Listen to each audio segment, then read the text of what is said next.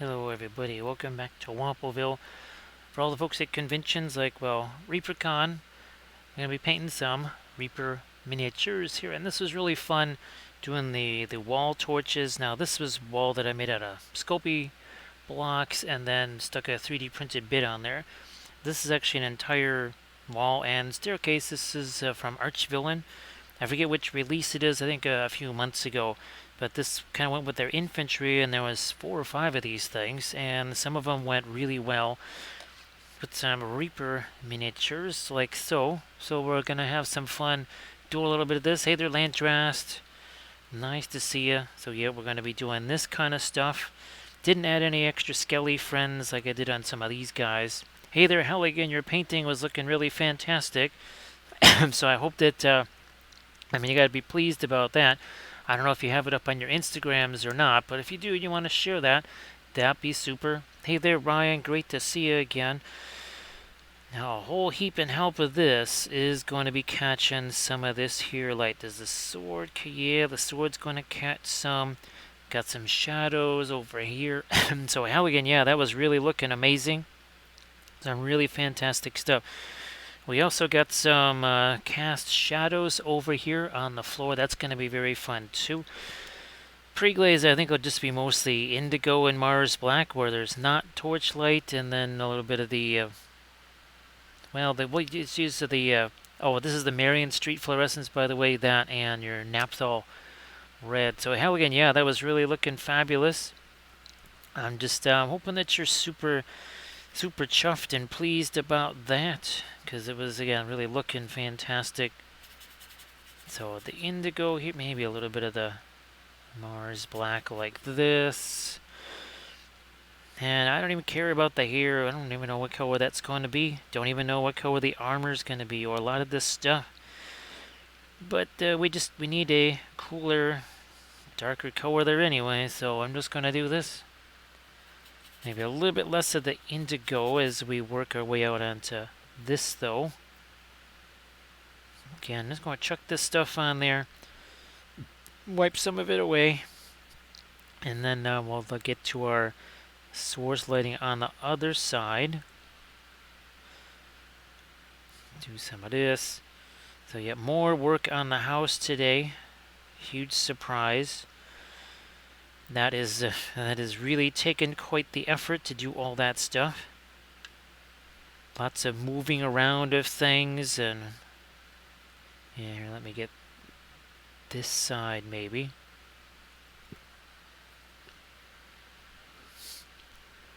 Now that's fine, Halligan.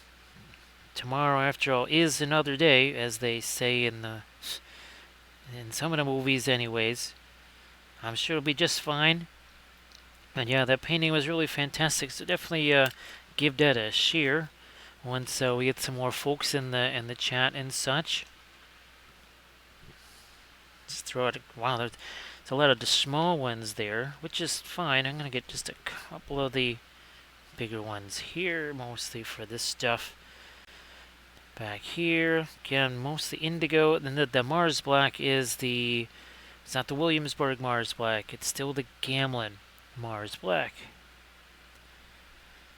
Because I just wanted to test it out as much as possible. So Landrast, I was printing out the Oliphant. Finally, it was about, I think, 10 something this morning when I took them off of their build plates. Then began the next set. Alright, let's do this. Take some of that off of here. And then we'll get our naphthol red and other such in a few places here. Maybe I will just use this brush right here. I'm just going to clean this out, especially since I have that new little vat of brush cleaning sauce over there, which is really nice to know that that's not going to be tipping over and, well, getting all over the palette, because that was not fun when that was happening. So the naphthol red here.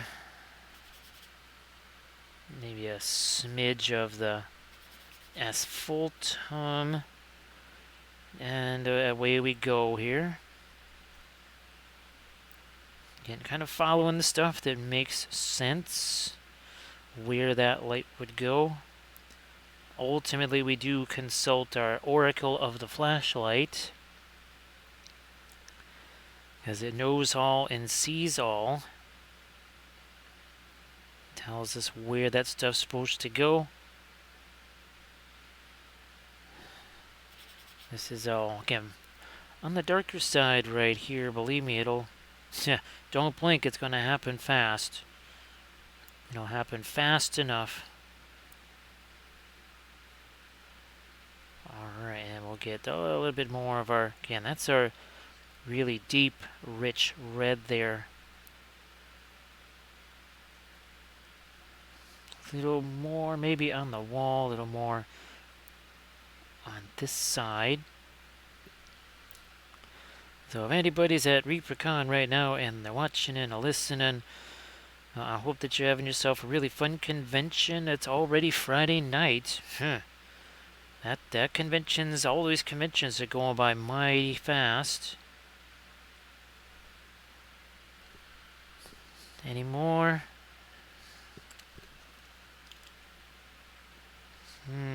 We'll just try to do some of our lighter stuff here.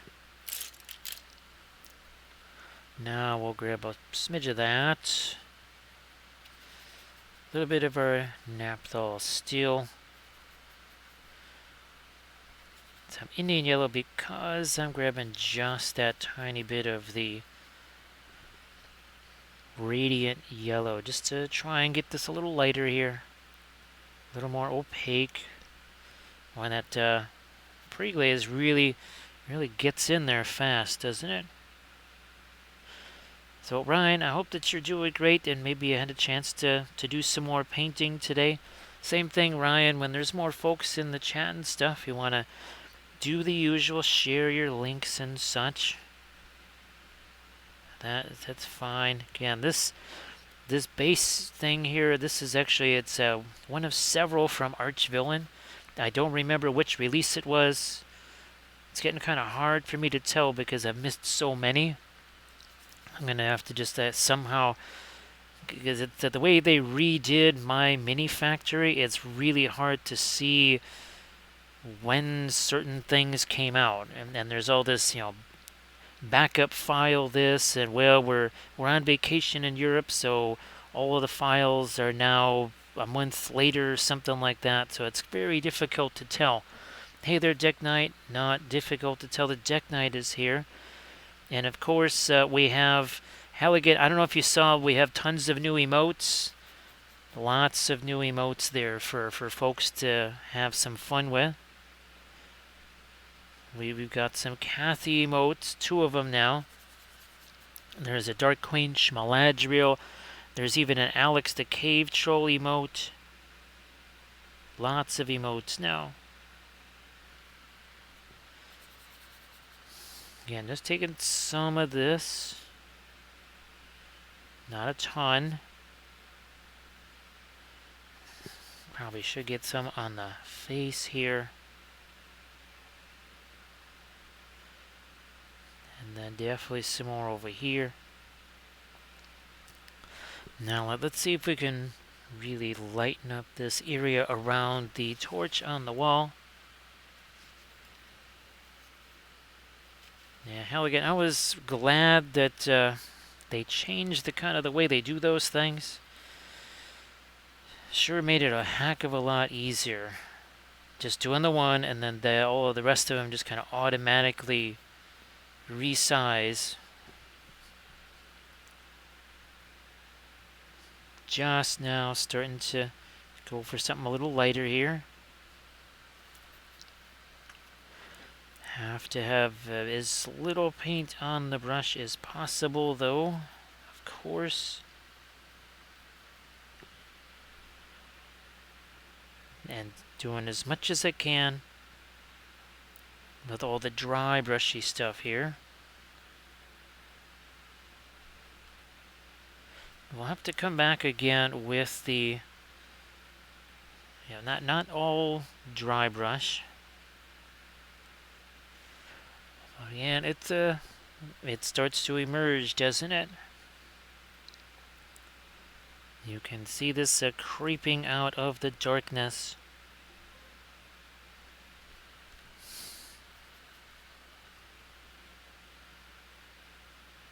Let's do some more here. So on the knee here, again, the oracle of the flashlight said that this should get a decent amount of light here.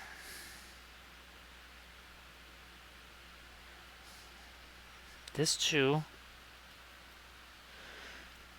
See, I kind of change my angle every so often so that the brush can kind of do its thing.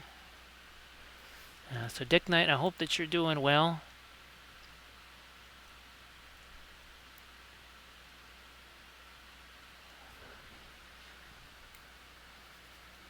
Hope that everybody is, well, again, if you're at either Nova, ReaperCon, DragonCon, of course, Armored Wolf is at DragonCon right now. He's, I'm sure, recovering from a long day in the vendor hall. Glad that you're doing well there, Dick Knight. Oh, and by the way, this is 11 minutes in. That's my favorite part.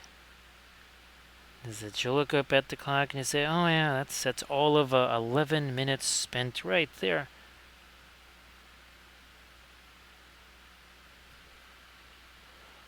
Hey there, Bill. How you doing? Now, Bill, you didn't get a chance to go to ReaperCon, did you? Now, hopefully you did. But again, I know a lot of folks that wanted to weren't able to. Again, I wish there was some kind of magical interspace thing like a TARDIS that could just kind of shoot me over there. Hey there, Painterly Git. How you doing? So Painterly Git, it's been a lot of work on the house. Been able to have some success with that. There's so much of it. Where's our where the heck did she go? Oh, here it is. So we did another Kathy miniature last night. So Painterly Git, if you wanted to post your Kathy miniature in the chat, please go ahead and do so. Yeah, go ahead and do that.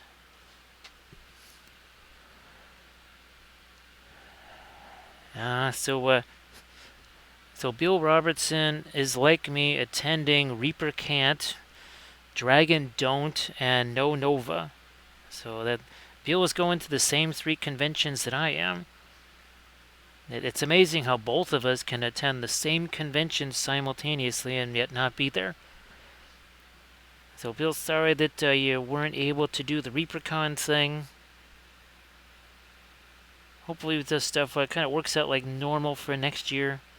I mean, again, I do wish it were a whole bunch closer, that's for sure.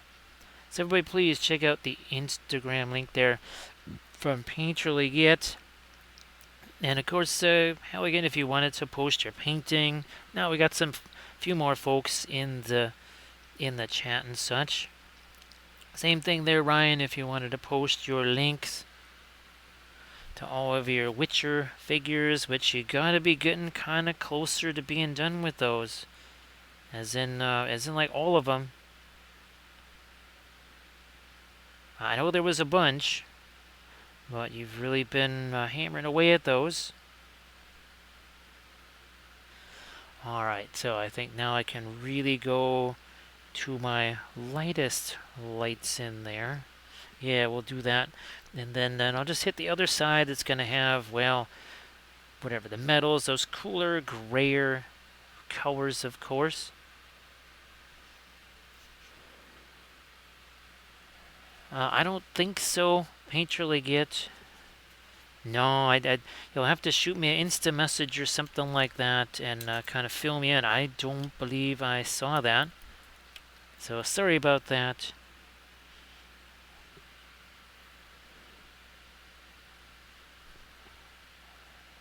Painterly Git got a room for Adepticon. Yeah, well, Painterly Git. I don't know if you want to advertise that in a public setting, because someone might you might get someone might show up, and people might start assassinating each other for rooms for Adepticon there. Because oh my gosh, that didn't work out the way folks wanted it to. That's for sure. But glad you got yourself a room. We'll look forward to seeing you there, Painter Leggett, of course. Look forward to seeing you.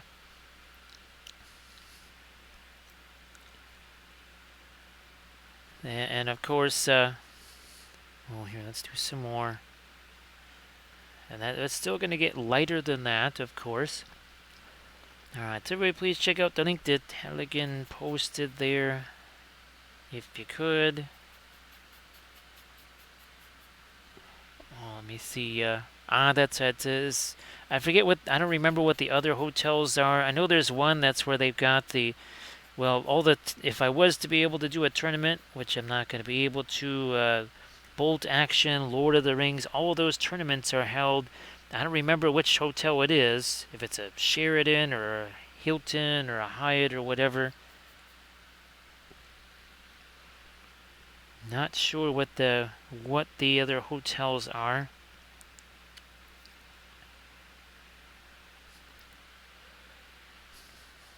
So I guess Nova is very, very different now. It was bought out from the other folks, and it's very, very much different because Drax has been there, and he's been kind of filling me in on stuff.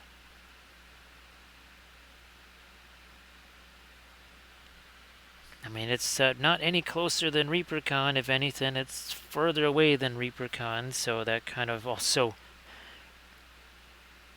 the same issue there as ReaperCon.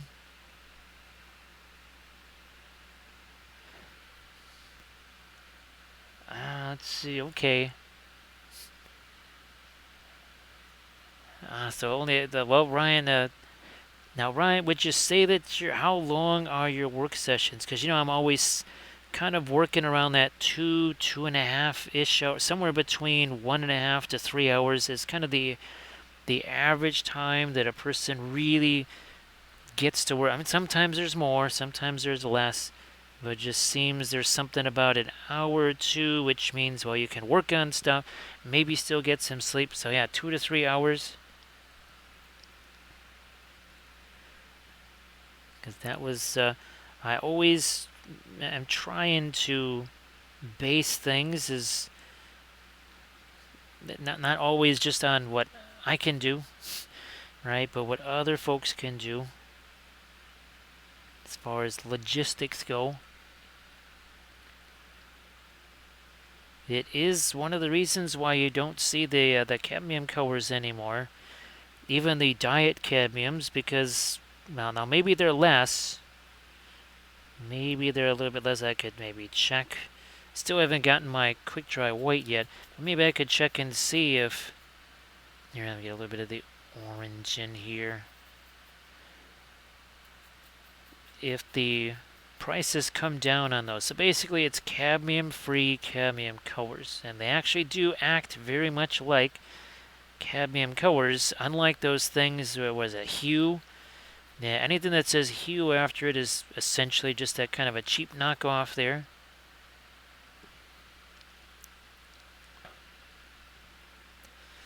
So it's the Hyatt then, okay.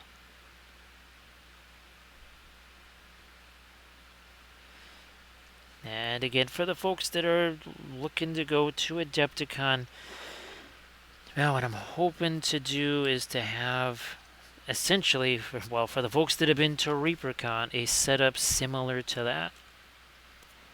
With my camera, with a monitor, and this way, and I'll have the same microphone thing that I had in 2019, which means that everybody should be able to hear me, and I'll just be doing constant demos.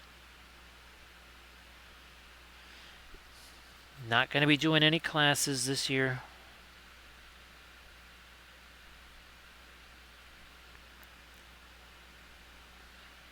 So Bill says 1 is 10, 1 is 13. Now yeah, the interesting thing is that your likelihood of getting delayed going east is significant, potentially almost guaranteed. Whereas going west, you can still get you can still run into stuff there, but not quite like heading east, because you'd have to go through Indiana.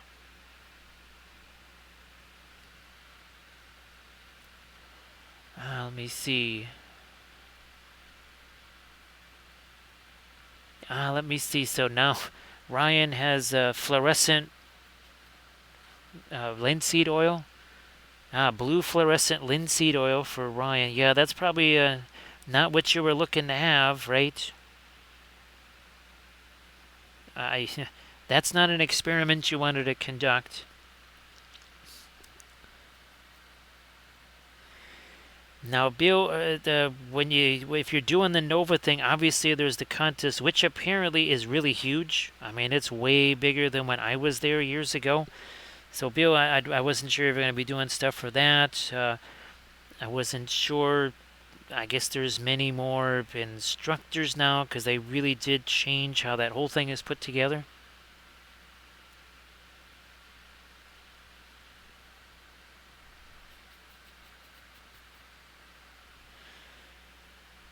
So yeah, Bill, well, here's hoping that you get to do that.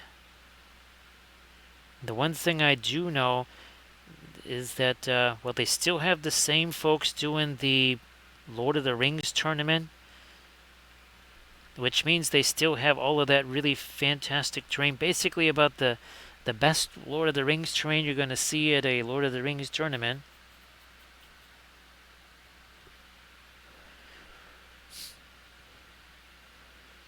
Painterly Git, actually, I meant to send her a picture. I used another one of her craft dinners.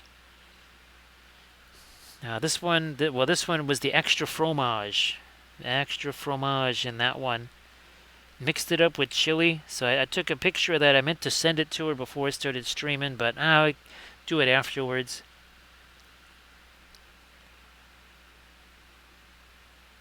So Ryan, sorry about your impromptu experiment there. The not desired experiment.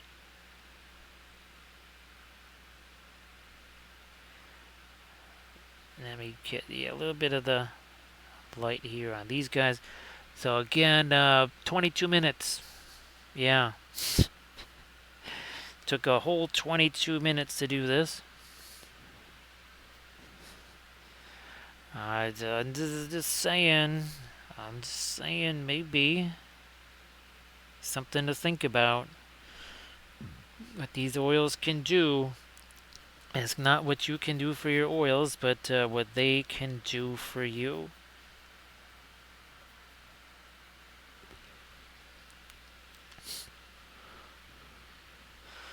I'm gonna... Yeah, I better get some light on that side. Let's do that here. So this is actually this Monique de Noir here. This goes back a long ways. It goes back to pretty much when Kathy and I first started painting Reaper miniatures. I mean, there's lots of different Monique de Noir figures, but this one kind of I don't know. I think I've probably painted this one about 10 times now. Now, I guess apparently there was they did an Ed figure, an Ed tribute figure as well. I don't know if that's kind of a convention exclusive or something like that. But I'll have to, I saw Lynn posting about that, I think maybe tomorrow. I'll just shoot her a message. And then she can tell me if that's, I'm sure that's going to be something that people can get. I don't think they would just only have them at ReaperCon and nowhere else.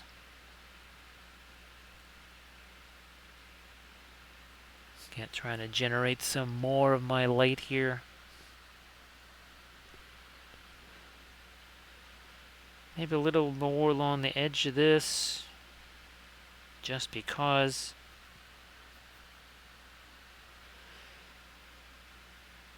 And again, I realize there's going to be a whole bunch of folks at conventions this weekend, so probably not going to be much of our usual crowd in the chat. Well, like say Armored Wolf. Oh yeah, let's get the little bit of light on the bottom of this guy here.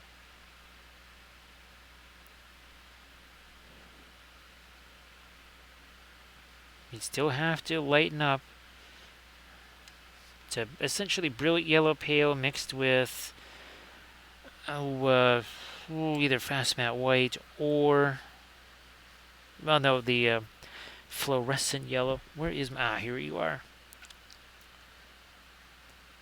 Now Ryan.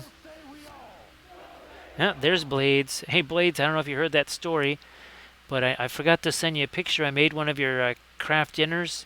It was the extra fromage one, and that got mixed with some chili, which was very tasty. So I'll shoot you a picture of that afterwards. Now, what was the thing I was just about to... Oh, well, don't remember what that was. Don't quite remember what it was I was going to try and grab there. We're just going to try and get some more of our light here. A little more of that over here.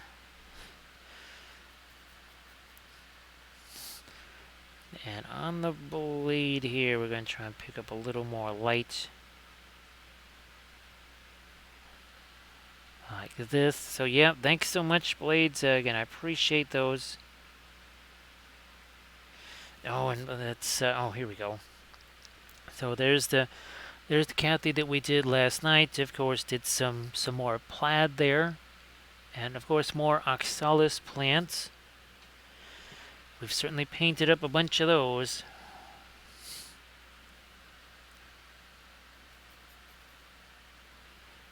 Gonna try to get a little bit more my lighter. Still, not Landress. M. Telly's is not there doing some RPG stuff today, is he? Or tonight, I guess I should say. Thanks, Halligan. Appreciate that. So, Blades, if you wanted to post any anything in there in the chat, your Kathy tribute mini or anything like that, please go ahead and do that. Yeah, Landress, I wasn't sure if he was at one of those conventions or if he was just in town, or if he was just doing Game Castle stuff tonight.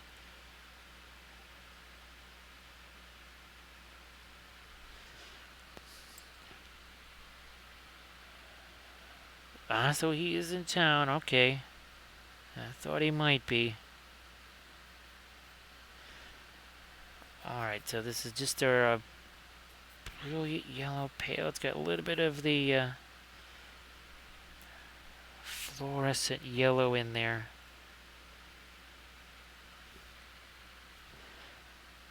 And just trying to make this as light as possible.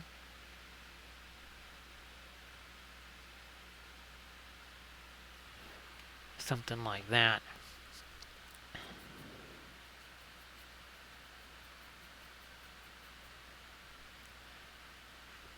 More light on the armor, I think, in a couple of locations here.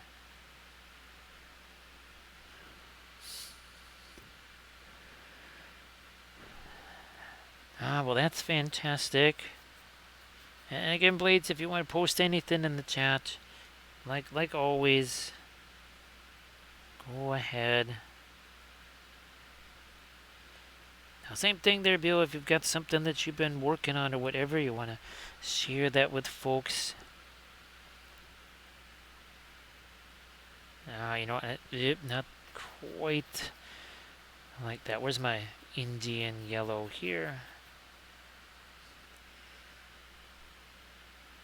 Yeah, let's get a little something on here that's not just a very bright yellow highlight. Maybe a little more of the orange we'll be coming back to this later because it'll be much easier to get this extra orangey color on here.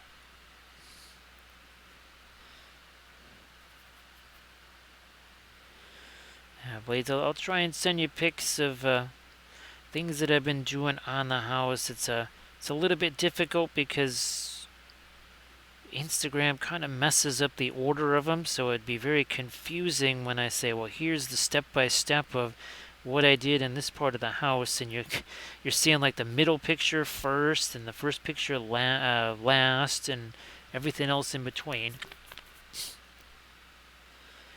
Somewhat annoying, I have to say. Which is weird because I think in Messenger it pretty much just stays the way it's supposed to. Whatever order you put them in, it actually just sends them in that order.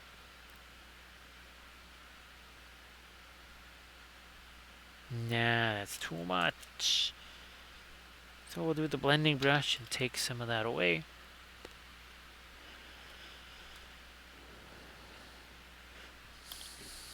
I'm gonna do our flashlight thing here.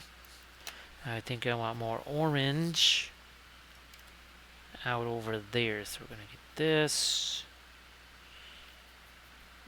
Maybe a little bit of our naphthol too.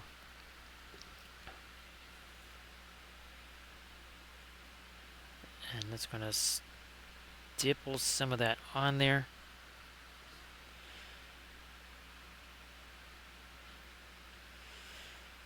Now keep in mind that when we did this video here for the Patreon page, now that we had to do that with the acrylics, right? Now take a very, very different approach there, for sure.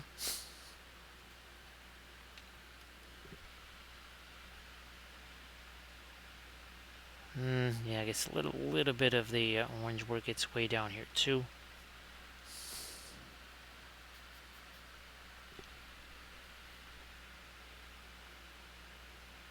A little more of my orange, a little bit less of the yellow. Ironically enough, I was still doing kind of the stippling sort of thing with the acrylic paint.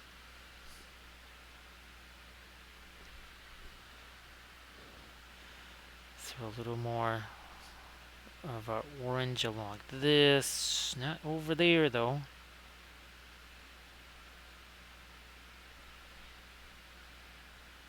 Same up here. We've got a whole lot of the yellow. Alright, now let's start to get some of our cooler, lighter colors in here. I'll just take some of like this. Where's our indigo here?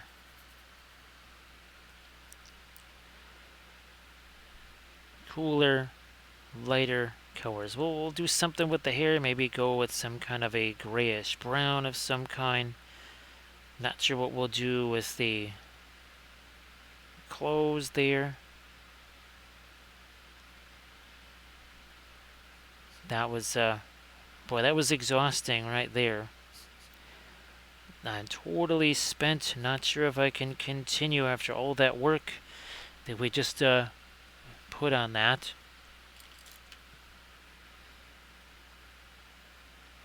I need to get some kind of not object source light on the other side. That's also, again, cooler, more grayed down. Now we're going to go here. Let's do something a little more neutral on our gray. That's actually a radiant gray that we just made here. Maybe a little too much.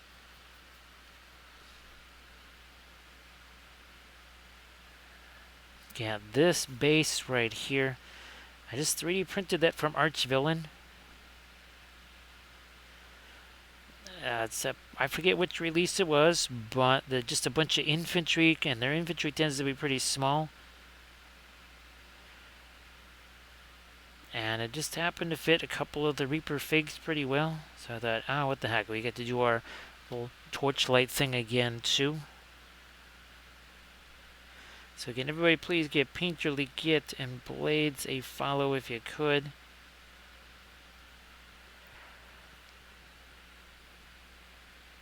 So Blades, now I'm guessing that The Jays are still doing okay enough. Maybe they're at least in that wild card hunt still. I mean, it's getting to be, well, it's September now, so you gotta, with baseball, it's pretty much that put up or shut up time right now.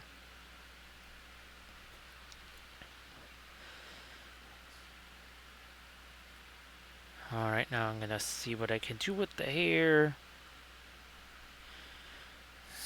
I'm gonna go maybe more with the blue here on the, again, that more of a Prussian blue slash indigo. Might even do it more as a pin line wash, I guess, here. Let's see what happens.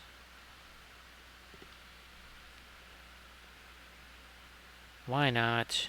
We'll do it that way. Just let that flow, do its thing, whatever. Not a big deal.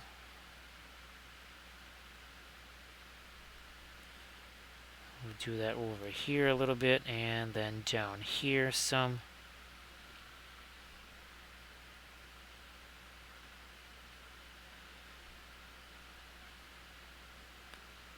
Little, gonna add a little bit of the Mars black to that to just sort of tone that down a little. It's not quite so blue.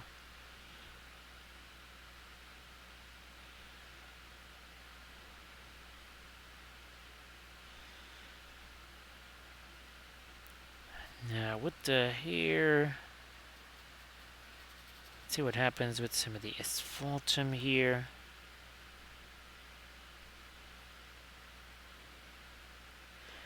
I've kind of painted a fire and ice version of the Monique Noir.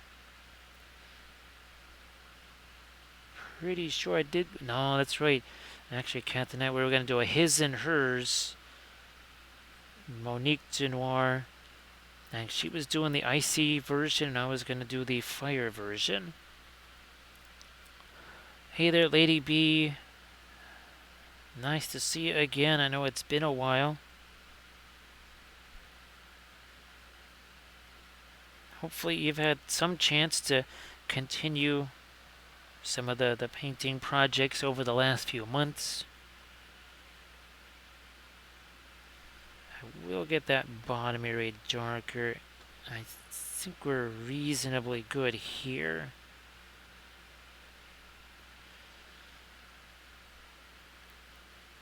Darken that a little bit.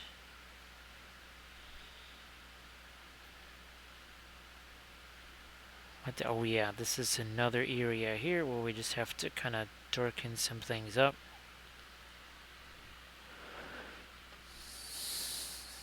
Now, Bill, have you painted any of the Shatterpoint stuff yet? That's the other thing I've got to start doing, is get another box of that, the next box prepared.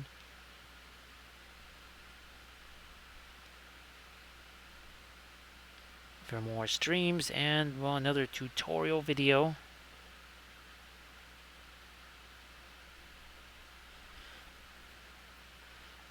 Alright, it's again, we've really kind of started to establish our light here, haven't we?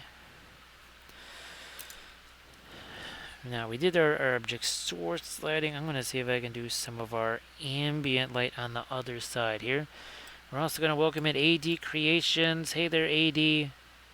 Everybody, please give AD Creations a follow. Of course, AD, as always, if you want to share any links to stuff that you've been doing on stream, I'll try and shoot you a couple of messages, some of the pictures of all the different stuff that I've been working on. I've just been working really hard on the house while doing all the video and all the other stuff there.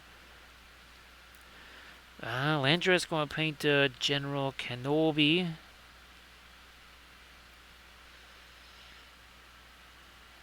So Bill used, is that the Musso Black? Now is that, did that come out before or after the Stuart Simple? What is theirs? all black 3.0, I guess. I'm trying to actually get Ken from Badger to make his own version of, well, Blackest Black, because he said it really would just be a matter of taking the black Steino res and adding, well, essentially more flat additive to it.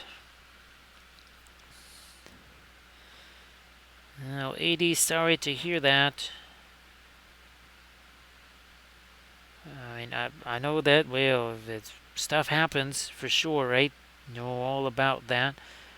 I hope that it's something that'll resolve itself really soon and you can get back to doing that.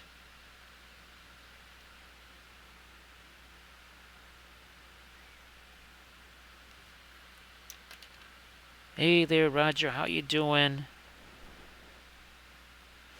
Yeah, the one thing I noticed is that the what was this? What is this called here? I mean, this is nice. It adheres to things well, but it's too shiny. Yeah, I mean, I can even see it shining. You can even see it shine a little bit in the light right there.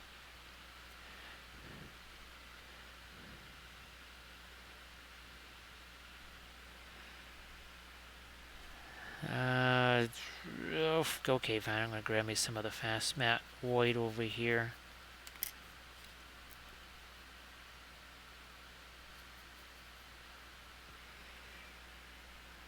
And we'll just start to do some lights here in a couple of areas. So I knew there was some kind of controversy or something like that. I can't always, well, of course, anything that's happened in the last 2 years, I'm not going to be super aware of it because I've been just a wee bit distracted here. So yeah, if there was some kind of weirdness or shenanigans or something, not going to be super aware of it.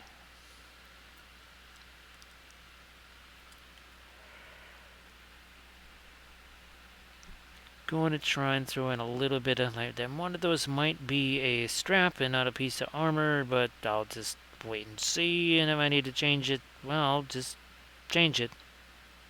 Certainly done that before. Certainly will do that again.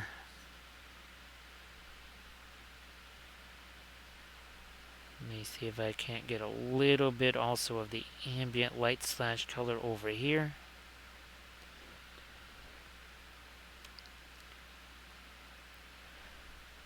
Yeah, nothing fancy, nothing snazzy. No, a little bit more. A little more of the blue in there.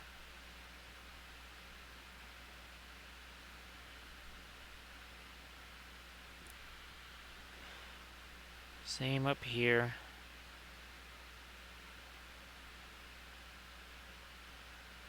And looking for things like reflected light. Now, there's a Megan. Megan's in the house. Hey there, Megan. How you doing? Everybody, please give Megan Paints a follow. Of course, Megan, if you want to post your link tree in the chat, that'd be fabulous.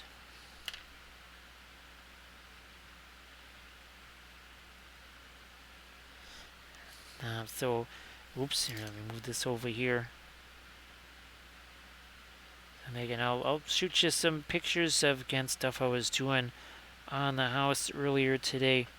It was several hours. I think it was at least another 5 or 6 hours. Well, it was part that, part taking prints off of build plates. It was a whole bunch of different things. So great to see you there, Megan. Yes, we're still celebrating Reaper Can't, Dragon Don't, and No Nova. Bill Robertson is also attending all of those same 3 conventions as I am. Well, not leaving our houses. How convenient is that?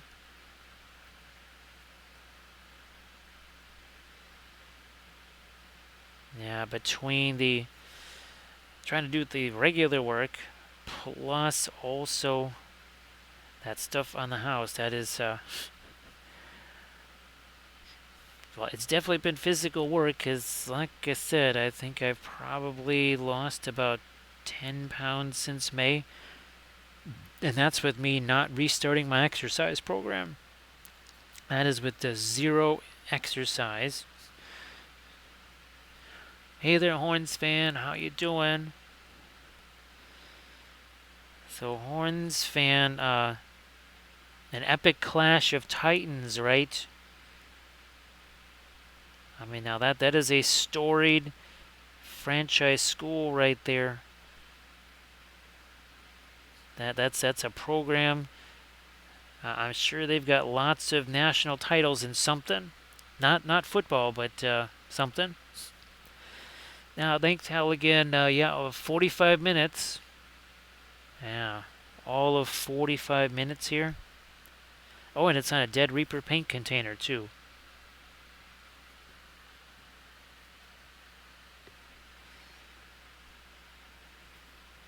So, yeah, Horns fan again. Well, here's hoping, sometimes with games like that, you just kind of hope that there's a big early lead. You get the starters out, and it just basically ends up being a glorified training camp sort of a game, because you don't want your frontline players getting smoked by some weird thing that happens in a game like that.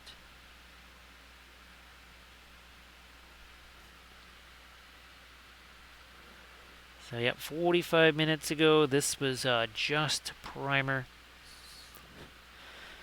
Like we say, don't blink, right? Yeah, so Horns fan, I mean, obviously, you sort of have to run up the score in these type of games, but you kind of have to also do that with, again, not the frontline guys.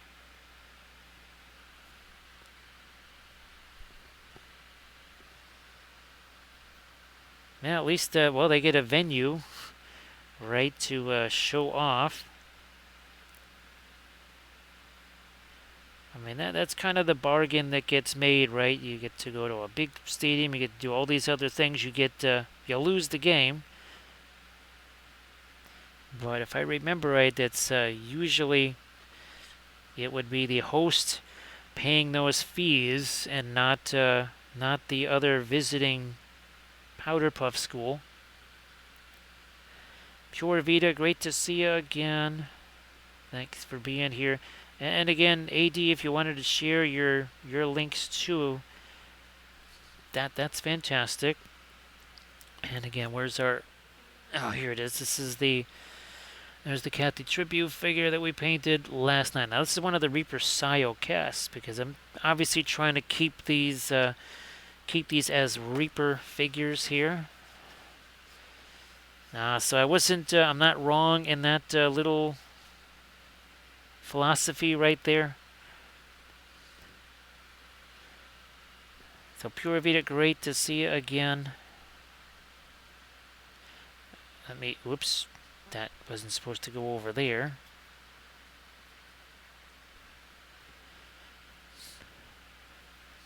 Let me see if I can't. There, I'm going to use my more regular type brush here. Let me grab this one maybe. And of course, lots and lots of little hobbitses, plus this right here. This is our latest video on the Patreon page. A little bit of the object source lighting, the non-metallic metal, and the freehand. This is that 90s Space Marine challenge right here. And then, of course, we have plenty of little hobbitses like Bilbo Bananigans getting up to all them shenanigans, and Gallagher here. And of course now the Dragon Emperor. He's on the palanquin. The palanquin is on the base, like so. So that was very fun. So definitely don't want to blink on this channel. Again, if you blink, you'll miss something of significance, like, I don't know, half the miniature. Ish, something like that. So great to see you, Pure Vita. And again, if you wanted to, ED, share some stuff. I know that life's kind of not allowing you to do the streaming stuff right now, but definitely let folks see what you've been doing. So the tree removal, that was done Sunday morning of last week, I guess you would say, which is that's very bueno right there. Then all the rest of this week I've spent at least between 4 and 6 hours a day just working on the basement and other areas of the house. Today was another at least 5 hours or so, maybe, possibly closer to 6. Lots of heavy stuff moved around today. But actually did some more work to try and create a nice, more relaxing area. We're also going to welcome in Danger Close. Danger Close, how you doing? Great to see ya. Paint up some more. Another Reaper miniature here. This is a Monique de Noir. This is a classic Reaper miniature right here. Yeah, this has been around pretty much for as long as Kathy and I were painting miniatures. This Monique de Noir has been around. But yeah, I was pleased with the progress of today. It kind of didn't let me work on anything else, but I was glad I could at least get this stuff done.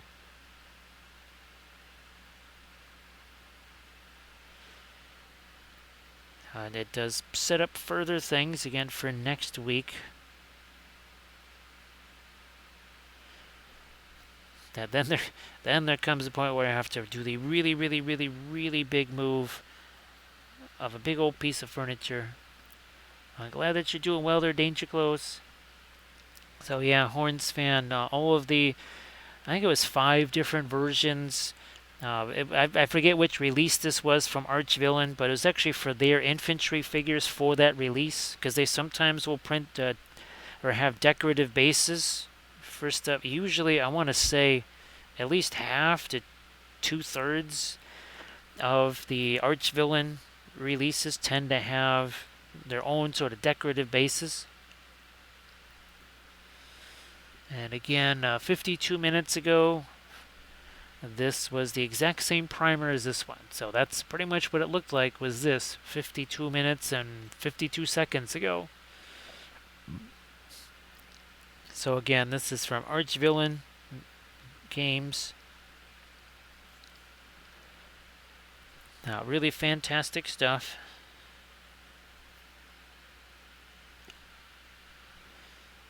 Now the film noir, hopefully, is going to show. And good, we don't have. Wait a minute. Let me try and do a little bit more here with these little lights before we do that film noir. And then we'll give it a shot real quick here. And you'll see it really is all about color contrast. Here, we'll do this. Almost doesn't look like object source lighting, does it? This is really what sells it. It's that color contrast. It's the very intense orange versus all this much more desaturated bluish gray. So that's, I mean, it really is. That's what it's all about. Light versus dark. It's an important form of contrast, no doubt. But color contrast, almost more important. Now, I'm also going to try and, let me see if I can do this here. Move you out of the way. There's always usually one little hair here. I think we got it. Find out as we get some paint on that and go back to our painting here. Looks like we got it. Excellent. because that was getting a wee bit annoying. Pretty typical for a new brush to have some wonky thing like that going on.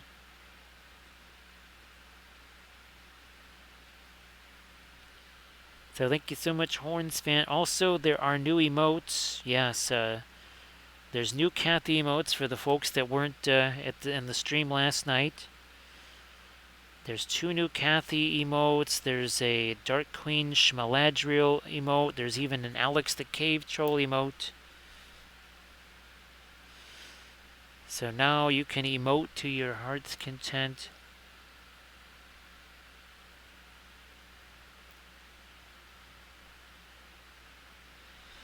Oh, Danger Clothes, that sounds very fun.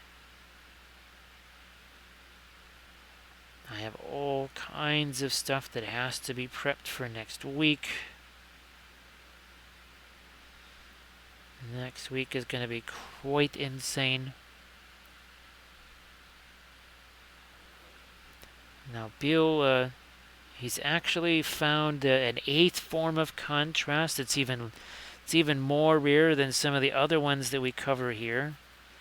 So yeah, Bill has discovered quality contrast. You started out with all kinds of good intentions and working really hard at it, and then at a certain point you just mail in all the rest, and there's your quality contrast. And then of course, well, there's the completion contrast, which I've certainly seen that before, where you got some of it painted and then the rest has no paint on it. It's just primer. Yes, as a judge, for not well, also for painting contests, but also too for especially the army painting stuff, where people basically just kind of tried to hide the fact that, well, this doesn't have a whole bunch of paint on it, like none, whatsoever.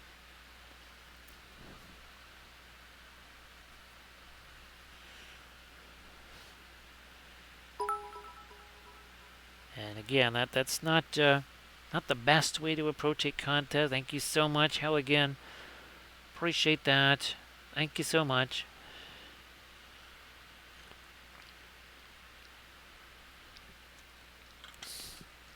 Bill, yes, when you get into some of the old Lord of the Rings stuff, yeah, you run into a little bit of that on there. I mean, it happens with the Reaper stuff too, right? Because there's so many hundreds and hundreds and hundreds of Reaper sculpts. And some of them are really nifty, and other ones are... obviously, they were just trying to make whatever rare sort of RPG character for something.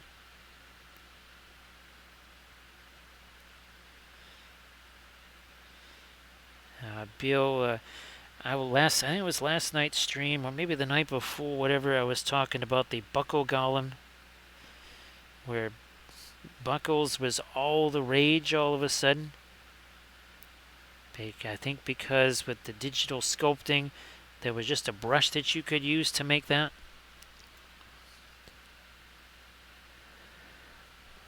That's for sure, Bill.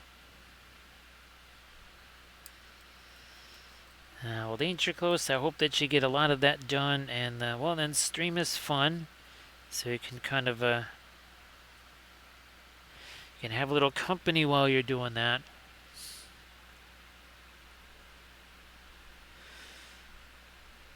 So yeah, there's a number of them that just kind of have that right.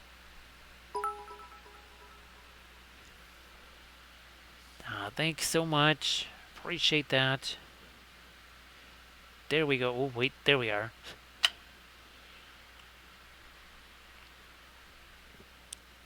Again, since it's something that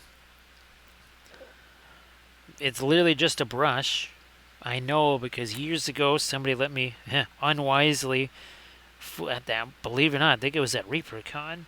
No, maybe it was at Little Wars, and that might have been Forrest from Knuckle Duster's fame. But I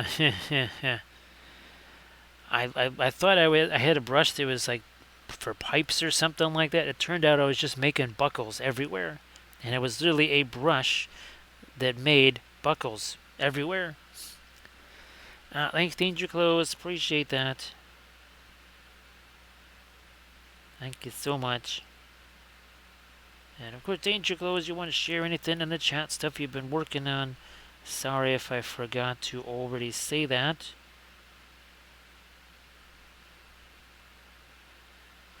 Again, it happens super quick, right? Is all I have to do is just a little bit of dry brushy type stuff, and you can see it's mixed in there. See that dark color on the end of the brush there?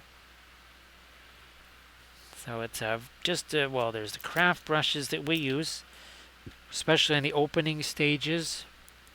And then it gets, it's very, very, very simple here. Let me see if I can, there we go. So here we go. So the filberts and the liner brushes are Princeton Velvet Touch. Usually somewhere between, say, $5 and $5.30, something like that. Those are the most expensive brushes that I'll use. Everything else is just, again, craft brushes. No sable brushes. Haven't used those in years and years and years. Once the quality on those became less than garbage, I just, well, no interest in those. They also, they can't do half the things that my synthetic liner brush can do, and my liner brush also lasts about 3 times as long, and it costs a third of the price. So that's essentially like having 9 sable brushes for the cost of, well, not 9 sable brushes.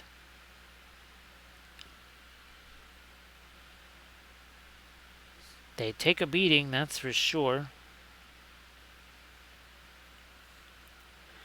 And they do get beat up, no doubt about that.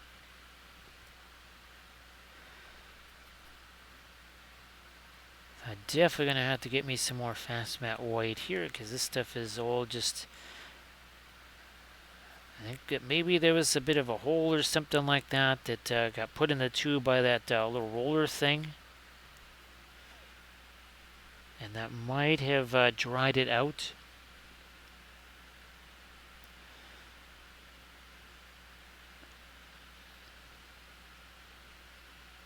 Boy, there is certainly some massively loud music being played somewhere.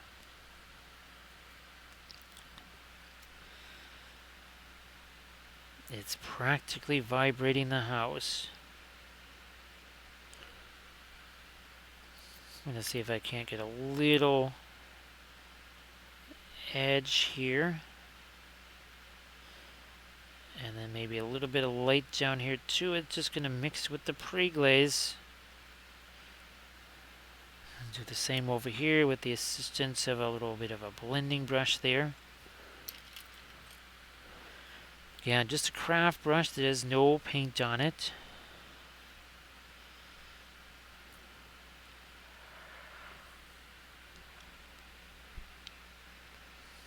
A little bit more on my light there. I'm going to actually tone some of this down. We've got a whole bunch of middle tones. Maybe some lights, but not really much in the way of dark. So we'll probably be coming back and doing some dark there too. Again, just taking this brush, doing some little bit of blending action there.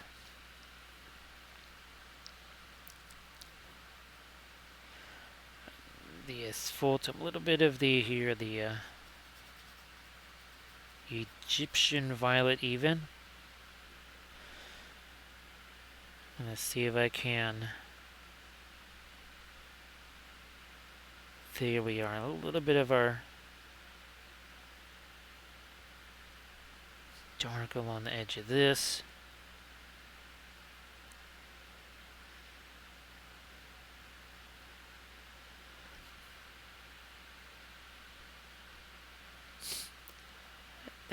Yeah, Halligan, the the fact that this brush can be moved in any direction, keep its shape, takes so much punishment, holds so much paint. It's just like a little Swiss Army brush, can do so many different things.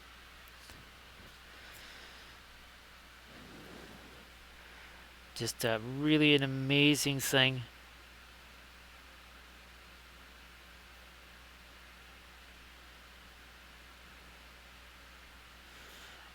There we are. Now Megan, again, I don't know if you had a chance to share your link tree or not. I wasn't sure if things were kind of looking sort of okay, maybe for streaming in the next couple of weeks, or things just with all the new stuff going on, just too crazy right now.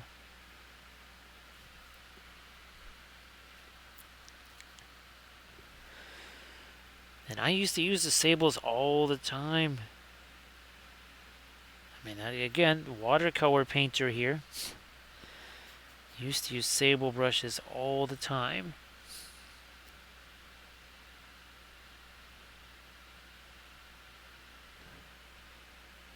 Let me see if I can sharpen up a few edges here. Like there. For here now.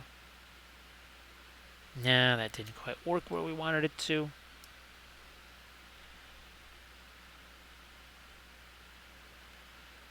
Again, I don't visualize Armored Wolf joining us here. I mean, maybe he does.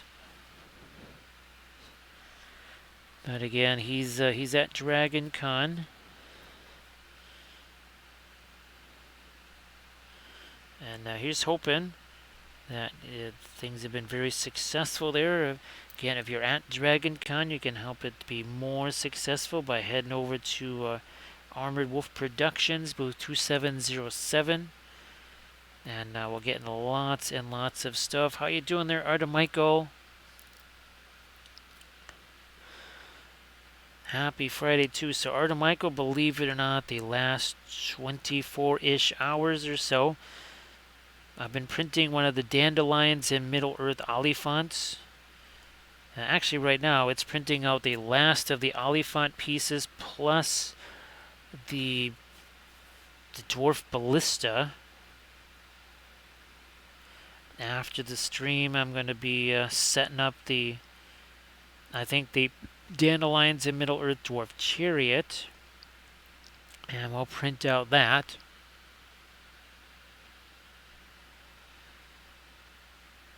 That ought to be very fun too.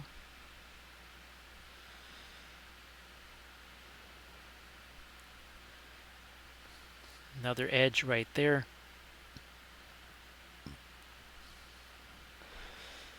Let me see if we can do the eyes maybe. Again, that's Egyptian Violet. Ooh, that's probably too much thinner though. So I'm going to take some indigo and make that thicker.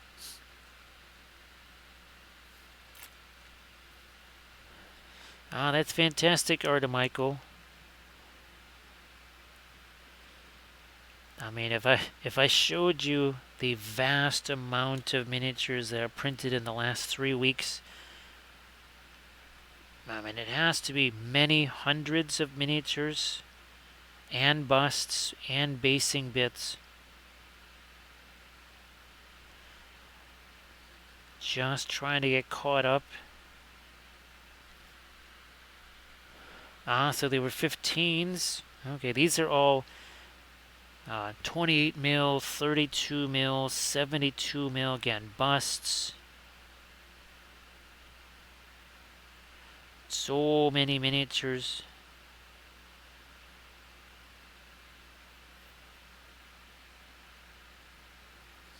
And we're going to keep that pace up. Got to keep hammering away.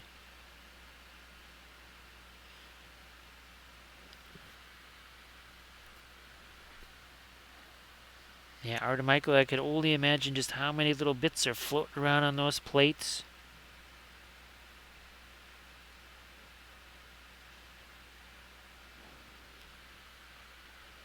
What kind of drives me a little bit nuts is when the computer just really starts to drag when there's, especially when I'm doing like the basing stuff and there's hundreds and hundreds of them out there on the plate, and this is not a machine to just sneeze at, but it still kind of starts to drag and drag and drag.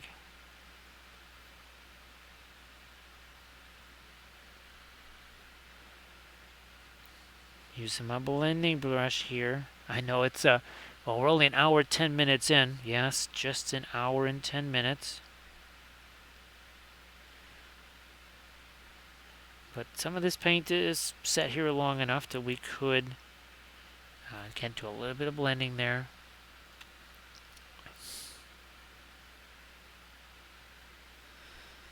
So Pura Vida, the basing bits, well, I mean, this is a very giant basing bit right here. But you have things like this, right? Like our nanners over there.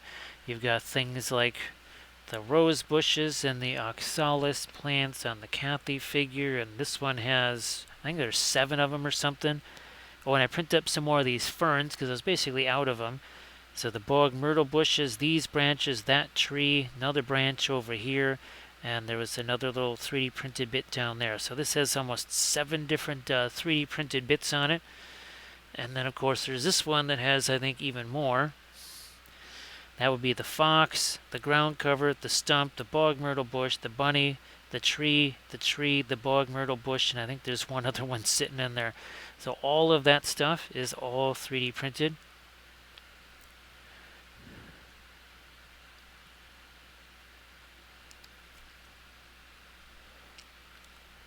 So Lady B, glad that you're back there. And of course, yep, Megan is in the chat, and Blades. Again, everybody please give Megan and Blades a follow if you could. Also, Painterly Git.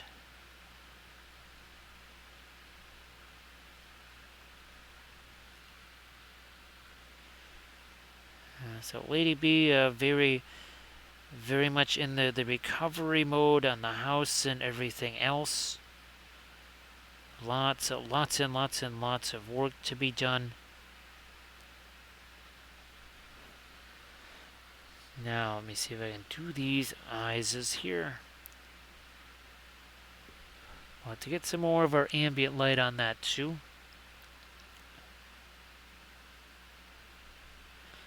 Alright, there's one of the eyes, there's the other.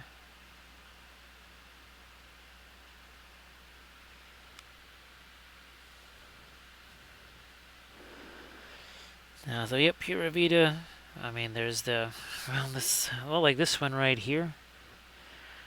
That column piece, that is 3D printed, just like the one that wears Aragorn here.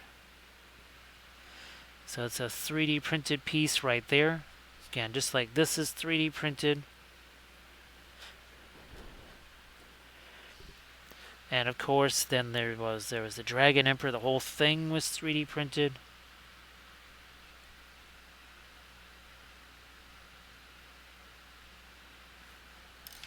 And that way here, of course, our remember all of our hoodoo rocks. All of that is 3D printed right there. And also too, now here on this one, the skulls and these wall torches were 3D printed. These are Sculpey blocks. That texture right there, that's a texture roller from Green Stuff World. Same thing here. So we have the printed out coins. We've got the texture roller, the Sculpey base, and then another 3D printed wall sconce there.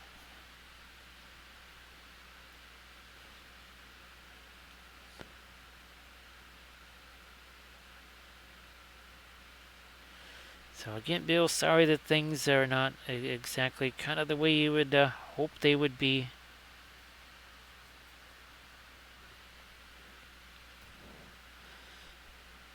He's hoping that that gets better, gets easier.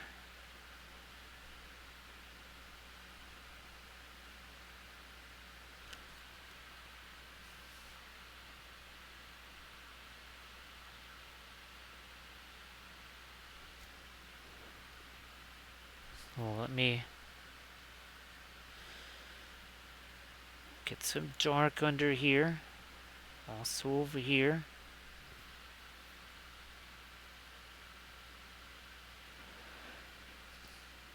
So again, this is from Archvillain. I don't know which release it was. Probably about somewhere between maybe 3 to 4 months ago. But they usually have decorative bases for their miniatures. And this would be for their infantry miniatures for that particular release.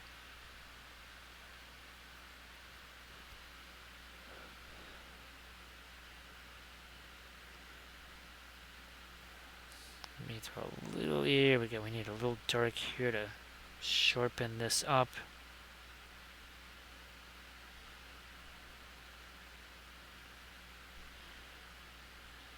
I'm going to get a little bit of the dark in there, also sharpen these up.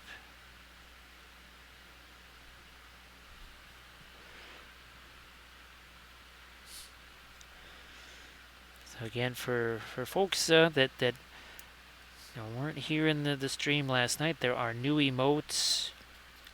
There's 2 Kathy emotes. There's a Dark Queen Schmaladriel emote.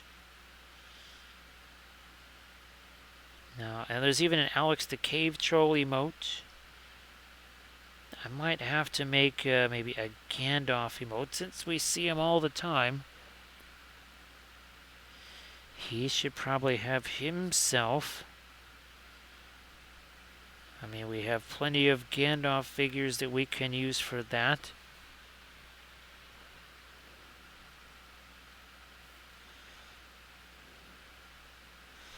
Blending brush, yeah. So look at that. There's Bill Robertson and Pura Vida. Thank you so much, Pura Vida. So that's, again, one of our Kathy miniatures right there. Now, that's the one with the Kathy and Jiro. We painted the Sayo Kathy last night. So this is from Reaper Miniatures. Oh, with 3D printed oxalis plants, roses, and bog myrtle bushes. Hey, Bithron, nice to see ya. That was looking really fabulous. Glad that you're able to get more games in. More games, more better, right? So that's very cool.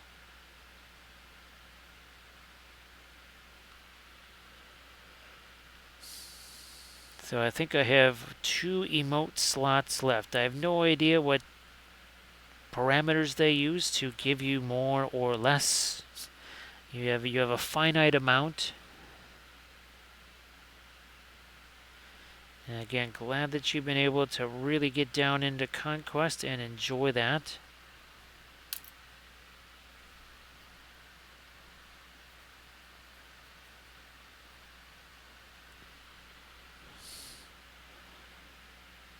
Alright, let me get a little bit of my... Yeah, there we go.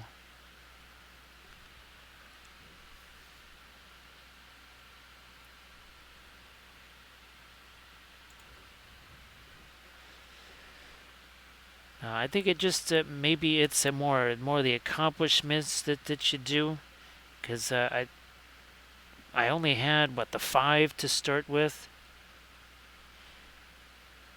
and these are certainly since I've started. And let me get more of my red into this.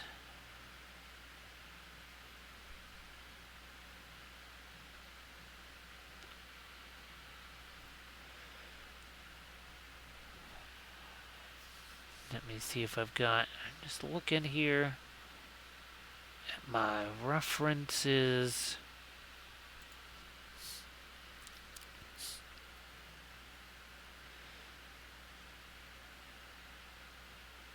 I could definitely still go lighter there.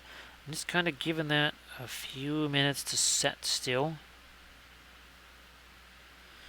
Alright, we gotta go a little lighter here on our reflected light. I'm gonna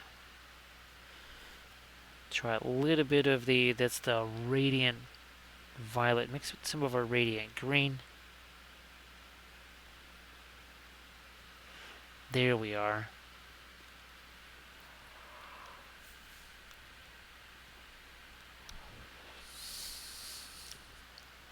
Maybe I'll try this on a little bit more here. Again, now look where my hand is on that brush, closer to the back of the brush than to the front of the brush. We'll do the same on this side now.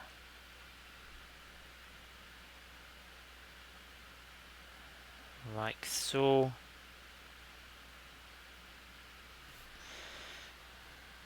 A little bit more of the radiant violet, sure, why not?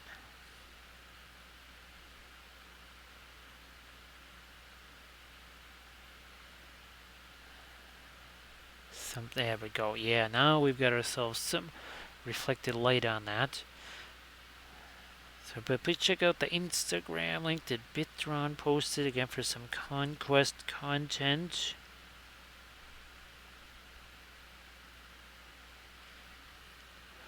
Alright, and we'll throw some of that maybe over here too.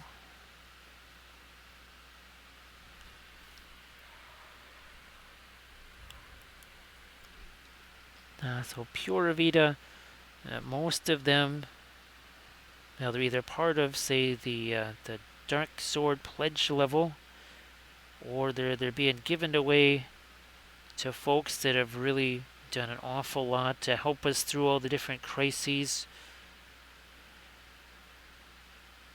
It kind of depends because there's only so many of them. There was I think only a couple of hundred done by Dark Sword, and I think Reaper only did maybe 800 or something like that. So there's not a lot of them to go around. I wish there were more.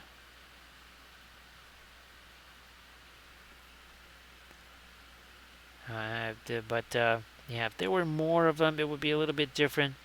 But there's seems to be kind of a limited amount of those.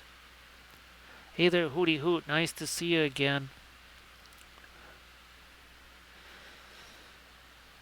Hopefully your Friday was very nice. And again, hopefully everybody's having themselves an excellent Saturday as well.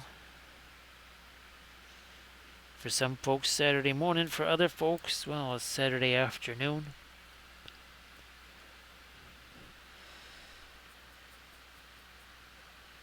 Landrest, I don't believe they did an STL. Now, it would be Reaper if anybody did that, but Reaper doesn't sell STL files. Because it was actually, it was a Reaper sculptor that actually made the original file.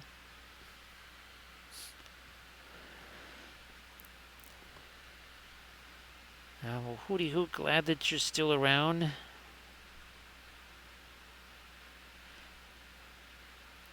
Yeah, Landrist, it would be... Now, they might have sent me...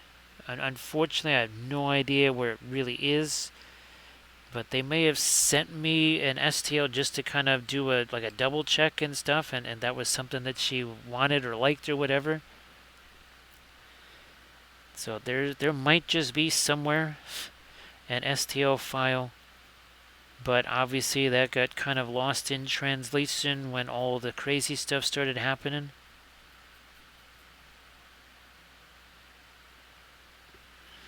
And there's still a bunch of STL files that just kind of haven't been able to find.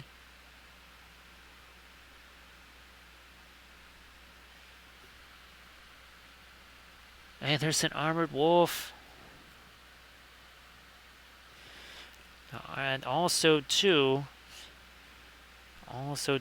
some folks need to wish a certain happy birthday too in the chat to a certain individual that's very valuable to the stream here. So everybody, let's do a little bit of happy birthday to Armored Wolf.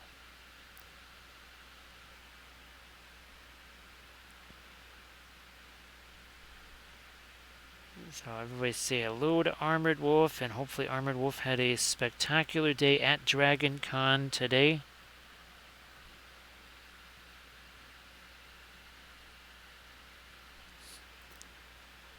So again, thanks to Armored Wolf.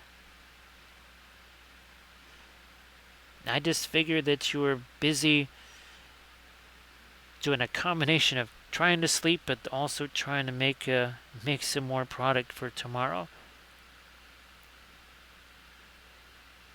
Hey there, Asmo. How you doing? Happy Friday to you there, Asmo. Great to see you.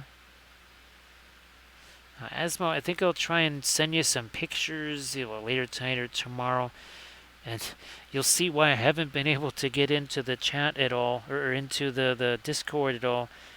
Because, well, today is another day where I spent somewhere between 5 and 6 hours on the house again, doing stuff. So yeah, that's really been taking up a ton of time.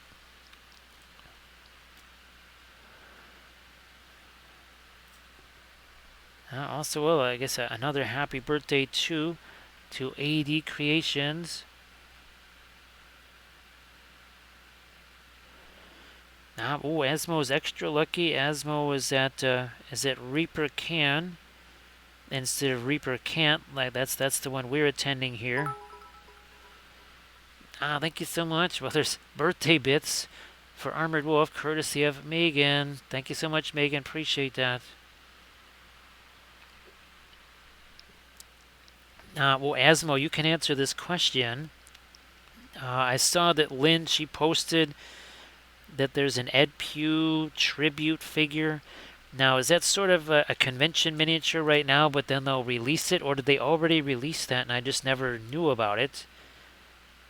My guess is they probably unveiled it maybe at the convention, or maybe it was in people's swag bags or goodie bags. I meant to message Lynn about that just to see, because obviously I'd want to get one of those and paint that on the channel here. Okay, Asmo, I'll try and shoot you some PayPal funds then. Maybe I can get a couple of them or something like that. Because I would like to paint one of them and obviously give that to Reaper for all of the stuff they did for us. So that would be really cool. I just, I didn't know they were doing that. Now, in traditional form, I am always the last one to know when Reaper's doing anything. It's always been that way since the beginning. Thanks, Asmo.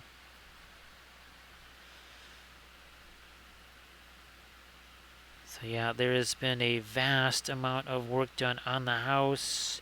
Well, all by me, with the exception of the tree guys that took down the tree on Sunday last week. So yeah, they must have been putting those in the goodie bags / swag bags. Let me see if I can lighten up some these little edges here on the armor.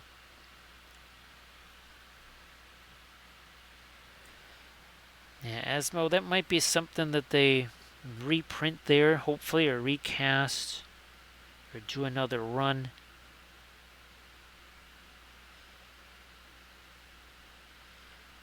I just had no idea they weren't even doing them. I couldn't actually see the figure in Lynn's picture because it was still in the blister pack. So I had no idea what it actually looked like. Hey there, Kalis. Nice to see ya.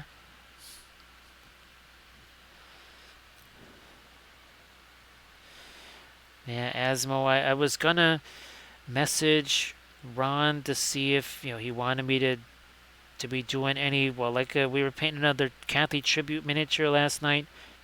Wasn't sure if he would want me to do something like that, and they could either set up a monitor or something like that, so people could watch.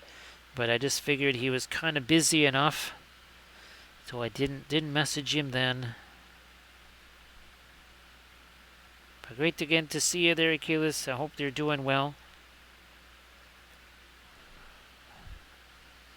Now, it's certainly still Friday here for a while yet.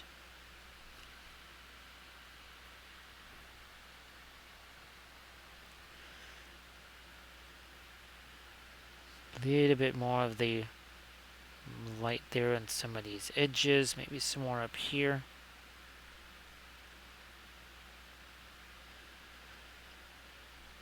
See what I can do on the hair. Again, this sculpt has been around for a long time.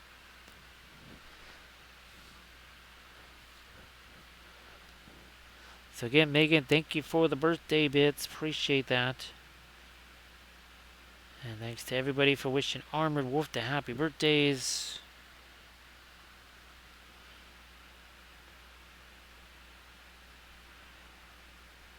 It always just happens that Armored Wolf has to be off at Dragon Con when the special day arrives.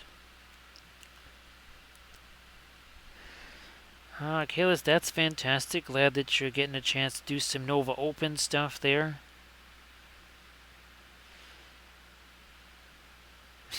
Yeah, we're attending Nova Nopen because there's what a Nopen and a Reaper can't and a Dragon don't. We're attending all 3 conventions at the same time. Let me get a little bit more of my light along like that.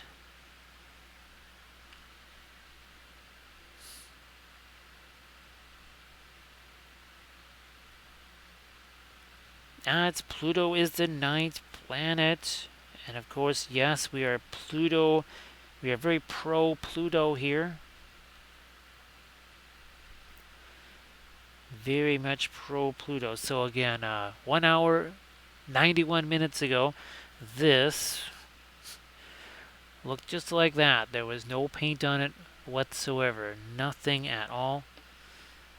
And it's a little bit like, again, some of the previous Reaper classics. This is another old classic Reaper miniature there, and this one a little bit newer, but also still another Werner clock. But again, the same idea with all of the with plenty of object source lighting on it.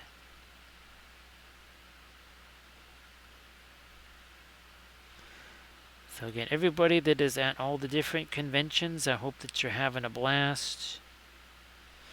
Let me see if I can get some really light object source lighting stuff out here.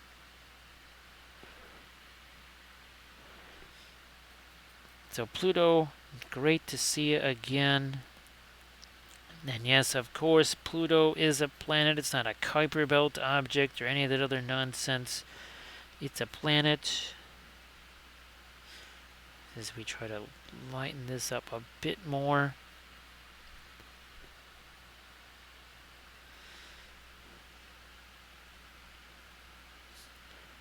Might even, that'd be a little too light here. I'm going to back away a little bit.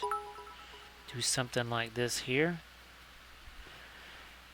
Hey, Vorlby, how you doing? Thank you so much for, well, more birthday bits. Thank you so much.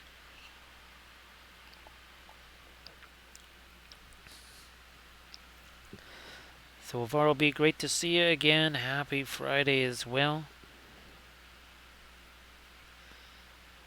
I'll lighten up. Yeah, let's get to some of our latest light here by the fire, because now it's this has had a chance to set for a little while here. Thank you so much, Halligan. Appreciate that. I mean, these are always so nifty, and again, when I saw these little bases here, I knew that I just had to get some Reaper miniatures on these and see if we could have some fun painting Reaper figs.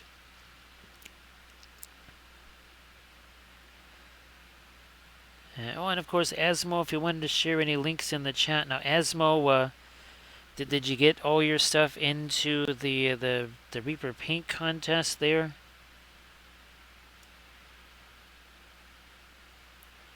And I guess that, well, I hope that Artist Alley is very active. Lots of folks there having fun. And thank you so much. Armored Wolf just posted a link to the GoFundMe campaign. And the GoFundMe campaign, that's supposed to, well, like the big tree removal thing, the garage stuff, that is next. That's something we've been starting to hash out now to see just what is possible there and what might not be possible.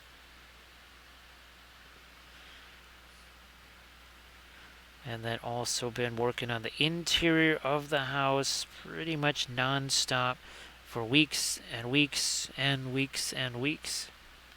Which means that that takes me away from other work, so that's another big help from the GoFundMe page.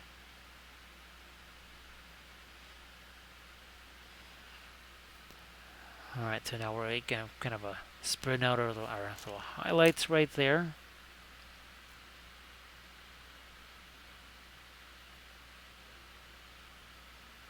Well, the Asmo, if you, I don't know if you wanted to share a link to that, if you've got, I know you're at that convention there, but if you have a Insta link or a Discord or something like that, and you wanted to share that, again, we appreciate all the folks that did get Kathy miniatures, whether it was the Dark Sword tribute figure or the Reaper one, as I like to call it, the Sio Kathy. Now, Asmo, I think we were talking a while back. I mean, obviously, there's lots of things that happened, right? Took a little bit of time away. But it's that much more done for next year, so that way it can literally be that much better, because now you have a whole several extra months to spend on it.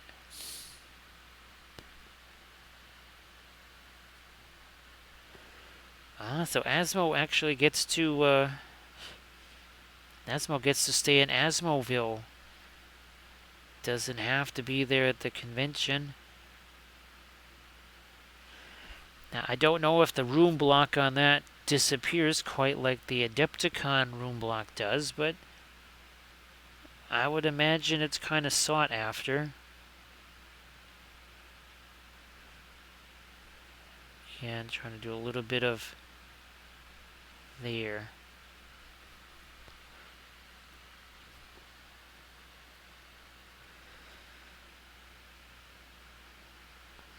A little bit more of my light here on the edge of this.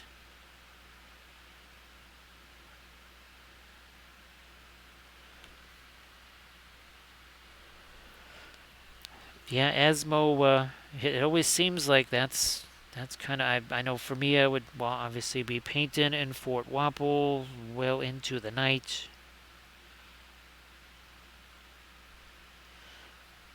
I think it was it was back maybe in 2019 when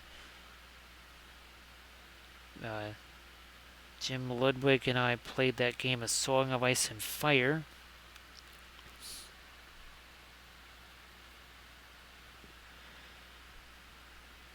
A bit more on the light over here. So everybody, please check out the link that Asmo shared.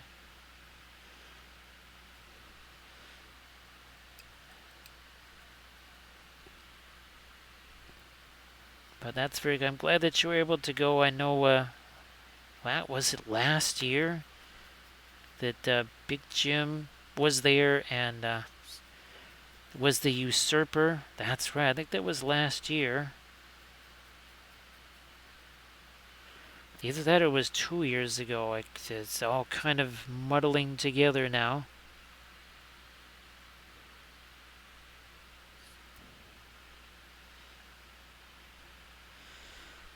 So yeah, this is I was saying earlier, this is probably the 10th Monique de Noir that I've painted over the years, going all the way back to the earliest days when Kathy and I first started painting miniatures. I think I probably painted the first one of these back in 2002 or 2003 maybe. So that, well, I can see that, Asmo.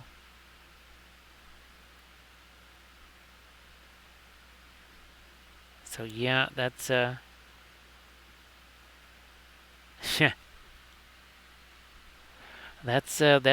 he's just usurping everything. Now you just have to call him Dad.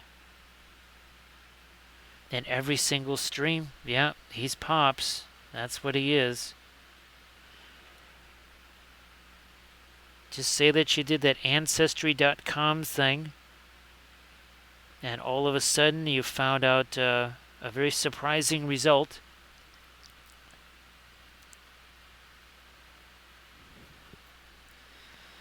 So everybody, please check out the link that Danger Close posted.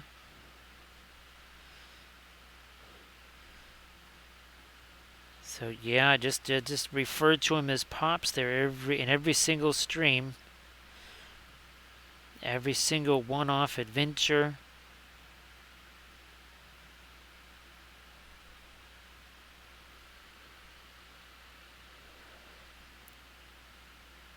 That just again, that kind of reminds me of the folks they did that Ancestry.com or whatever.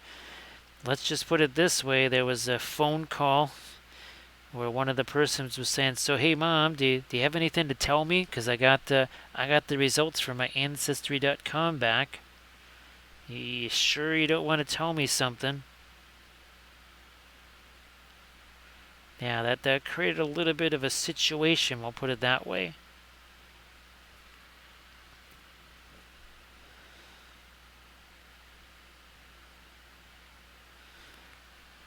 All right, that works better.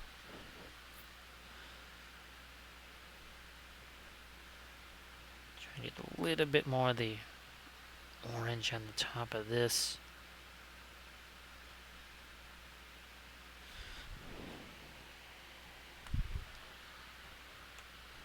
So Landress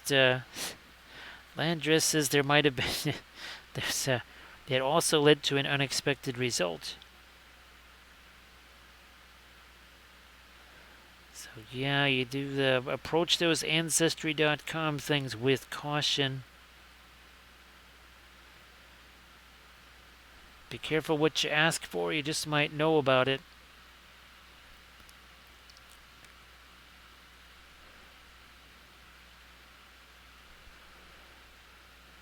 So Asmo, yeah, that's getting to be a very complex lineage right there. Yeah, now, does that make you like fourth best Wapo or something like that, Asmo? Because, yeah, I think Big Jim is third best, so that makes you fourth best Wapo there. Thank you so much, Grand Oracle. Appreciate that.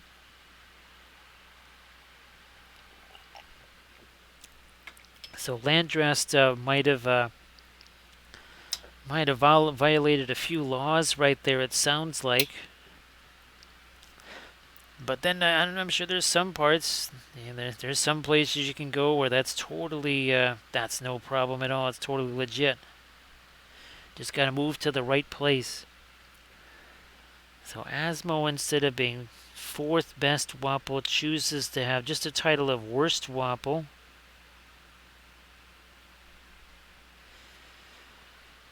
Well, I mean, it is that we are German and Austrian, so if you have some worst in you, well then that's just fine, because again, German and Austrian, so I guess there would be some worst in you. So yep, Grand Oracle, the classic Monique de Noir. Again, I've lost track of how many of these I've painted,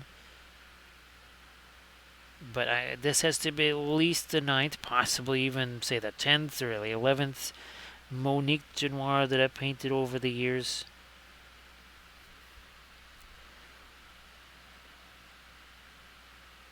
Hey there, Trash, how you doing? So yeah, we're just doing a little bit of Reaper Can't here, and Dragon Don't, and Nova Nopin. And that's what we're calling him here. Let's see if I can't throw a little bit more light down there. Then some of the orange, a little bit of the red mixed in.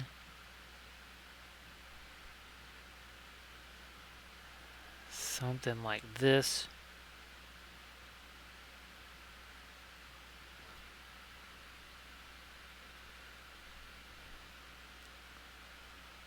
Something like that.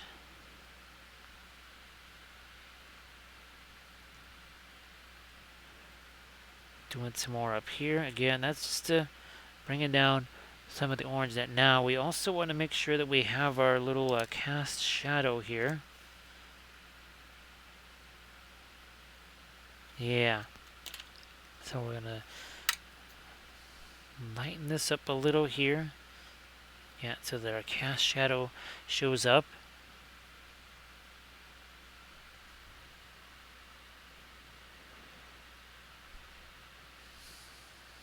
So yeah, Grand Oracle. Actually, the Kathy and I, we were for one of these for the Reapercons. We were supposed to be doing kind of a his and her with the 72 or whatever the larger Monique Genoir was. Maybe it was a 54 mil or something like that. But hers was kind of an ice themed, and mine was sort of a fire themed.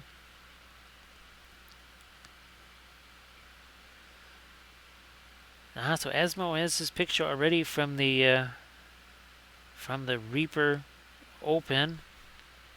Everybody, please check out that ReaperCon link right there.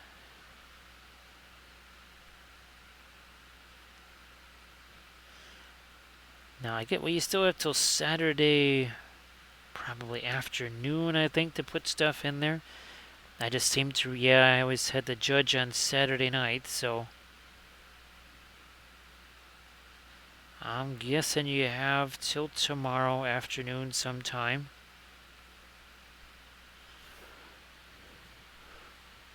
Now, so everybody, again, please check out the entries there from Asmo. I was closed at 5. Oh, that's right. Never mind. Yeah, I was thinking that today was Thursday.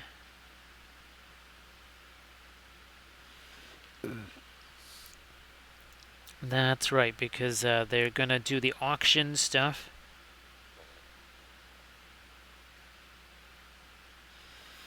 On Sunday. Well, I guess they still do the auction, or did they not do the auction anymore?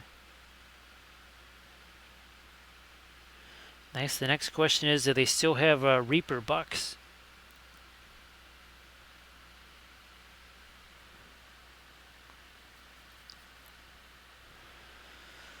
Oh, yeah, I think I can lighten this up a little more down here.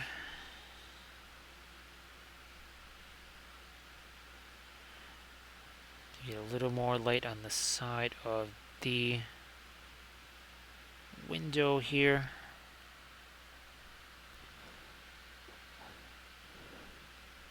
So it is. They're still doing the auction thing with the Reaper Bucks.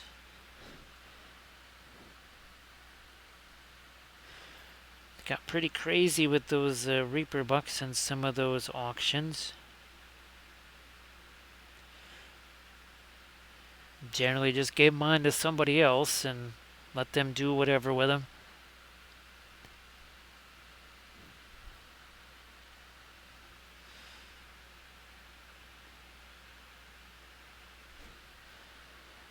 Yeah, geez, Esmo, it's been 4 years since I was last there, so I'm sure there's all kinds of changes and stuff with what happens at ReaperCon.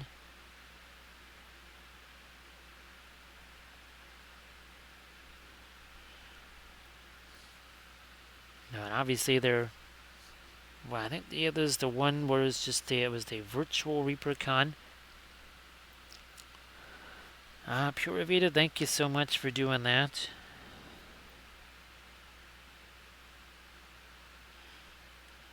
I might still need to get a few more of those just so that I have plenty for all the different folks that I want them to go to and that sort of thing before they're gone. So thank you so much, Pure Vita, for doing that.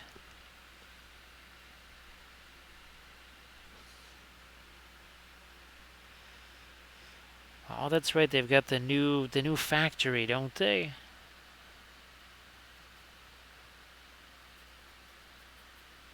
Yeah, that's kind of weird to think that all the factory stuff is not happening in there anymore.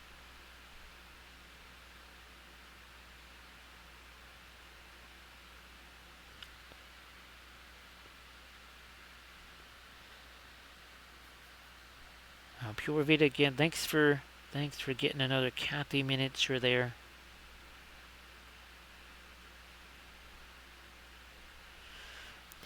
gonna wait a little while before I send a message to Ron. I'm sure he's getting run ragged here.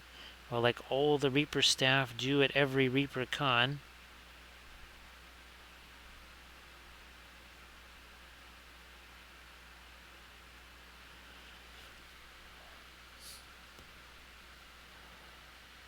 So yeah, that is certainly interesting. Now, oh, that's right. The glow in the dark in the.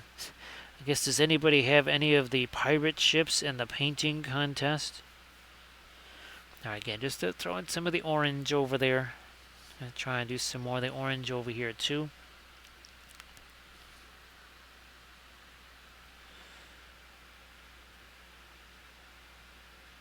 So that's going to be, and I wonder if it's still the same person doing the auction. I'm imagining that it is.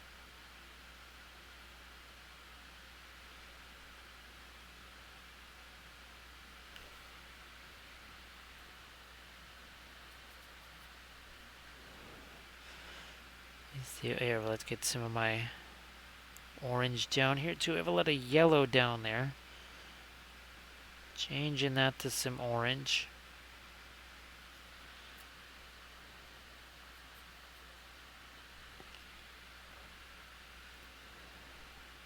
Now, well, Pura Vida, that's fantastic.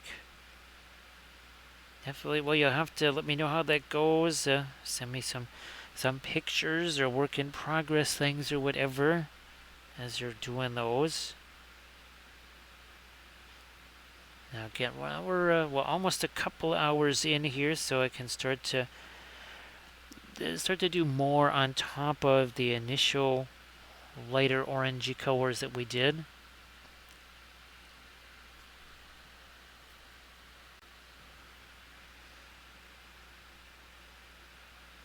Do some more this way here.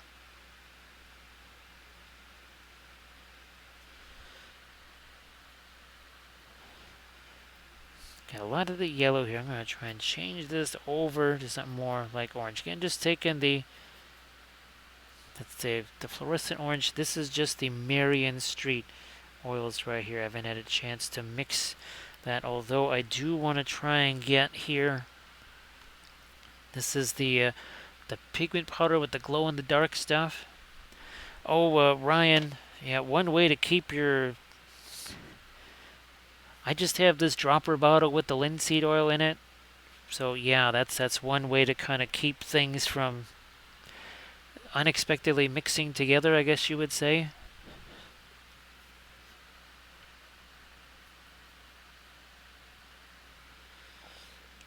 And that means, yeah, a little bit more of my lighter orange over here. Not so much of the yellow. Hey there, Hobby with Tim. How you doing? Everybody, please give Hobby with Tim a follow. Hobby with Tim, great to see you. Not sure if you're at ReaperCon. We are attending Reaper Can't, as well as Dragon Don't and Nova Nopin. Yeah, I'm gonna get me some more of my orange over here too. Yeah, because now it's a couple hours in, and some of this is set well enough that we can do just that.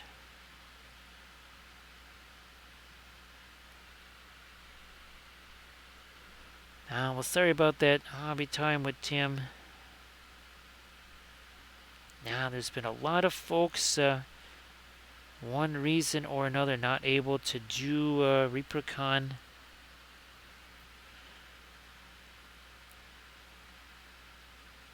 Okay, I'm going to get some more of my light here.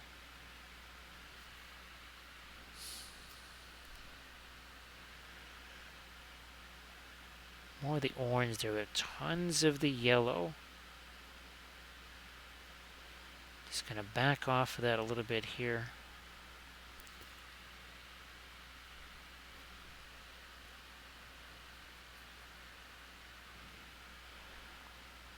Same over here. We got tons of the yellow, not a lot of the orange.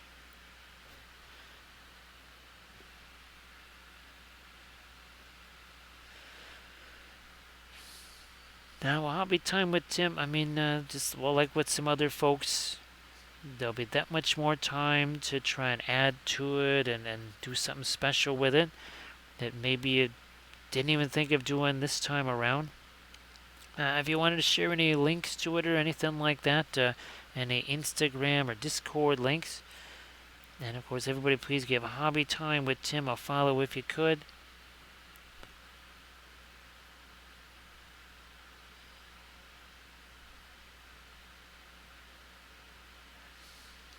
You know what? I'm going to do the same over here. Just going to take down. We have to get some kind of color there.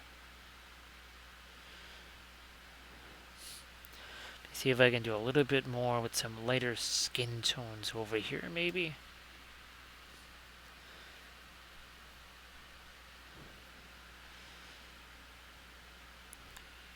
See what we're doing? Looks like it. It's got that mix with what's already there.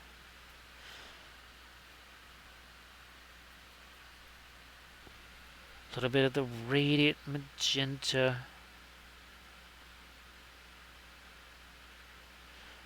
Yeah, both of the lips needed to be a bit lighter.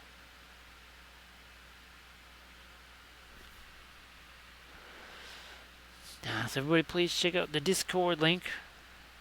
Check out the Discord link that Hobby Time with Tim posted. And then give, of course, Hobby Time with Tim a follow if you could.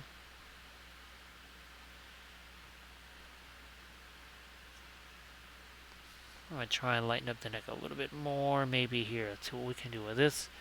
So a couple of Discord links. Again, check out the Gig Effects.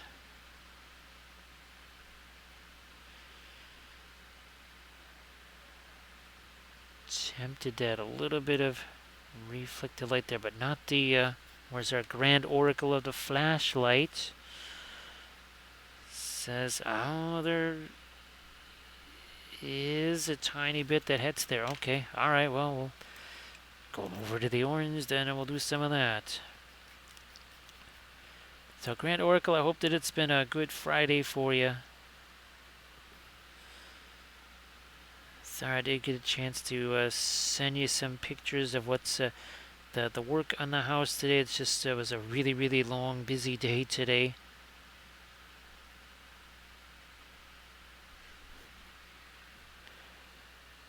Yeah, and this is just more of the, well, that's too much orange on the brush there. And again, we caress the brush, we don't crush the brush. Hand is way, way, way, way, way, way back on that brush handle. Nowhere near that metal ferrule.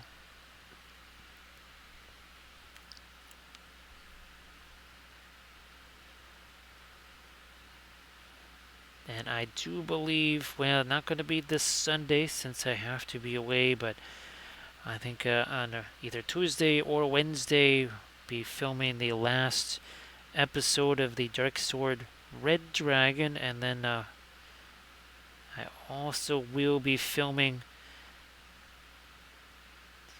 the assembly / prepping video on all the new dragons that came in, again from Dark Sword Miniatures.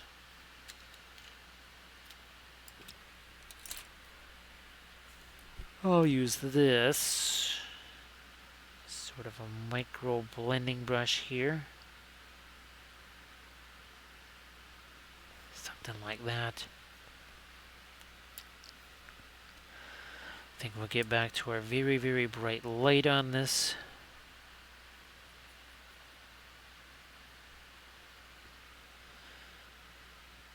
Right there.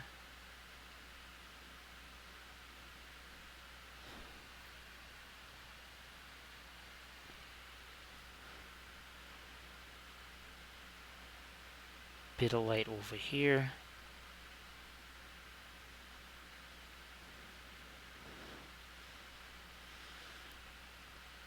Okay, and that wall sconce, I think we're pretty good there too.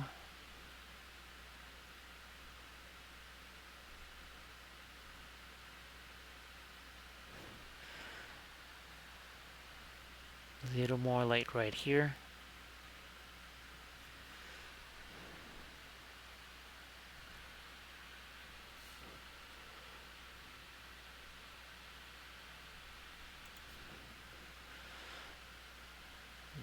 not too much right here.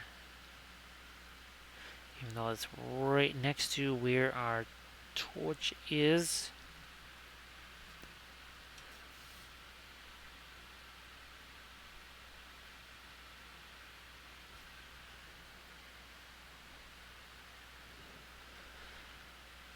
Light, yeah, that little bit there.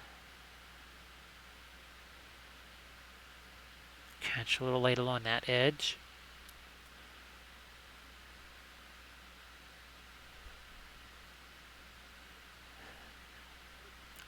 Also on the necklace there. Now, maybe a little more on the fit. That might be just too much paint on that brush.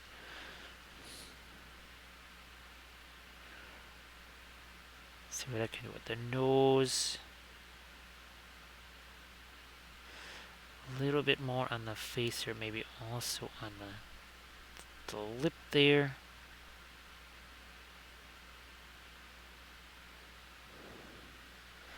Oh yeah, the front edge of the helmet here. Well, Elegant, thanks for being here. You've been here from the start, so appreciate the company. And again, that was really looking fabulous. If you want to share that one more time before you head out there, that is fine.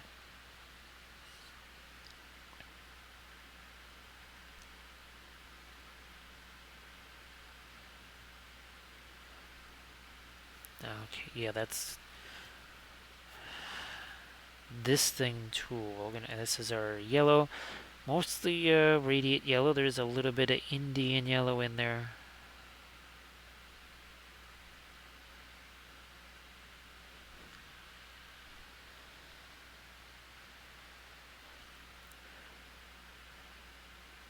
Let me throw some more of my lights along this edge. I mean, it's so close to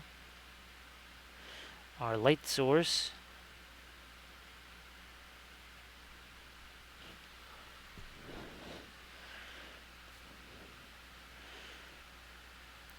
I'm gonna see if I can't sneak a little. Whoops, that's too much of the red there. Now I'm just gonna get so there's a whole bunch of the kind of the brilliant yellow pale in the brush. It's turning that awful peachy. So everybody can please check out the latest 2D painting there from Elegant. Please check that out. A little bit of Instagram link there.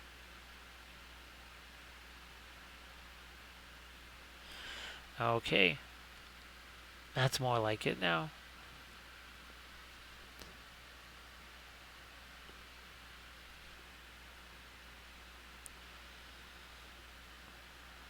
And I'll do a little bit more of a line there.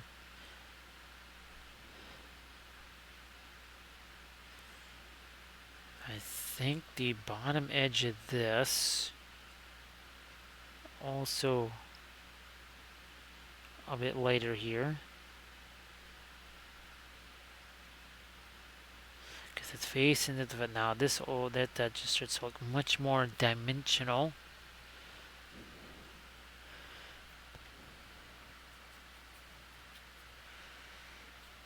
So let's do a bit of our a little more light there. I gotta get on the underside of that first, though. I gotta get rid of some of the excess paint. There's a ton on here.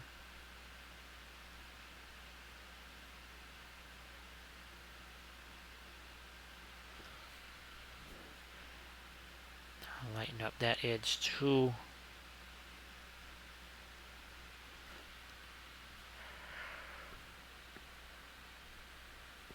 More of my orange on the sword plate. Yeah, we gotta do something out there. Minus that big old piece of fuzz, though.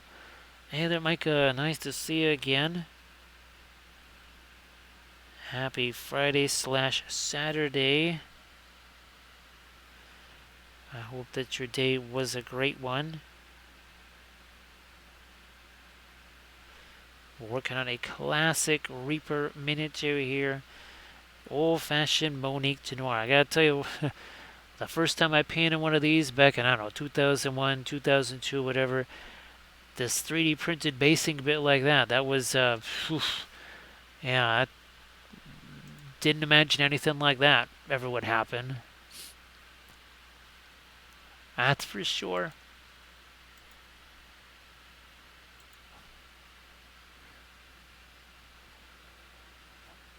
Like it, it's been nice. I've been able to make progress on a few things here. And of course, we're working on a Reaper miniature here. Having lots of fun with it. Oh gosh, where did it go here? We did the Kathy tribute miniature last night here. And then this was our 90s Space Marine Challenge figure. We posted this up, the instructional video to this on the Patreon page just yesterday.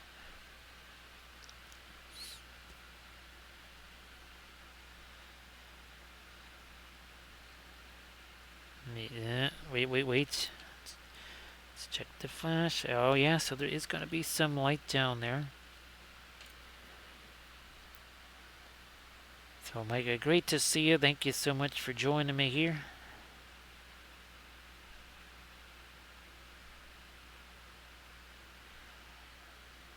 Yeah, always fun to paint some Reaper figs. And 2 hours and 6 minutes ago, this looked just like this. It was that exact same primer. Yeah. Yes, indeed. Don't blink. Hey there, Chris. How you doing? So, Chris, well, we're a little bit of pause with the Hobbits, right? But we'll have to get back to our Hobbits is there, so that we can have more punnage. Several metric tons of punnage. So the Ewig Grand Oracle can square off in a battle of puns. A grand cage match of puns. Alright, let me do some stuff over here on this side. I'm going to start off with maybe the Indigo and the Mars Black again. That is the Mars Black from Gamlin. That's not my usual Williamsburg Mars Black.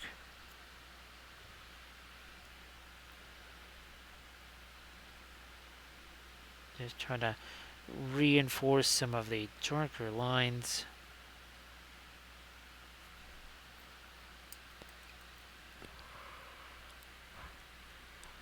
So Chris says you got to let me recharge the pun batteries there.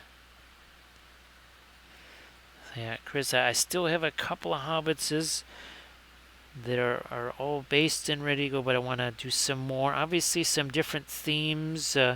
We want to do a half pint, right, with all of the, shall we say, the bottles of medicine around him.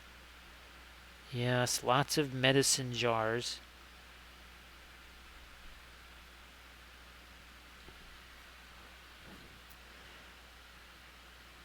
And of course, what we're going to have the army painting series for that going too.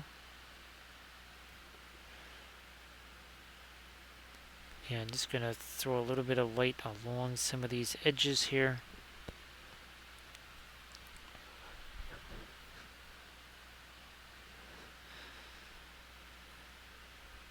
Yeah, a couple of lights are along the edges of this.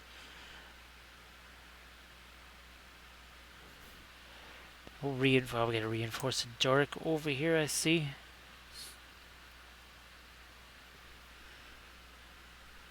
Like this, there we are.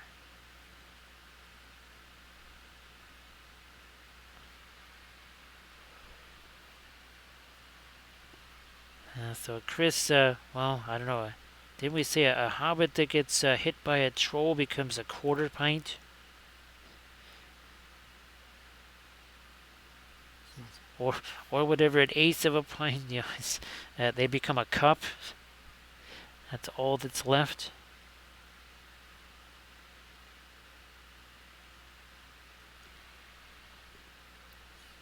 More of my dark along the edge here.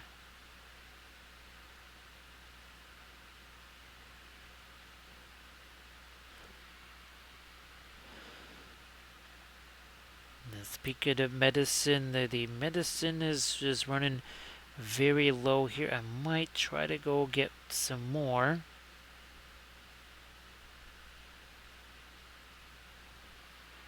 Since yes, we've run almost out of our medicine. Not that we enjoy it, right? It's just it's only for the good of the stream. Thank you so much, Armored Wolf, for posting a link to the Patreon page. Again, latest video is up there now. And ironically enough, it is an acrylic video. I want to try and do those every so often because you really do need a different approach with those. The principles are all still the same. Got to work on the whole figure all at once. We established the object source lighting right away. Hey there, Grey Wolf Studio. So this is the classic Monique de Noir here. This has been part of the Reaper range, wow, possibly since the 90s. But at least since the 2000, 2001. So yeah, this miniature right here has got to be at least 21 years old, maybe older. She's basically the mascot of Reaper miniatures. I don't know if that's always been the case, but well, for as long as we've been around Reaper, Monique de Noir has always been kind of that mascot of the company.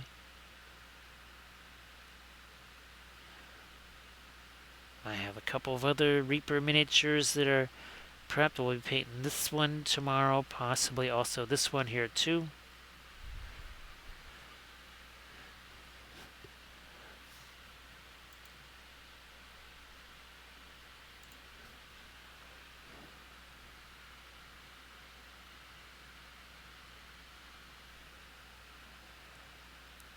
So yeah, Varl B. I'd have to kind of look around and see just when this sculpt was done.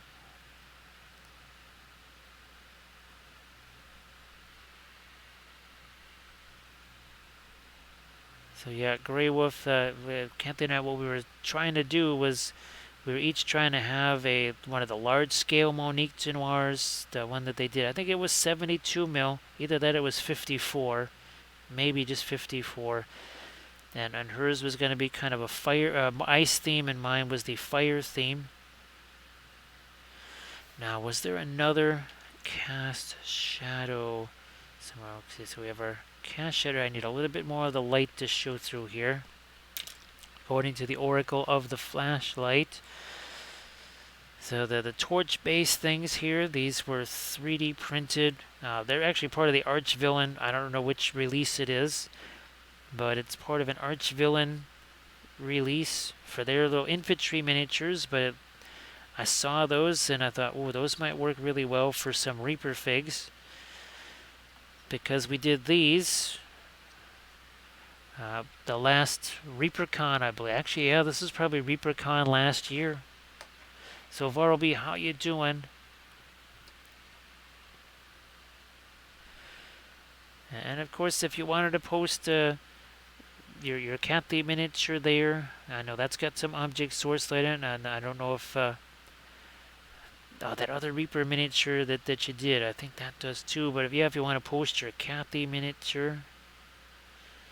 We did paint another one of those last. Now here it is. There you are.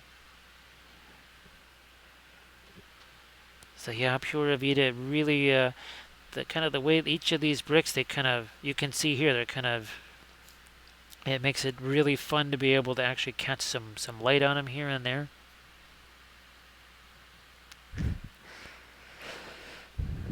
Yeah, Var will be definitely feeling that here too with all of the work that I was doing on the house. At least another 5 hours, possibly as much as 6. And some of that was heavy duty, literally moving some substantial stuff around, tearing apart some substantial stuff.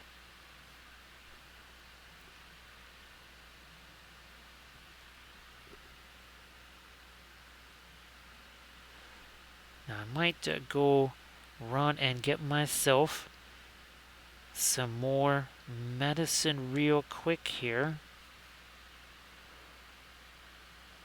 So yeah, the ye old Werner clock skull. There's another one. No, that's not a Werner clock one there. So again, it's from Archvillain. I don't know what release it is. It was from months ago. That's all I can say. It was. I think it was kind of one of the undead ones. So, boy, I can't. I'm just not really able to remember. If it wasn't the blood something whatever. And I think there was 5 different shapes. Obviously, I suppose I could reverse this one and get yet another shape out of it.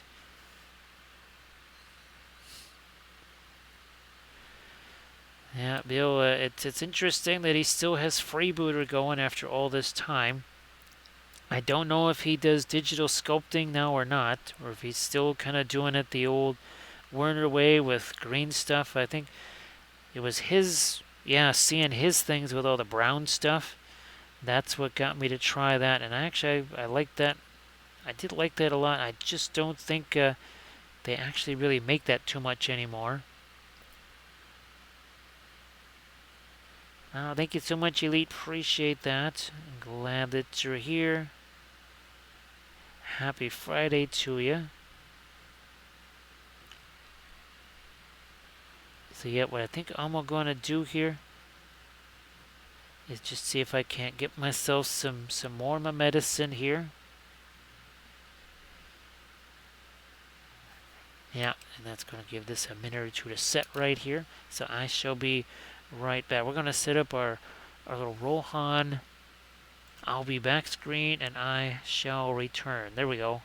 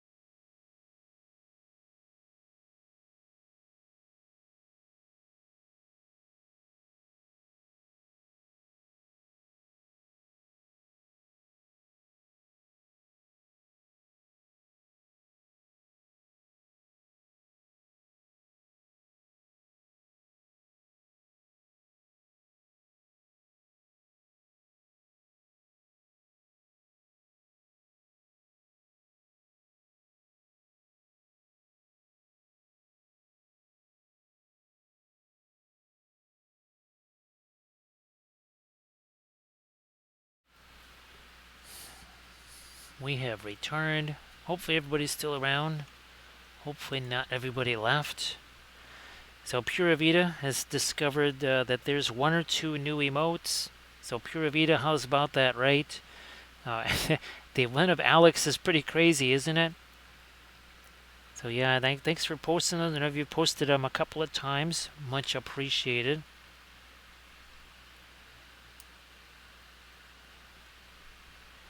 Now I'm going to go back to a little bit of a... Yeah, some of this is Fulton here. A little bit of the Egyptian violet too.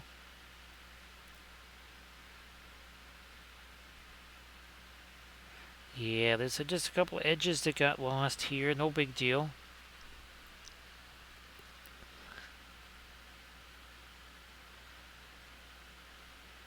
Same up here. Now, again, it's been, 2 hours and 23 minutes, so that means we can do a little bit of brushstroke management here, too.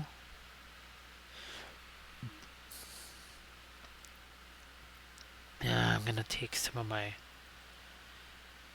indigo, some of the Van Dyke brown here.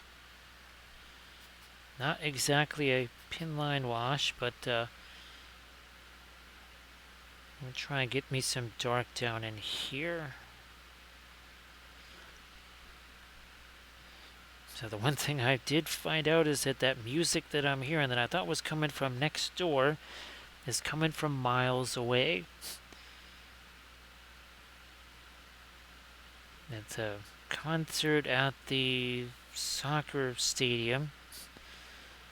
And it just must be the way the wind is blowing then.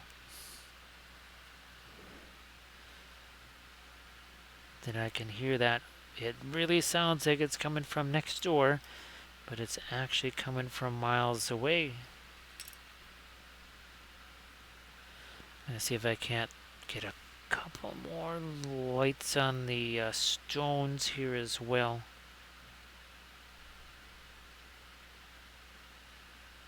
Separate that a little.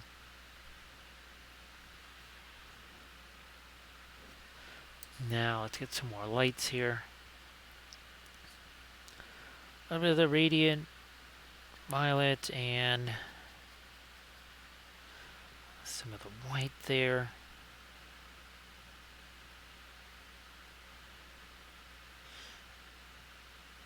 Let's do this. And just to catch a couple of little edges on some of the stone blocks here.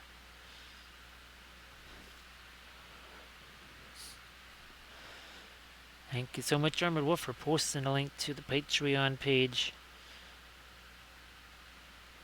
To the Army Painter pledge right there. Getting every single video that I've ever done over the last 13 years. I might have to start changing my number. I keep saying that it's 1,400 hours worth of videos, but it might be more now. Especially since, well, I'm adding about 20 hours of new videos every single month.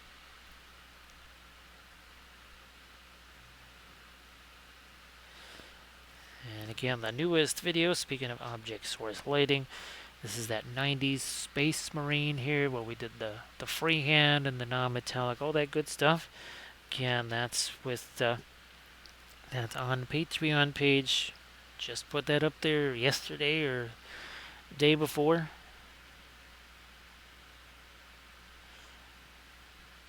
Catch me more later. I was just kept thinking of it like this, where the light source is coming from that one side, but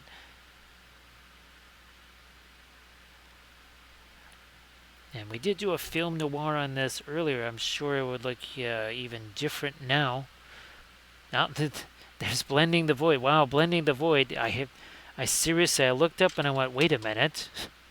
There's a film noir there, and I was just thinking we should do one of those.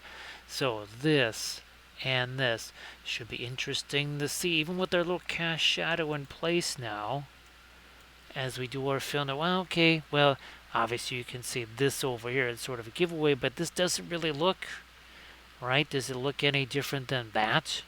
Doesn't really look any different than that. Now the wall looks different, but as we bring back our color here, what are we going to see? We're going to start to see that object source lighting because it's a color contrast and not just a value contrast. And that's something that you always want to keep in mind when you're doing your object source lighting. Now there is another thing I want to check here. Okay, so wow, even on that arm there. All right. Consulted the oracle of the flashlight, and that showed a few other places that actually wouldn't be a bad idea to maybe get a little bit of our lighting here.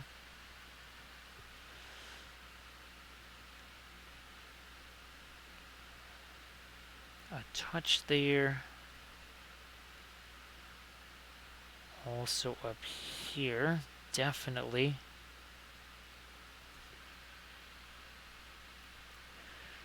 So Pura Vida, that's light versus dark. So, well, you saw it right there when we turned it black and white. That was the only type of contrast there was, light versus dark.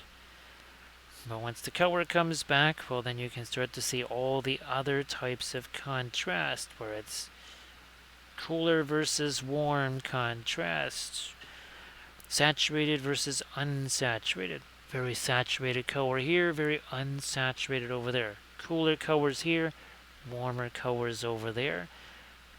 Also, we try to establish edge contrast where some edges are just softer like these. Some edges are harder like some of these right up here that we're working on right now. So there's many different types of contrast. Now, the one that everybody always focuses on and talks about is the value contrast, but there's certainly much more to it than that. The more of those you use on your figure, the more interesting it's going to look. And obviously we're talking about painting contests at Nova, Reaper, and I've judged at both of those. And what am I looking for? I'm looking for the stuff that's kind of different, the stuff that stands out. And that typically is a miniature where, say, your darker colors or whatever, say you got a red robe, and the shadows are more than just, a darker red.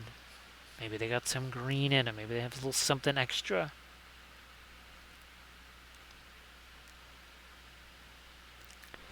Let me see if I'm gonna see if I can take a blending brush to some of that. There it is.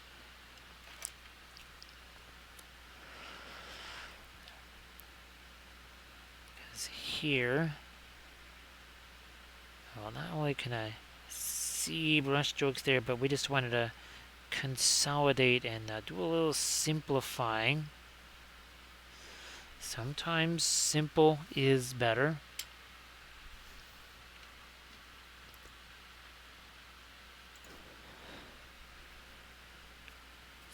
I think I can even get down into here and start to work on some of these brush strokes. Now all this really is, for all intents and purposes, just removing excess paint. That's why you see those brush strokes. It's not really blending any colors together. All it's doing is just getting rid of the excess brush strokes. Especially where the paint just happens to maybe be a little bit thicker, well, you're going to really see those. It's a nice way to get rid of those.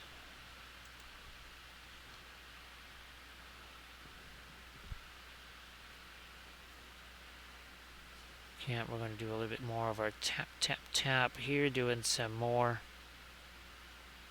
brush stroke management.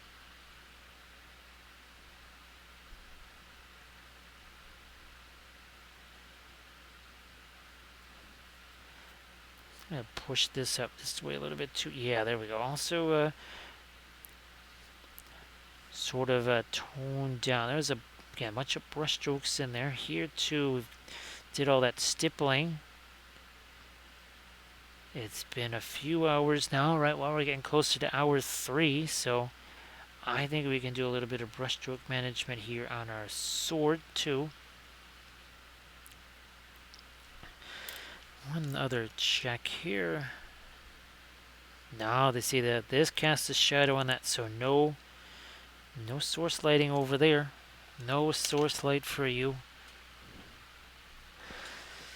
So blending the void, I hope that you're doing really well. Thank you so much for the film noir. It has value, doesn't it?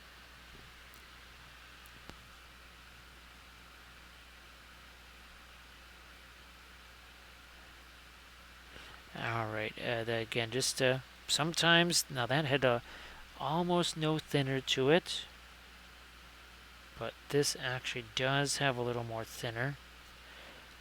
Sometimes it'll depend, well, thin sticks to thick and vice versa. So sometimes where you know you've painted something a little bit thicker, you say, better get me some thinner on that brush. Doesn't have to be a pin line wash then. Just thinner than what's on there, that's all.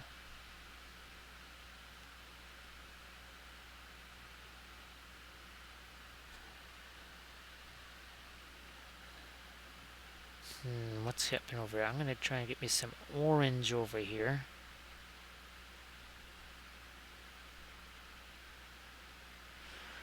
Like that, and then a little more on the face too.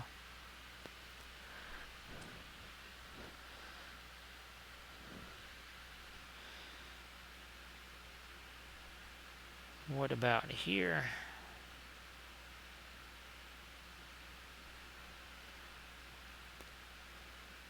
Same thing up there. Is that the yellow there is kind of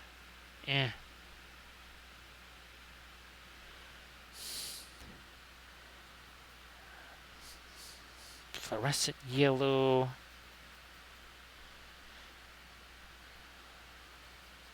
Little brilliant yellow pit. Where's my... There we go. Here's some of the Indian yellow.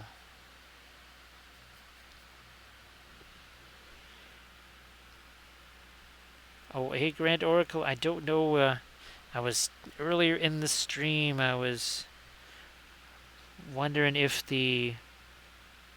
We remember we used to call them the diet cadmiums, the not cadmium paints from Winsor Newton. And those were still, well, the last time I bought those, they were still the same price basically as regular cadmium colors. I wonder if those have come down now that they've been out a while. I haven't had a chance to look at Dick Blick at all. Even though I gotta get me some fast matte white.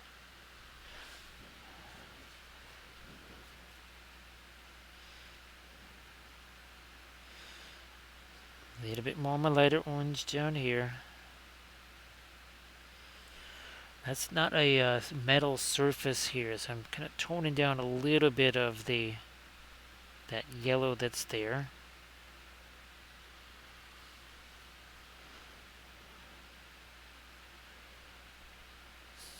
Blending brush, where did you go?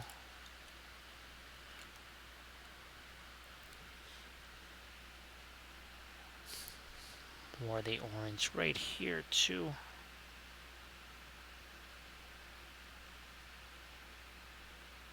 I'll just use this as a blending brush because, well, we can do that.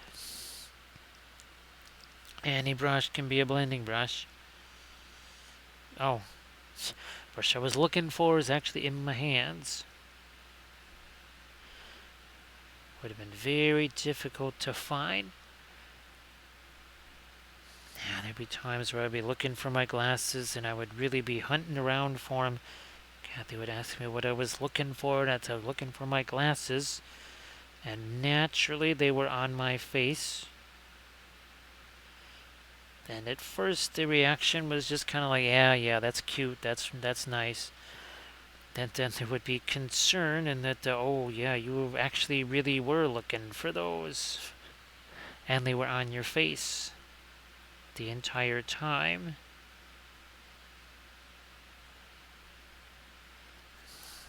Let me see if I can't get a little more of this behind the torch on the wall here.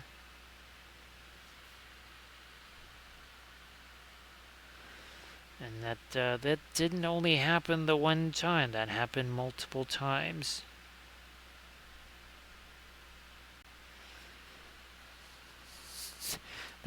And the multiple times it wasn't greeted quite so much with scorn, but more concern each time that would happen. Now, let me see if I can get a little bit more of my light along the edge of this thing here. Yeah, again, that casting some light down into here.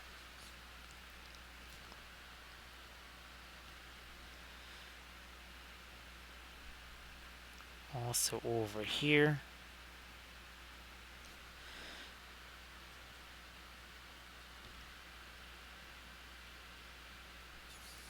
Yeah, Artemichael, there was definitely, as I like to call it, sleep depravity going on there, for sure.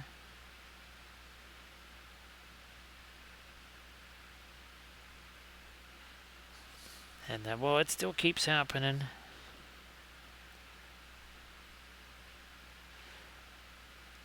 Even now, sleeping is still kind of weird. Hours and such. Days where all of a sudden there has to be a very early morning. As I like to call it, stay-at-home jet lag.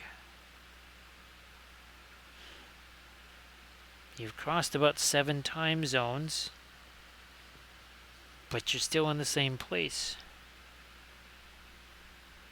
That's more like it. Okay. I think now we've got what we needed there.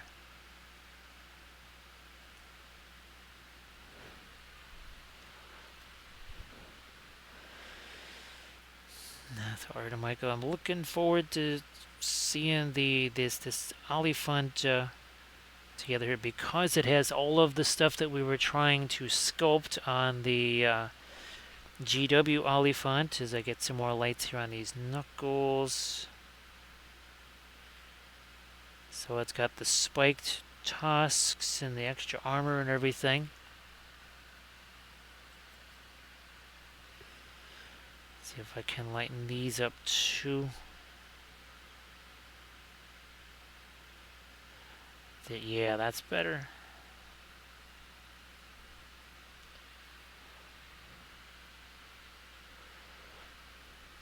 So Pura Vida, we have to look and see what's... well, the garage has to be torn down.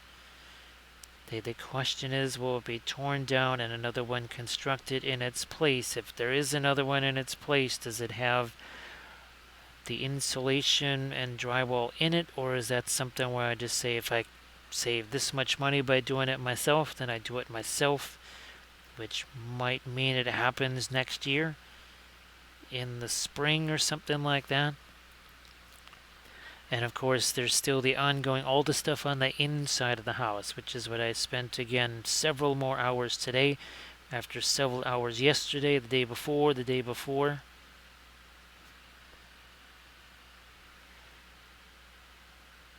Since there was all kinds of, again, I had to pretty much abandon one area of the house after another during the last year, with Kathy being sick.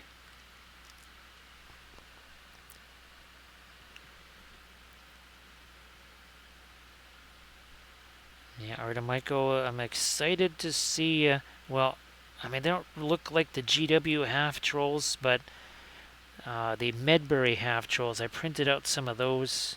Now, of course, I think it's next month.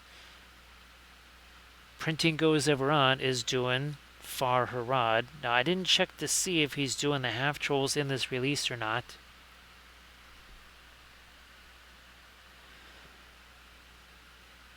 But I just thought, well, okay, we can have some half trolls dropping out of the ye old howdah there.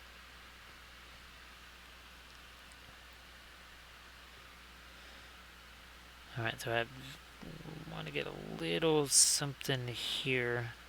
I don't really have too much of the reflected light there. This looks almost more like wood or cardboard Not so much the metal there. We need to have lots of little reflections on there.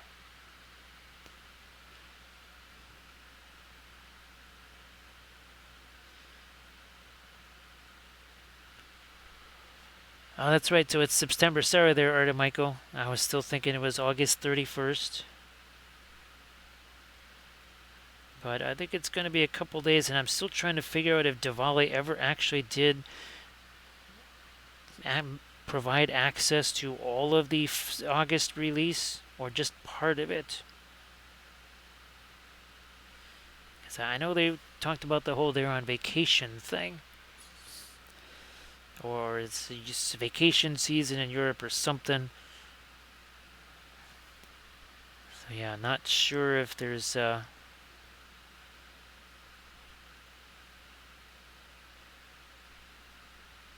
me get a little bit more of my light here. There, Michael, I really, there was a point, this was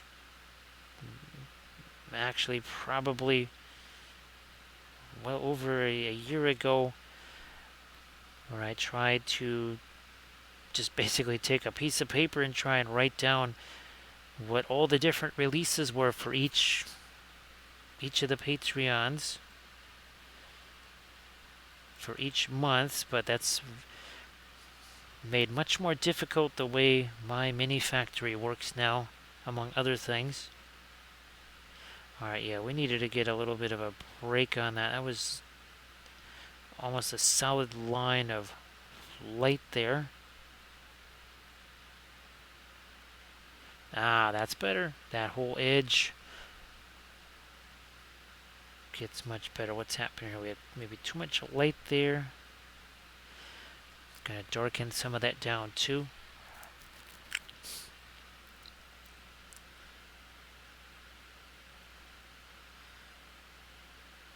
Not want to do too much there because this is in shadow. At least that's what. Yeah, there is the orange that gets down in there.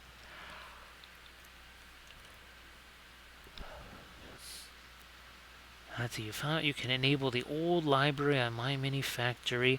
Oh, yeah, so you hate the way they do that now, Landrast? Man, oh man, I don't know. I have no idea why they did that. It makes no sense to me.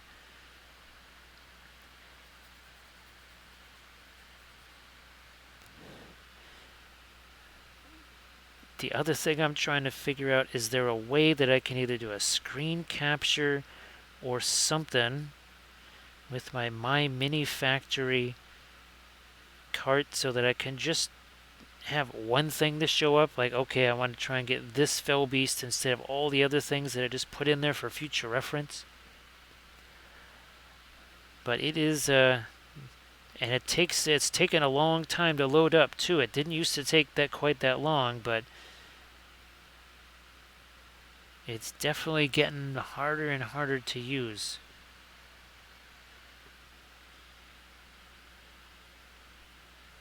Because it was only this month that they did that change. It was only maybe a week or so ago, or a week or two ago. I went to look for my stuff and it was all in different places. I mean, it was a massive change. It was very simple and easy to find things before. Now it's almost impossible.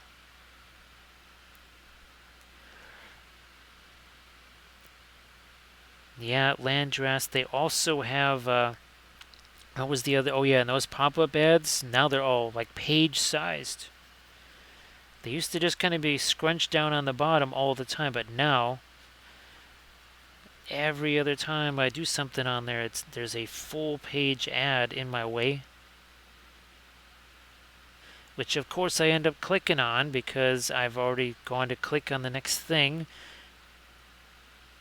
to download the next thing or whatever, and all of a sudden a stupid ad pops up. I'm sure that's probably the strategy, is that you're expecting something to be there and you'll just click on something with the mouse unsuspectingly.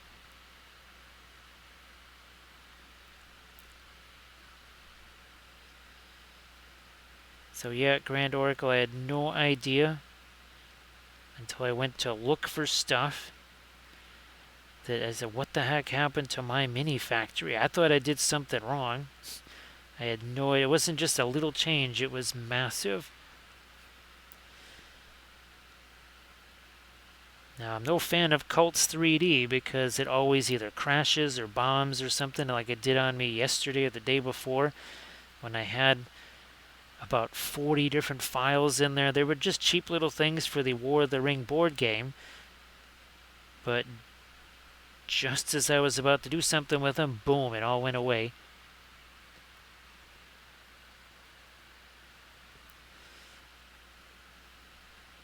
I haven't really used Mini Hoarder very often. I think I've gotten one or two things off of there. I don't know if that's any better than either of those two, but not super happy with either one of them, especially the Cults 3D, which just, again, it's, if you can get it to work, it's always like on the verge of just kind of crashing itself.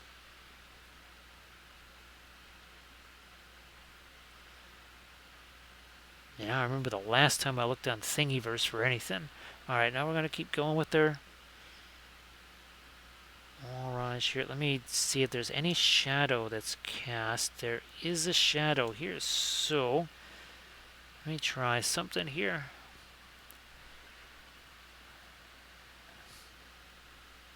Let's cast ourselves a bit more of a shadow there. Something like this. It's looking more like a shadow. That's some indigo.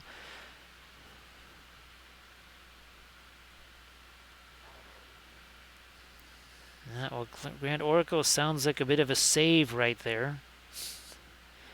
One of those where you just kind of go, holy smokes, that could have ended worse. So glad you did that.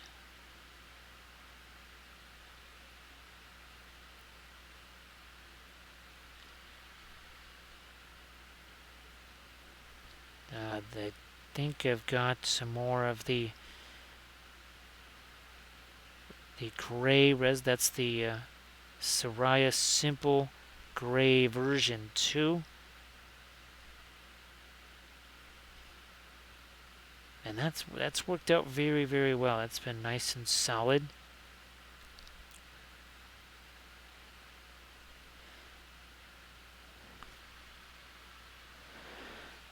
Yeah, Landrist. I know that I have one that is finished. That one definitely is finished. The other one's probably still going, though.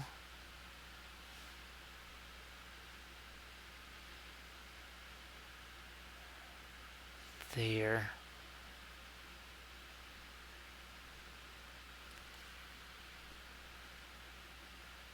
I keep thinking that it's already Saturday, but no, we have a little while to Saturday yet.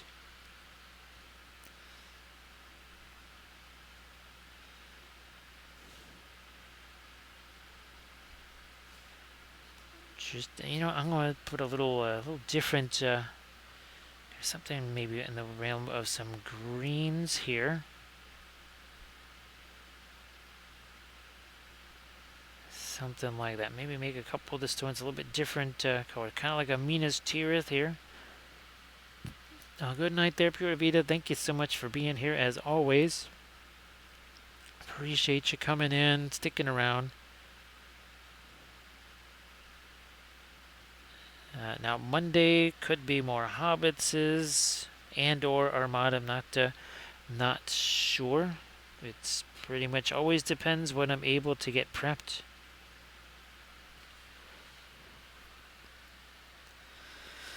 So you have yourself a good one there, Pura Vida.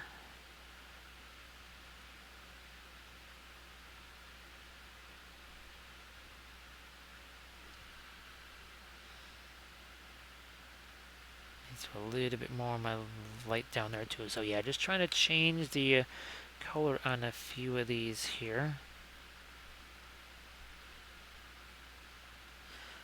And kind of the way that stone is tilted there, trying to get a little bit more on the light there too.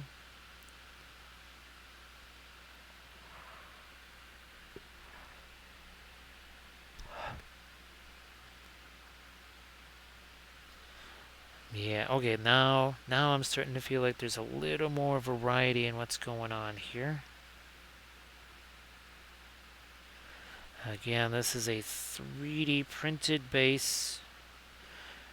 This is from Archvillain. Again, I don't remember what release it is.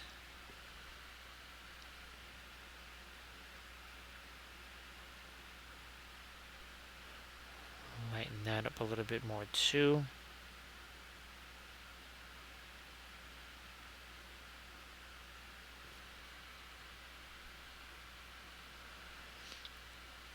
Yeah, Grand Oracle, it's so much extra hassle. It really, really is.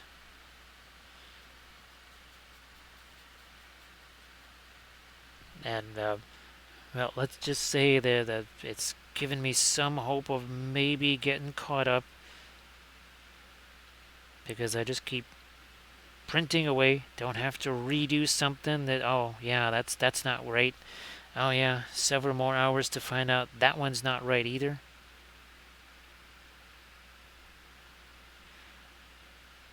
And I know that there's trying to chase the perfect print or whatever, but well, perfection is the enemy of completion, not just with painting, but also with printing.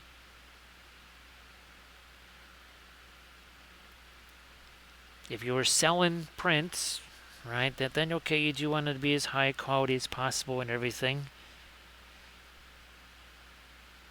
But when it's just stuff for you, does it really have to be 12K resolution with this, that, or the other resin?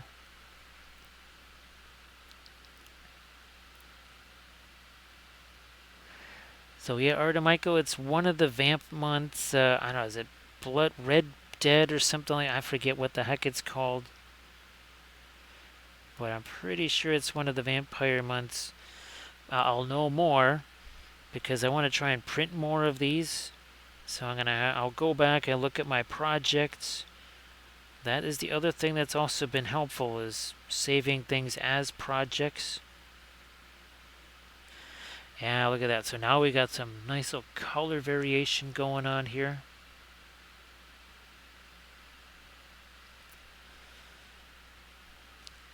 So yeah, Grand Oracle again. I mentioned it a few times on stream.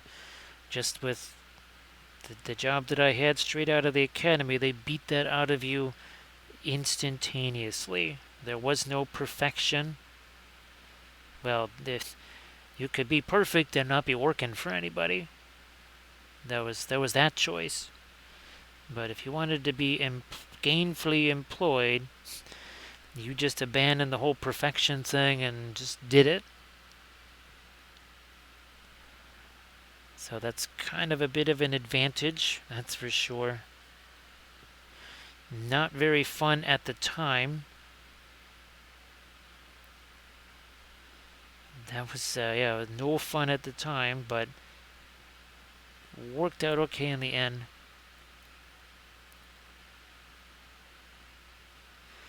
Yeah, now we've got our nice little color changes there. I need to get some dark right here, though.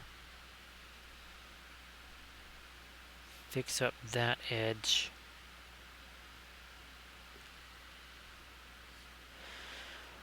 Alright, now here on the shadow side, maybe... I mean, this is some of our original stuff here. I'm just going to do a very, very, very, very light, dry brushy thing here of some kind. Can't just be nothing there. Ah, Blood Right. Scarlet Surge. Thanks, Grand Oracle. Now, was that 2-3 months ago, Grand Oracle, or is it more like 4 or 5?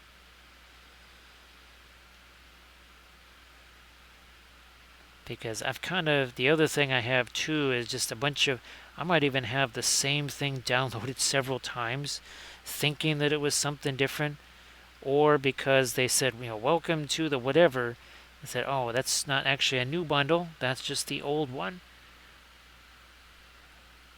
And is that like 3 or 4? Because I know they're on what, I almost said Armada, But a Gamma Rising 3 Grand Oracle, I think they just did that not too long ago. Or is it a Gamma Rising 2? I know they just did sort of more of a Tomb King Egyptian-ish type theme. Give me some more of my dark back in here.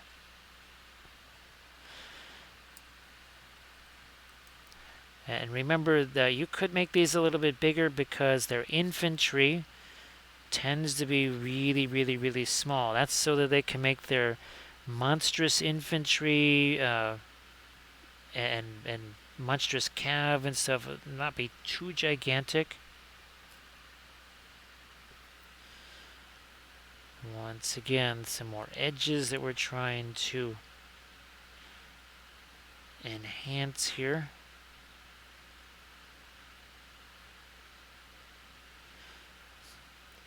What about this over here? This is also looking really kind of flat. We could use some more. You know what? Maybe I'll use this same crazy green here.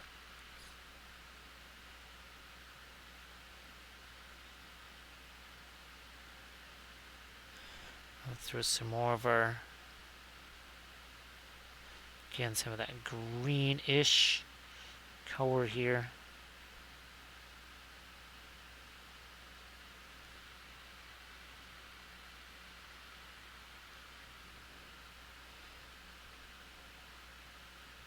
Because I think they've done. I have another one because actually I did an army painting series with it. Boy, oh boy, it's. Let me see if I can get down to that. But yeah, it was these guys. Whoops. Yeah, that was another one, but that was from, I think this was 3. This is from 2. Let me get back to my regular scene here. We had to really scroll a long way to get there. All right, this. Not so much with the Terra Rosa because that'd be too orangey.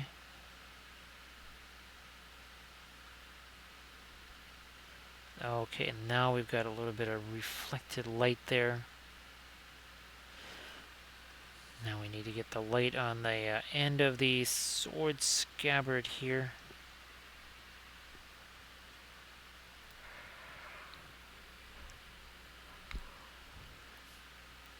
Some of that over here.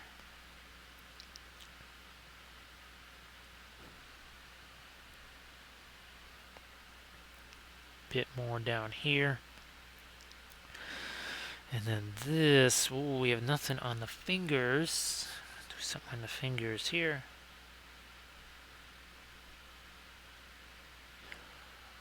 And again, we only just now hit the 3-hour mark.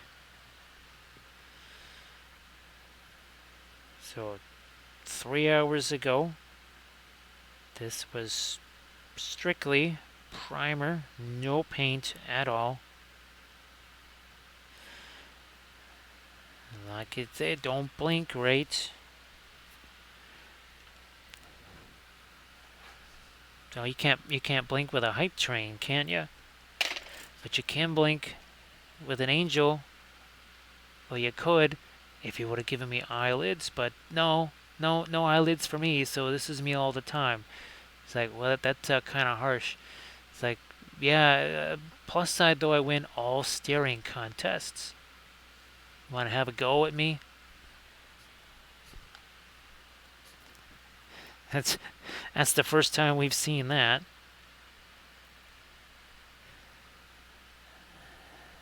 Usually the angel is not so doesn't really find the positives in having no eyelids. That's a bit more of a Now, there you go. That's it. So we have a couple of more emotes. Maybe the weeping angel needs to be one of the emotes. That's it. Yes, I think we'll do a Gandalf, because I mean Gandalf really should be any mode. He's here often enough. So that's it.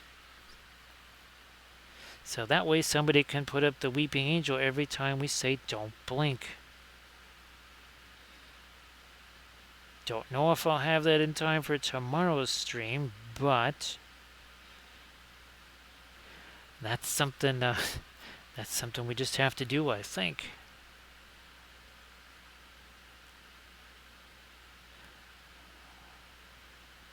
Now over here, I'm going to come back here with a little bit of darks. 1 second here. So thank you so much, Bithron, for doing that clip. Appreciate that.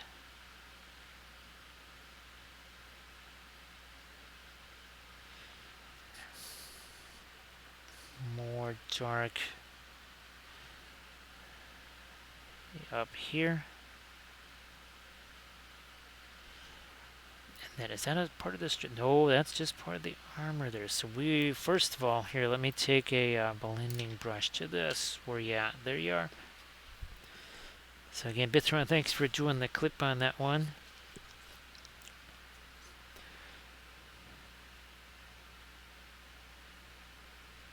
Push that to the side. Now, let's get a little bit of... you're back to this kind of greenish stuff here.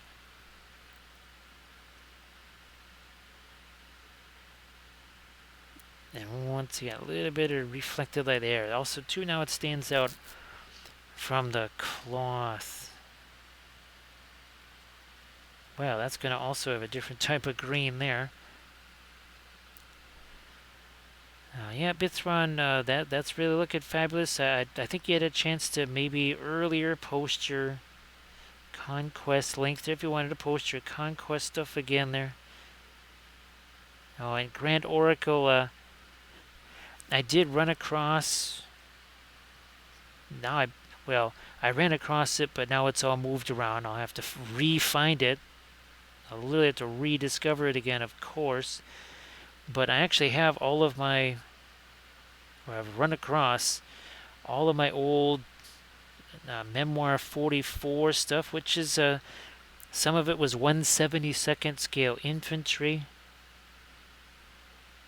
And then the other one's more like micro armor sized stuff. And that's what we used for Memoir 44.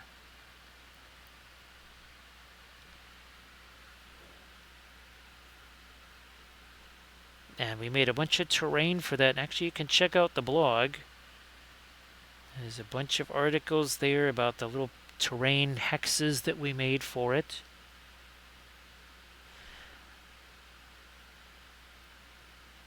And they were all magnetized so that you could actually get the figures on there.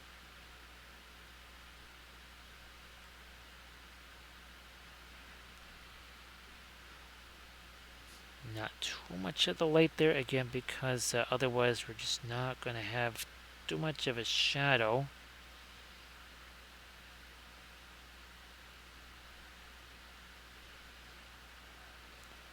A little more light on that shoulder there, if I could get that going. Now this got too complicated here too. Thank you so much, Armored Wolf, for posting that link to the blog there. Yeah, everybody say happy birthday to Armored Wolf, but then also, again, if you're at Dragon Con, please check out booth 2707/2709. Go check it out, all the fabulous stuff that's there.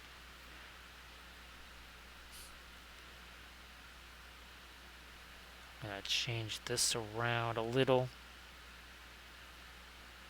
I'm going to take that, push, there we go. Now I feel like we're having a little bit of reflected light there, also down here.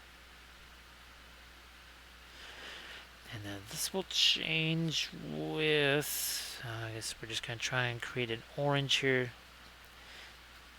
The Indian yellow and the asphaltum will do that. Yeah, I didn't want to have too much of the fiery orange, given how much that we already have on this side.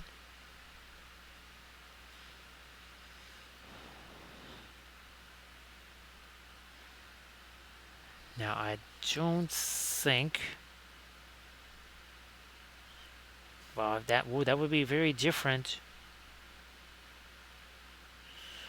Well, we can try it. If we don't like it, we can get rid of it. But maybe the this itself is going to cast a little bit of a shadow on the wall.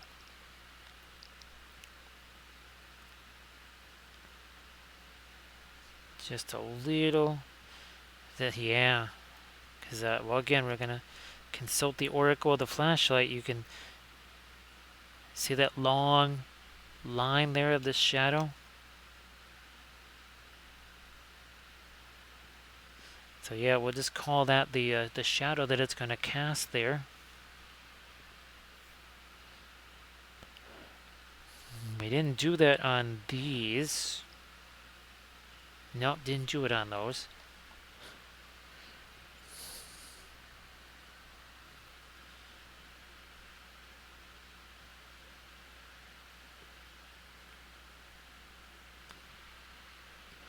And, yeah, let's do this. This got all sort of complicated over there. What I'd like to maybe do is some of our naphthol red, some of the floral orange here, and we'll just simplify that.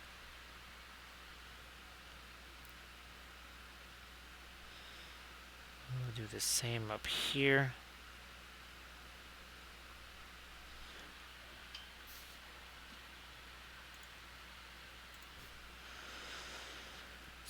The sword blade there. I still need to get a round of light right down the center of that sword blade.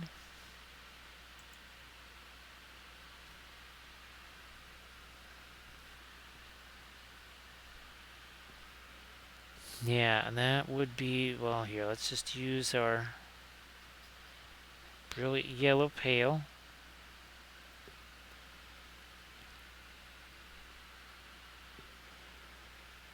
Right down the center here. Bingo. Okay. Yeah, that was looking, didn't really have that hard edge to it. Remember we were talking about edge contrast. Edge was a little bit soft. Here we've got, I might try to do the same thing. Let me see, this will also work with the brilliant yellow pale here. Also, Prussian blue.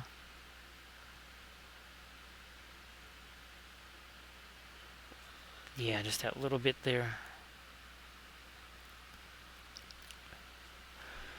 A good night there, Bill. Thanks for being here. Again, sorry that weren't able to do the ReaperCon, but hopefully next year everything just kind of pans out more the way you would like it, and you get to do that.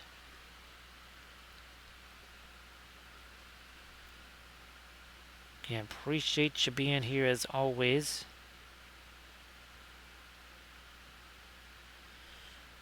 I need to get, there we go, a little bit of dark underneath the lip there. Now I'll try and lighten that up one more time here.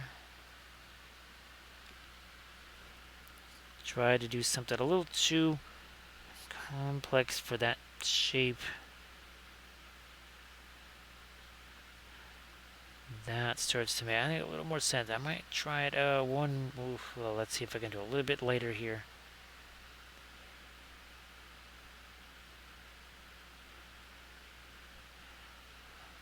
Okay, well, we'll just go with that. See you later there, Bill. Thanks again. And I appreciate everybody being here.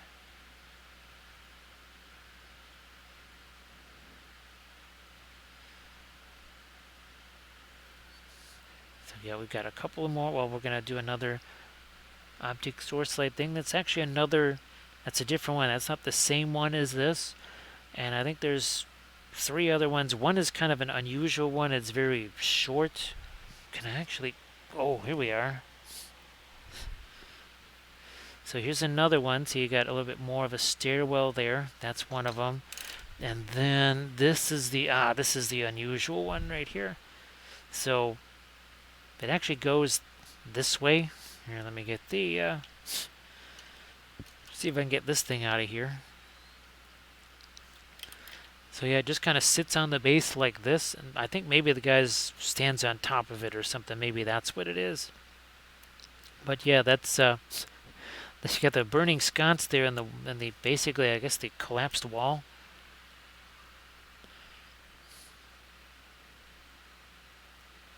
But a little bit unusual.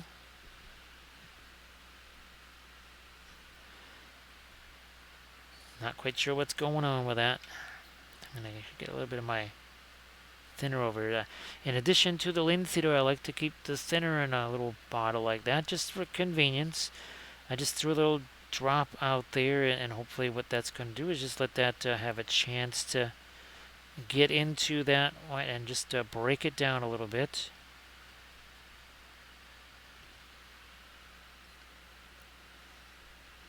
So I definitely have got to get onto the Dick Blick site tonight and have some more of the fast mat coming this way.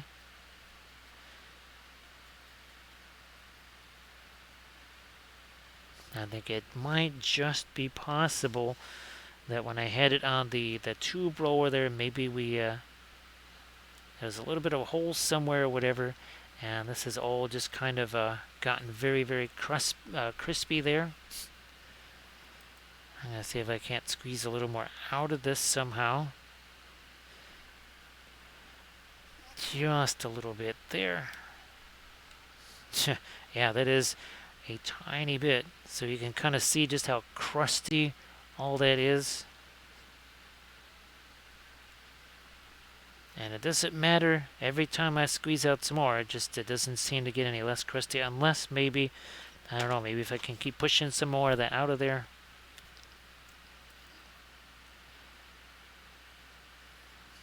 And you're going to try and break this down now.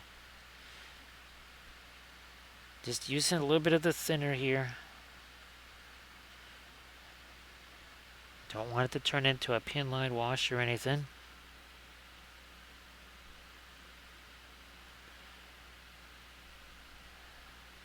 On the back of the hand, oh yeah, these things here, we need to get a bit of, there we are. And now also another light along this end here. Right at that one spot.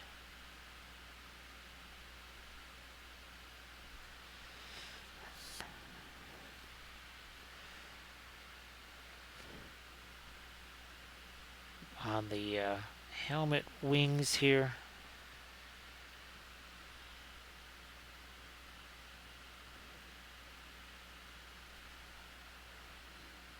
And that, well, there's actually a big old chunk of metal there that I really kind of need to just cut out of there, but can't really do that now that we're painting.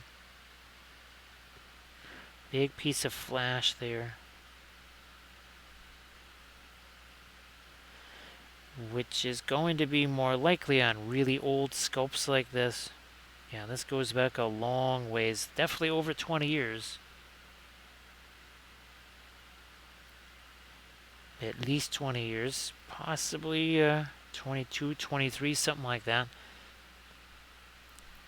I know that when we'd be at the Reaper factory, I could actually just kind of dig around through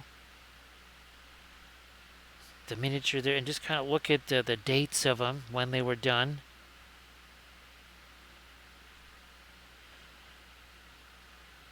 And there were some old-timey ones, that's for sure. The Reaper's been doing the miniature thing for a long time.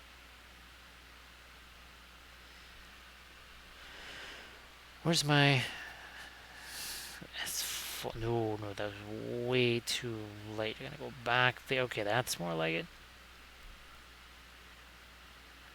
I wanted this be firelight color, but there just has to be a little something. That was still just pre-glazed back there.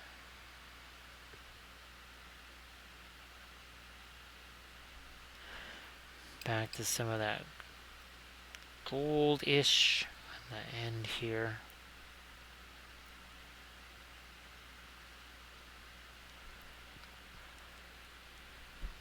Same along the top edge there, which is much thicker than I remember that being.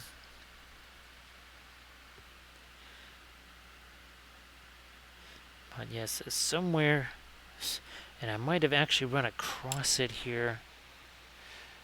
Can't quite reach it, but it was one that I was almost gonna try and prep for our little ReaperCon extravaganza here.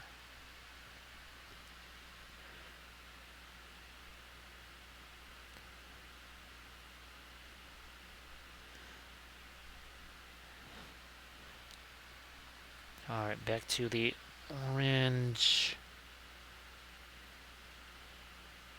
There's a flashlight here.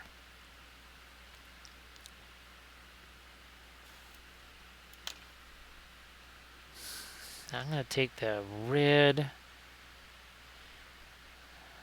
some of our fluoro orange here.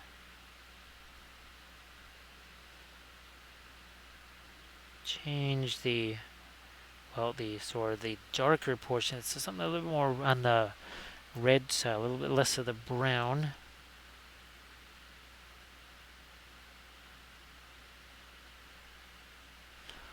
Like that. And remember that this was really, really rough over there, but when we just took the blending brush to it, now this is actually, there is a texture there. So yeah, that's not a brushstroke thing, there's actual texture there.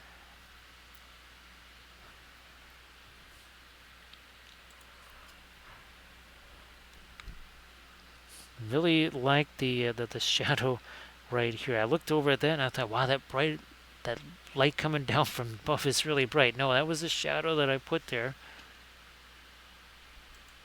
It's always weird. Well, when you get people to say, oh, you can't do that stuff because it only looks right from one angle and weird stuff like that. No, it's you don't have to think about it very hard to be able to do it from any angle and look at it and go, yeah, that looks about the way it would there. It's not like this shadow would suddenly move in another direction. The light's here. It's going to be casting this way. It's not going to be casting it over there. Doesn't matter where you're standing or whatever. Not sure what that's all about. This all has to be about a little bit more of shadow color, maybe.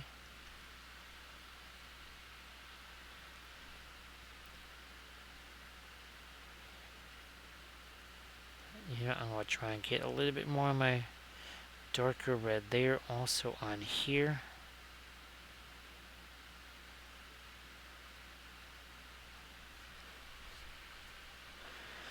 Thank you so much, German Wolf, for posting a link to the Patreon page.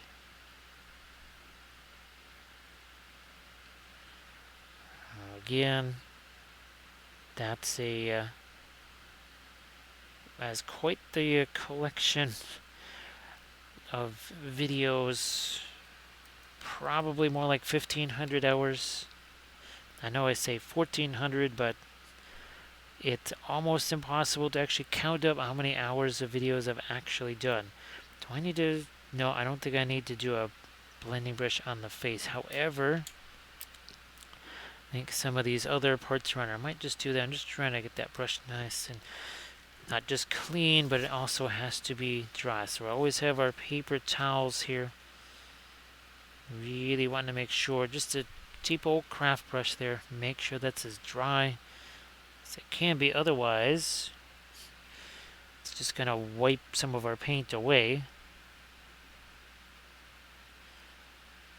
Same little tap, tap, tap that we would do out here on the cloak or whatever. Just doing that on the cheekbone, that's all. And then again up here on that visor.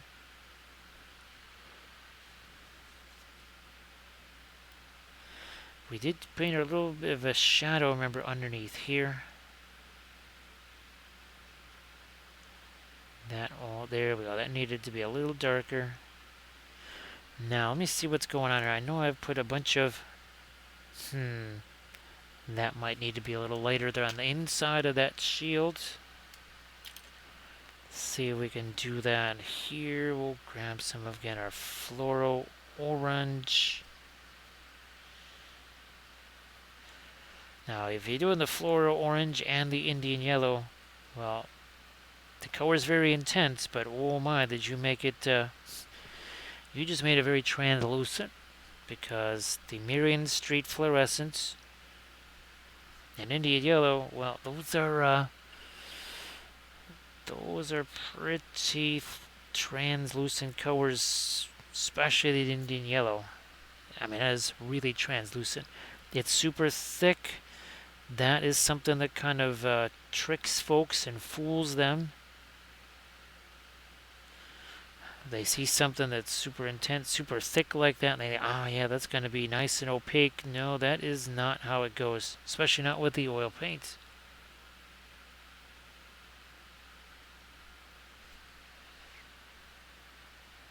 More that orange.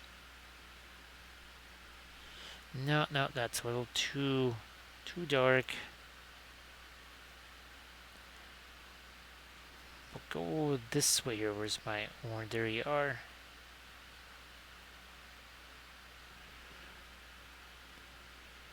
That is better.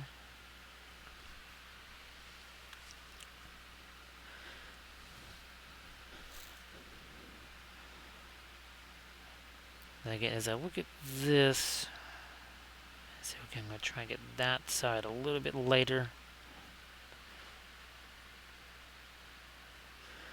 Now this is, well, let's see, about 3.5 hours in making these little adjustments. But this is why we paint the whole figure all at once, right? Not just the head or whatever. How would we do something like this? No wonder object source lighting is difficult for folks.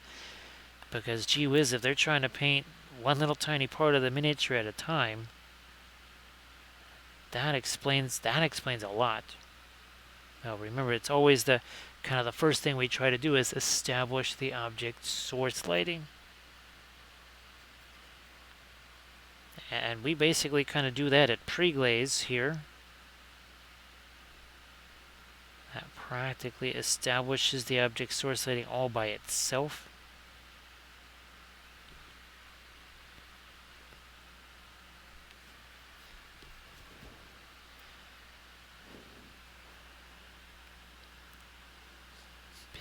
Oh, that's right. The arm here. Did the flashlight thing. It showed there was some that hit right about there. And again, this is metal here. It's basically a collection of cylinders, right? So we have this chain of highlights that comes all the way down here.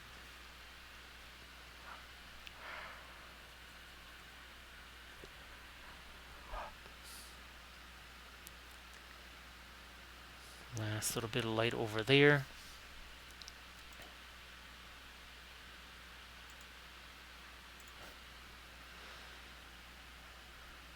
I would, oh, you know what? Let me use the, actually, boy, her face is almost level with the torch. Let's see, maybe if I can get a little light on the top and the upper lip here. Yeah, look what my hand is here. If I did this, I would, nope, not gonna work. So I have to have her hand way over here. Paint is somewhat thin.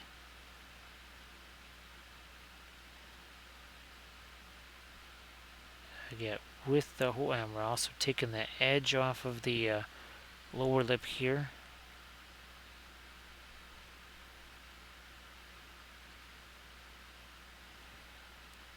Now this side over here. Oh yeah, let's get some dark on the top of this. Just saw that. I will use the indigo, I think.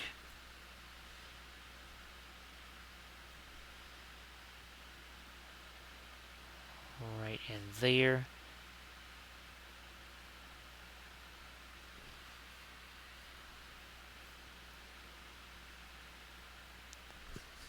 same indigo. A little bit of Mars black added into that.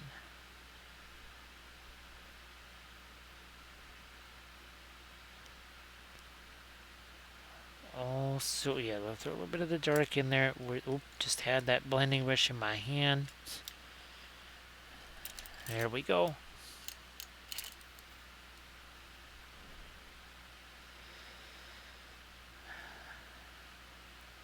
Okay, we're good there. These are just too much like little lines here, so I'm going to come back in and we're going to cut away some of those lines.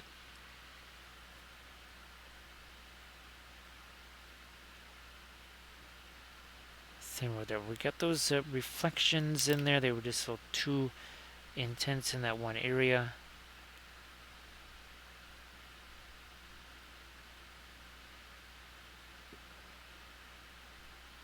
Now, oh yeah, that was the trim on this thing. But you can't see on the other side. It's all basically just lit by the fire. I was there is a little bit of a trim edge on this. I was hoping to a little bit of smidge of gold there.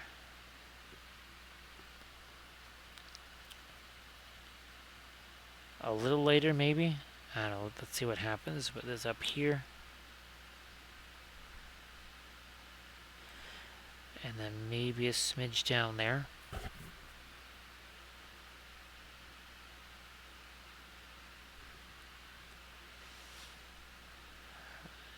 You know what? Here, there's that is just all light, and also kind of a little blob of whatever there. We don't want that. You want stuff to have shapes wherever possible, and here's one area you want to do that.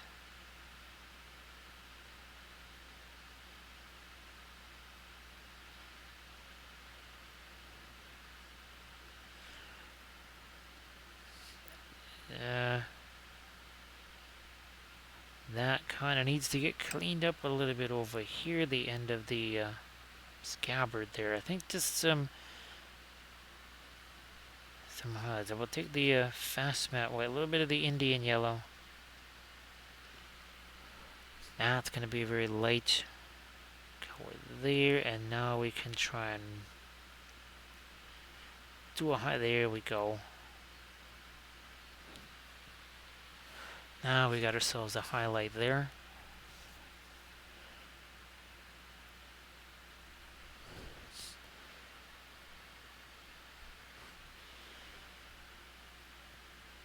Any more of our light down? Yeah, on this.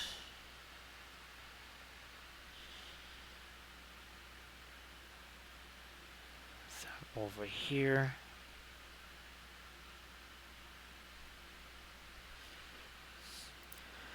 On the knee, I think I still need to lighten that up. I know, kind of going back and forth on that.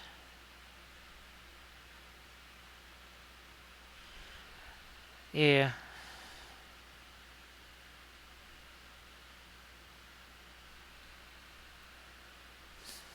Leg over here, gonna try and get a little bit more light right there too.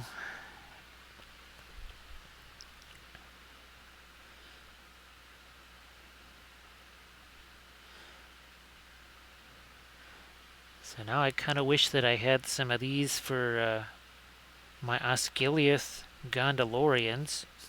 Because, I mean, that very much has an Osgiliath sort of look to it. That would have been really interesting. Well, I mean, it's not like I won't be doing more of those. So I think that's what I should probably do is, yeah, maybe since we already have the Gothic columns here, yeah, that would, that goes along pretty well. Have some rangers sneaking around inside the building here.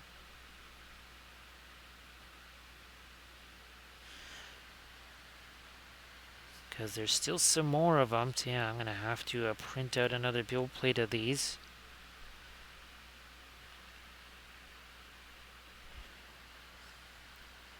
I'm I'm pretty sure we've gotten the firelight as light as we can. I'm going to take a little bit of the fluorescent yellow. We'll mix that now with our fast matte white.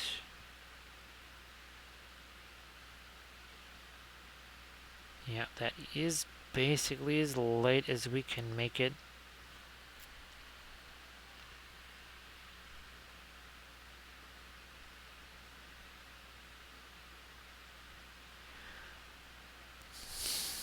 I'm looking up at this here. Let me try the flashlight real quick here.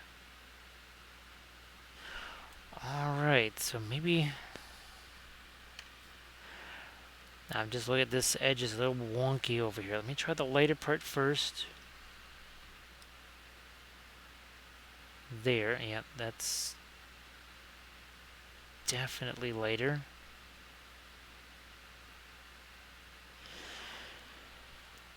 Now I'm going to go darker here with the blue like this.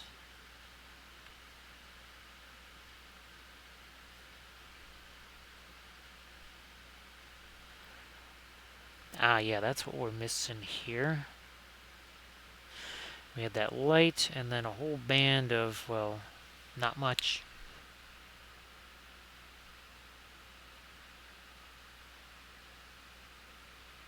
Darken this all down.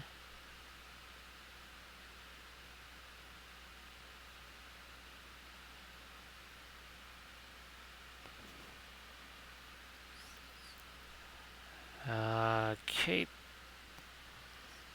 There's some weird little rough spots here. I will use the blending brush, I think, first.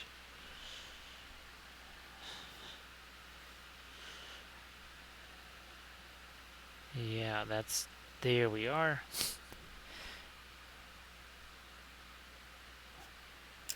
Now I might come back with some lighter orange or something. And I get this, the fluorescent paints are kind of like the Indian yellow. They are also really thick, yet they are incredibly translucent. And again, anybody that's going to be at Dragon Con or is at Dragon Con, please don't forget to see Armored Wolf and booth 2707/2709.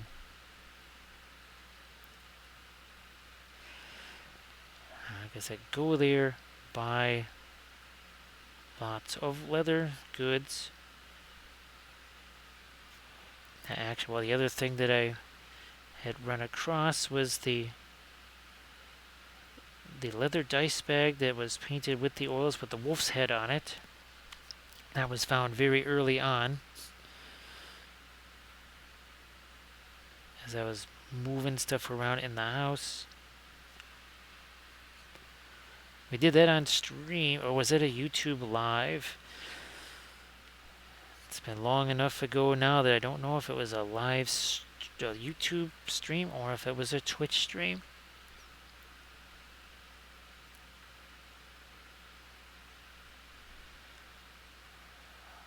Did we get enough reflect? Well, you know what? Here, let me see if I do a film noir. That might tell me if I've got enough reflected light in. Yeah. We'll say we're okay on the sword with the reflected lights in.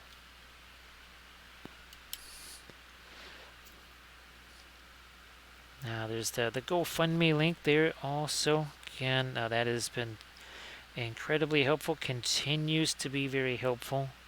All the folks that again have contributed that, we're very appreciative. It's already taking care of some of the really large things that have to be done, like the exercise with the crane last weekend.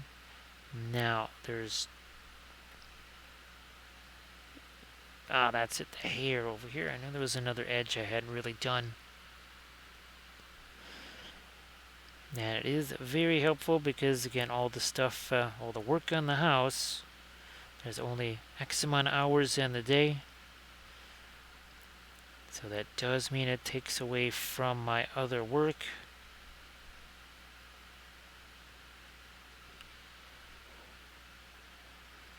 You know what? Is there... Let me see if I can put something in here that kind of makes it almost look like a bit of a wood grain there. Recoil's mom. So Recoil's mom. Oh, and yeah, the colors there. I said, love me some blue. And then there's, you know how that kind of, that sort of almost like a semi-teal blue and that's kind of reddish-brown combination just goes together. Actually, that was a combination that Kathy liked.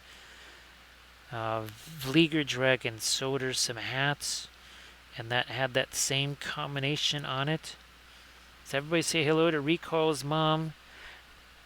And lots of physical... Oh, and you got to see the squeak. That's right, there was a reuniting with Squeak, and I'm sure there was lots of squeaking from Squeak with delight, that's for sure. So everybody again say hello to Recoil's mom. Yeah, we're having some fun here again. This is a classic Reaper miniature. It has to be at least 20 years old. Could be as old as 23, 24 years old. It's been around a good long time.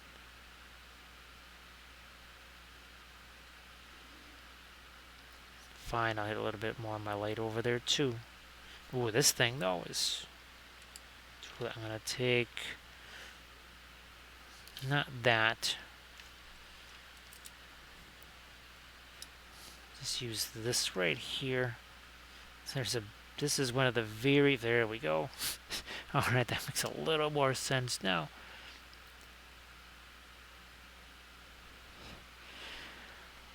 I mean, there's really no official way I could go back and see just how many of these that I painted, because there's been way too many computers over the years where we've processed all of our photos of Monique Denoirs.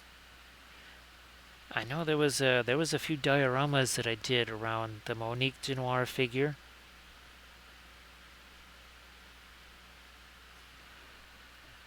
And there's been a few iterations of Monique. Oh, the Sophie. That's it. The Holiday Sophies. And that was actually one of those that I was thinking about prepping for the stream.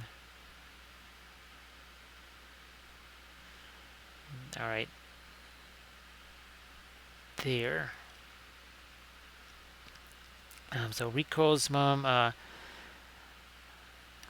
Maybe it won't be too long before you get to eat whatever you want whenever you want.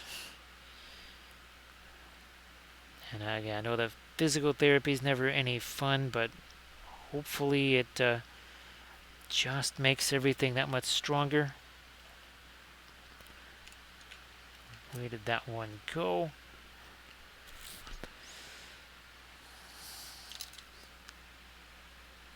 I want to get a little bit too much with the complexity up here. I'm going to try and simplify some of that.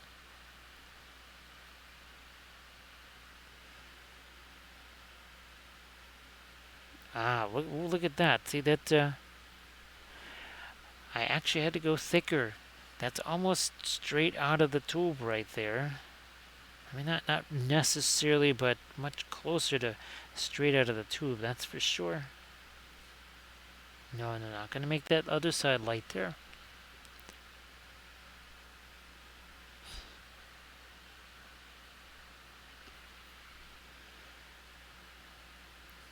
Let me get some more of my light there on that shield. That looks like that's got to be here behind it.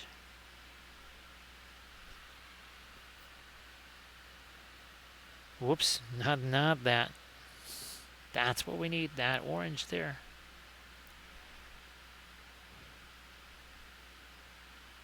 Now this sculpt is old enough that there was a lot of flash on here.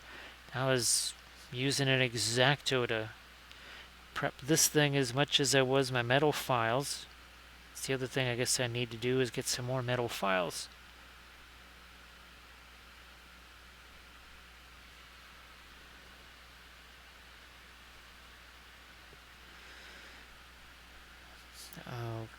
Okay, we'll do some more of our lighter orange down here.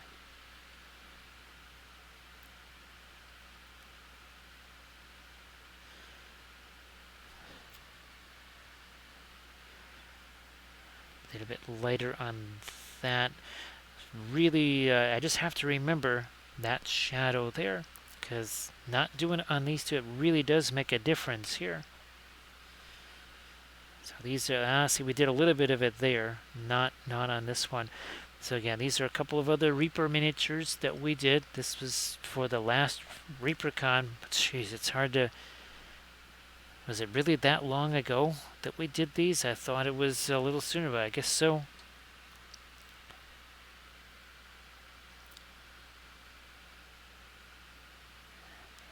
Well, sorry that that's been kind of on the difficult side there.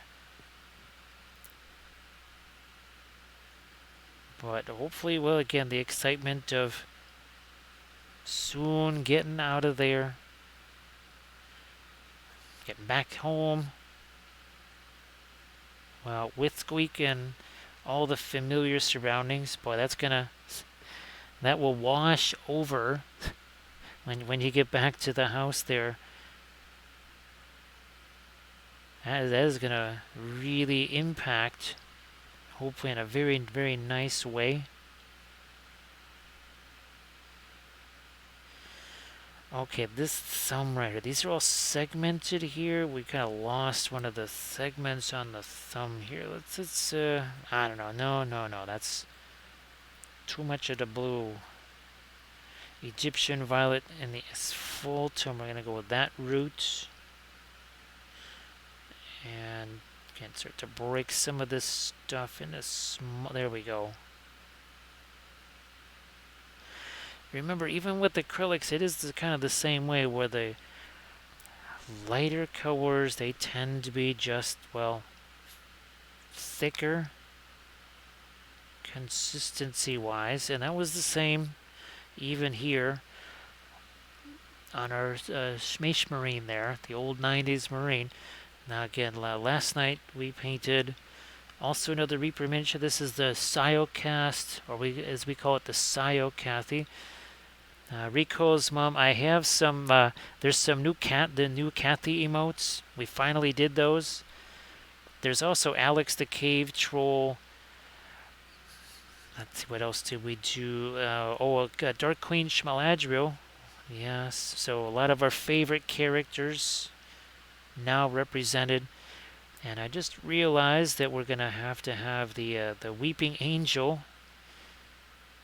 The Unblinking Angel is another emote. Because well, don't blink, right? It happens so fast. So this is 3 hours and 45 minutes. That's what it looked like 3 hours, 45 minutes, and 55 seconds ago. We also have Arid in the house. Arid, I'm not even going to ask. I'm not even going to ask, because it does seem a little bit like poking somebody in the eye every time I ask. It literally seems like I'm just I touched you, I poked you.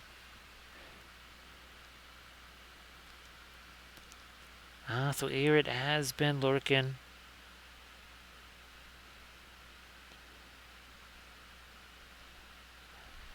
And see, oh, look at that. See, Bithron.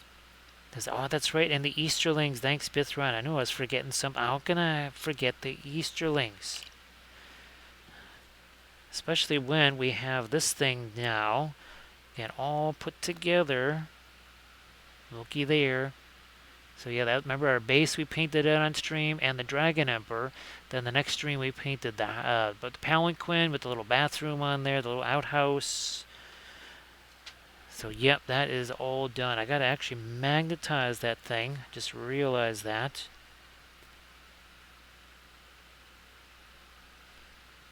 Arid, everybody please give Arid a can wife a follow. And of course, Arid, as always, if you want to post your links there to your Pinstagram in the chat. Yeah, Arid, that's for sure. Actually, Arid, I know, was it your back or your knee that was acting up so much on some of those walks that you took? I don't know if that's been exacerbating or the move has done any of that and all the physical stuff there. There was lots of physical moving of stuff today. There, everybody, please check out again the links there posted by Arid. Today was not, well, it was sort of not the most fun day because there was things that I had to move around today that were Kathy's, so that wasn't super fun.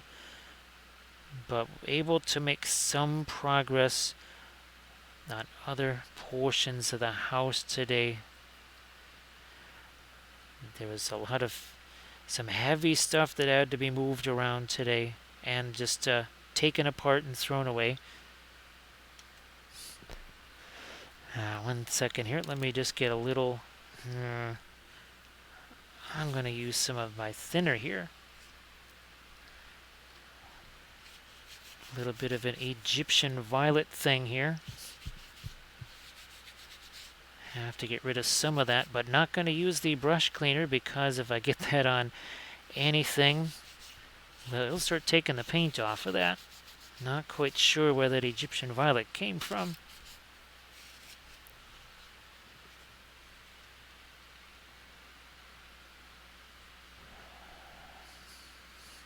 Well, that's well, that's kind of that takes some of the steam out of stride of moving there, doesn't it, Arid?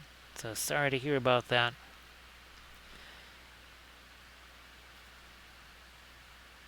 Now let's see, Bithron. Well, if I had a bunch more emotes, we'd definitely make ourselves a dull emerald. Actually, one of the little markers for the War of the Ring board game was actually a little Dol Amroth City. Again, still really not happy that I got booted out of that. And again, that was on Cults 3D.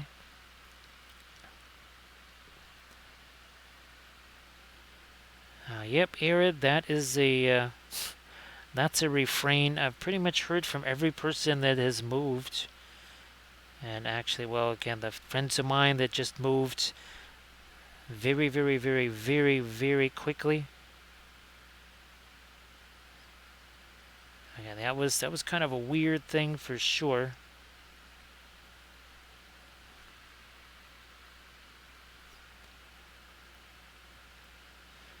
You know what? A little more dark right there also. Yeah, that whole edge was getting kind of smushy. How's about take some of my red here and do something like that. Yeah, that was just tried to have a little something that was a little too much in that area. I had to simplify once again.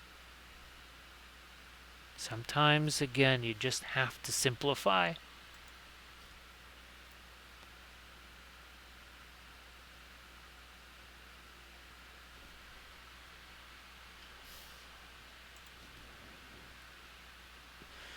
Alright, we're going to take our...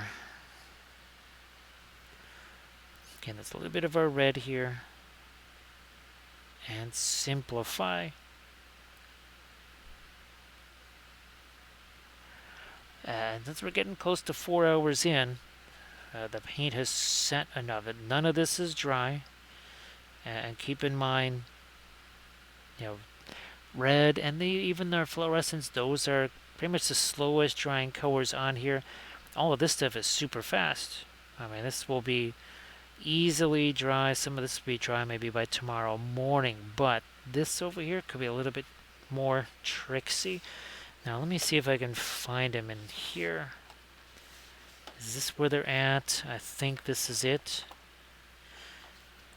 Yeah, because I'm looking for it. No, maybe one more shelf down here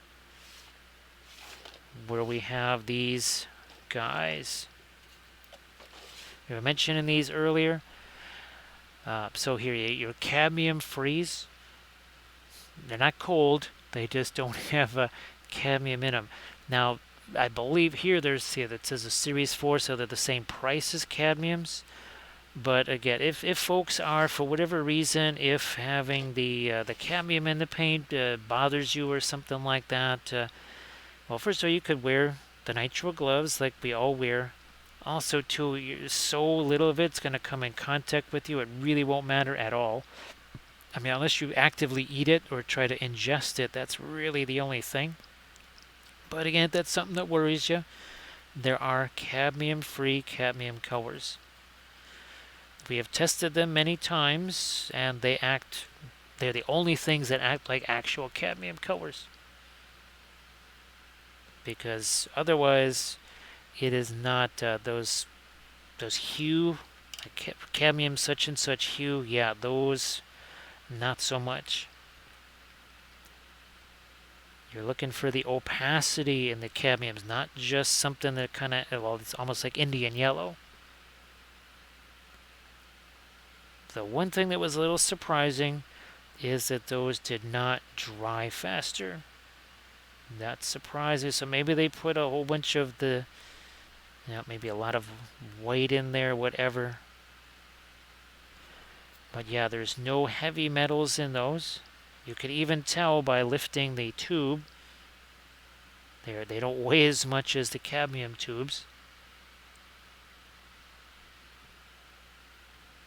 And then, it's like Grand Oracle just said there. I know people have asked in the past about airbrushing with the oils. That really is just a colossal mess.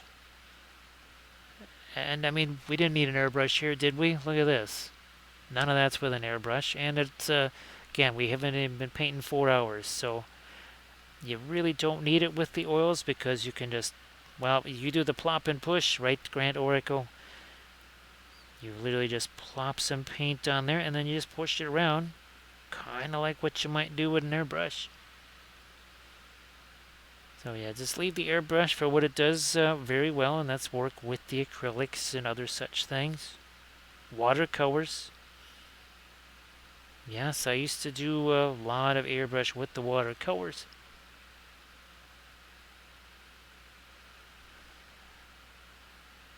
And again, after doing that one Space Marine figure, I'm just going to get rid of that. It was too light in the wrong spot.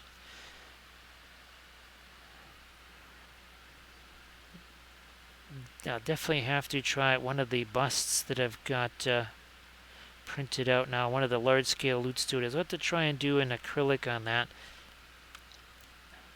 Alright, let me get my light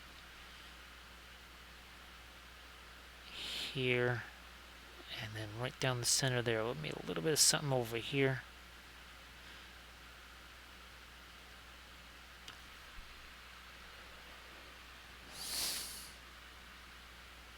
Yeah, that's it. I know who was I discussing this with about the airbrushes? Oh yeah, that's right. Yeah, I had the vent and everything. I had the heavy duty mask, and I could still smell this was the acrylic paint. I could still smell that stuff, even with the airbrush fan slash hood, plus the heavy duty mask, respirator mask, could still smell it. So even with all those things, to me the oil paint is, well, a fair bit safer, because I mean, how much paint do I have on my hands here? And all I would need is a glove, and that's it. That's all I would need, is just one extra glove here. And of course, a little bit of dish soap. A couple minutes and some dish soap, and boom, that'll all be gone.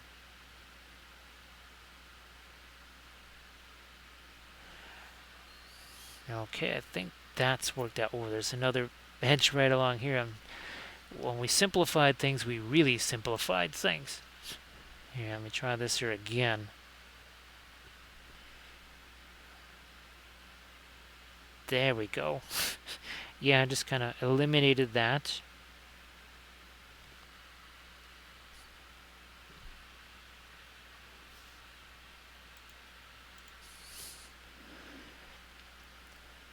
we got our shadow over there. I'm looking at, where's my flashlight here? Ooh, okay. Alrighty then, that means I'm going to get a little more orange and red on this surface here. Touch on that, but also here, when I looked at it with the flashlight, try it again. Oh, wow, look at that.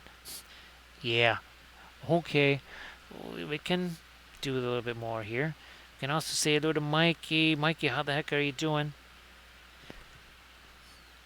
Happy Saturday to you. It's still actually Friday here for another 12 minutes. But for a number of folks, it is Saturday already.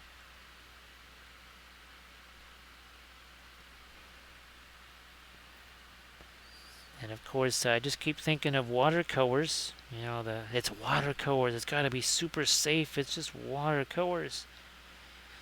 Yeah, your active binding ingredient there is glycerin.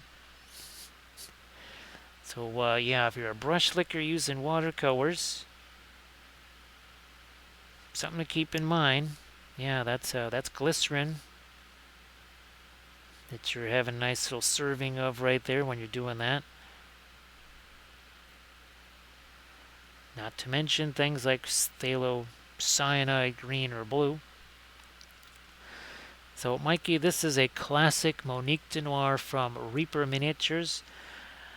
I've painted at least 9 other ones of these, so yeah, this could be the 10th over the course of 22, well, let's see, almost 23 years now of miniature painting. Yeah, so I painted maybe more like a dozen.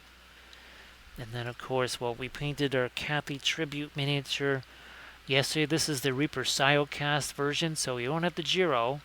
But we do have our 3D printed Oxalis plants and such here, like we've had for other Siocathys. I don't know if you saw this one here again on the Patreon page, but this was that 90s Space Marine Challenge thing.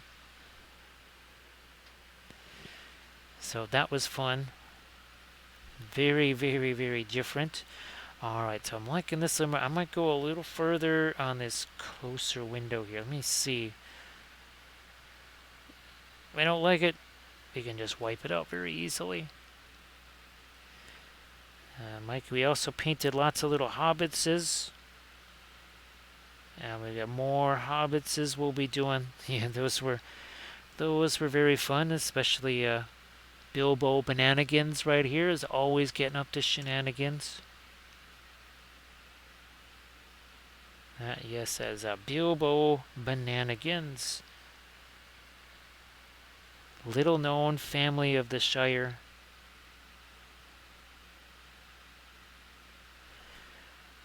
They believed in lots of potassium. Yes, they were big fans of potassium, so lots of bananas.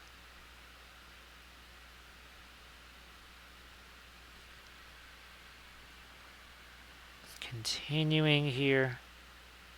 Had a little smidge of the orange there. Yeah, that really... Ooh, now I really feel like the light's being cast over here. It was a nice little shadow, but when we consulted the oracle of the flashlight, see that over there? Yeah, that told me I gotta do some more.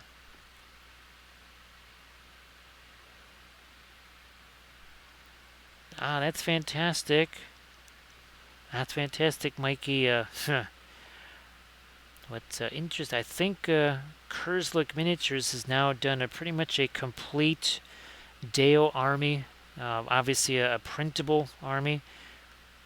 I know, and I think in his last release that had Dale in there, he had the windlass in there too. So that's now you can print up as many of those as you want. I think I've seen, I think it was, Last Alliance of Noobs and Men. He had at least 2 of those windlasses, or maybe 3. He had at least 2 of them, I know that. We'll be throwing this. Well, we'd have to make a banana tree then for our terrain. Again, the more we get here with some of that, that really now looks like it's projecting up onto that. Ooh. Look at this. Cast shadow time. Like this shadow over here. Look at, see that? See that red in the upper left-hand corner? Guess what we got to do? Oh, we'll do that. We'll do that here. And I think it ended right about that away. This is kind of a dry brushy thing. Yeah, try doing that with a sable brush. Ain't gonna be able to do that. So yeah, Kurzlik Miniatures, again, they're the same guys. Or he's the same guy that did that Dragon Emperor on the Palanquin. And remember, there's two different designs. So this one, here, let me just carefully grab this here.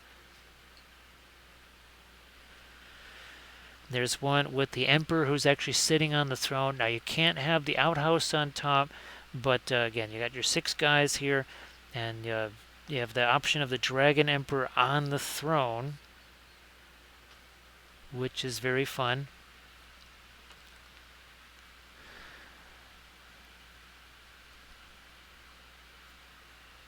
That's fantastic there, Mikey. Actually, right now I've got an Iron Hills chariot printing out also to the rest of the rest of a Mumakil. All right, flashlight time.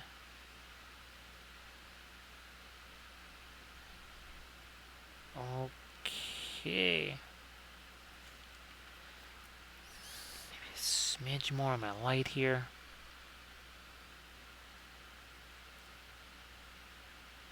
And then I'm going to do this shadow with a little bit of the indigo this time because that's going to be more of our color contrast.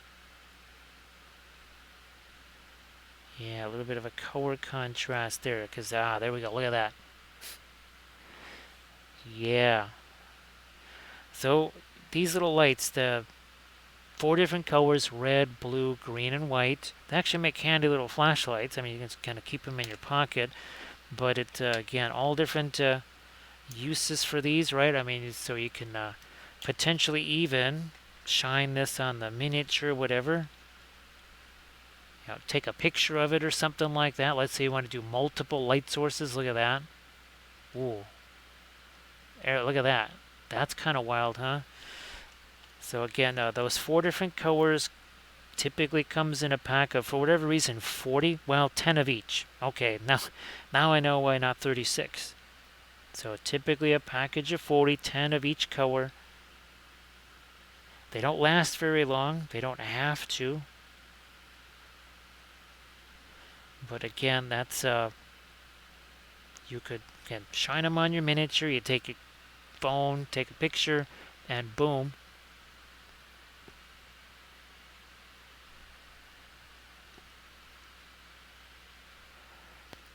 So I've got, well, gee whiz, I've got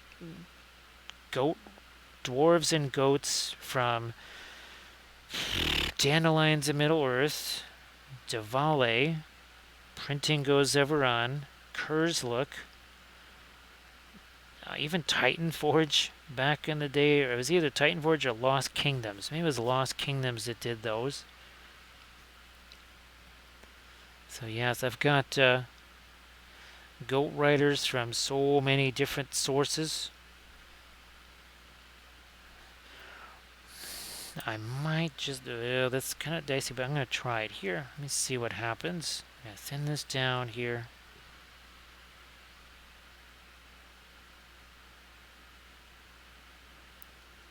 Trying just a little extra light along the side of that stone, but I guess not. So yeah, we've really been able to encourage a shadow there. Now what about this? Does that, oh, wrong color. I was wondering why that was looking a little strange. We do need a little bit of light to get in here, but not too much here. I'm going to go back to the red and the orange here. I may not be able to see too much of that. I just need a little smidge of my orange there. Ah, now you can see it. A little bit of this kind of crept through here. Shadow, just like this over here. Let me do a little double check here.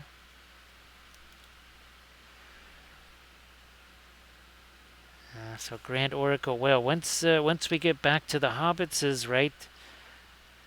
It's gonna be a open chat night at the Wobbleville Comedy Club for sure. All right, couple little hits. There we go. Hey there, Doji. How you doing? So Doji, well, you know, I always ask you to do if you could please share your Eldfall Chronicles miniatures. And everybody, when Doji posts that link, you're definitely going to want to check it out. So yeah, Doji, these are actually 3D printed. This is from Archvillain. Oh gosh, I just had the Blood Scarlet, whatever it is, basically the undead army, the vampire army from Archvillain. And there's a few different types. There's another one of those bases right here.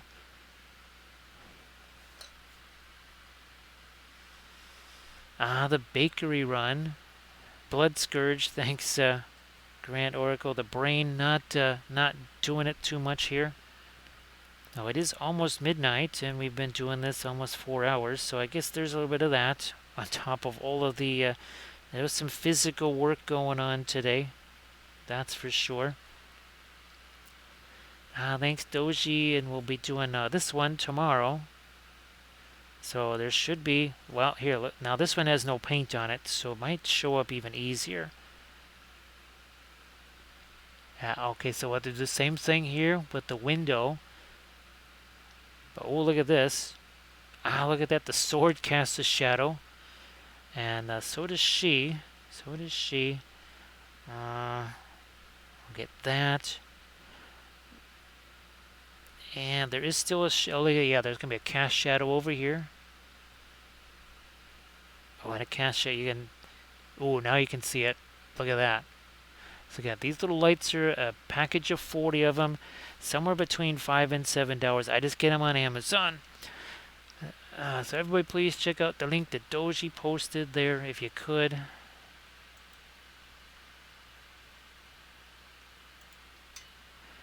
Some fantastic Eldfall Chronicles miniatures. And Eldfall Chronicles, really nice stuff.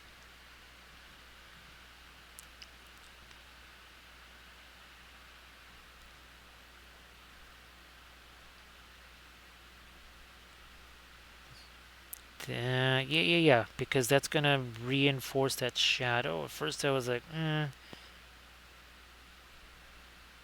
but I forgot there was a shadow there.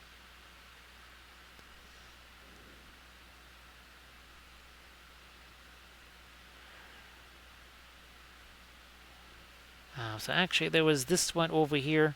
I was thinking of doing kind of like a bluish light, kind of from one side, kind of off camera light or something like that. Or a bluish green, like a turquoise instead of just blue or green.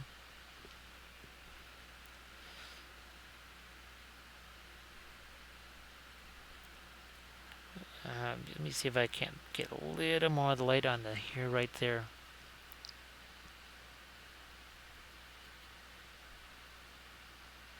So Doji, boy, that's making me awful hungry right there.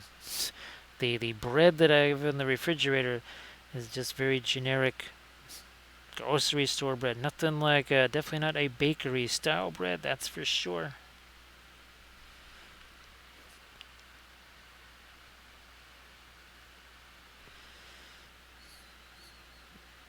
Oh, that's not the thumb. Okay. There was this over here. I think we need to do a little something more with it. There, let me get this stuff off the brush. simplify that, and now I'm going to add one little touch of the radiant turquoise here. Spread this out.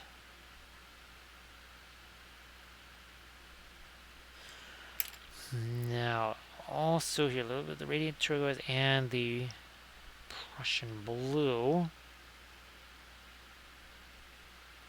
Ah, there we are. And some of our fast map. I really do need to get a new tube of this stuff. Actually, Doji, have you had a chance to try some of your new tubes of paint? I don't. Well, let's see. We still have to try our reds. That's the other thing too. See you later, there, Doji. Yeah, so we have to do our next color theory in oils on some reds. Testing some reds we haven't used in a very, very, very long time. Oh, no problem there, Doji.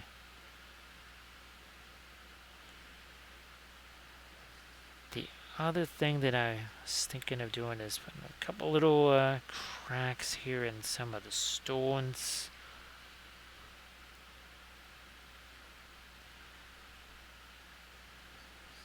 Like here. And after having used the acrylics, boy oh boy, using the oils, I can finally get my nice little thin lines again. Because again, the oil is thinner than water, right?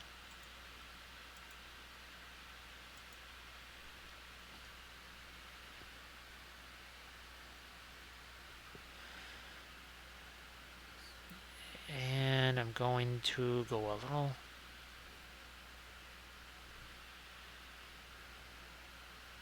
darker here.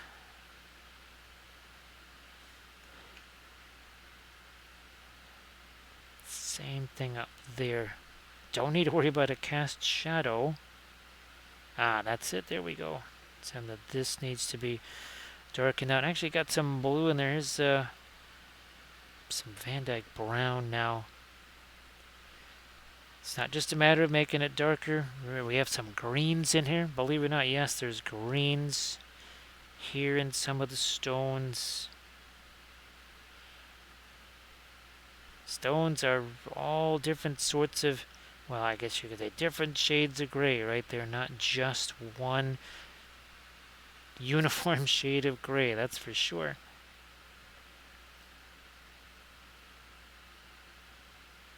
One little cleanup right there.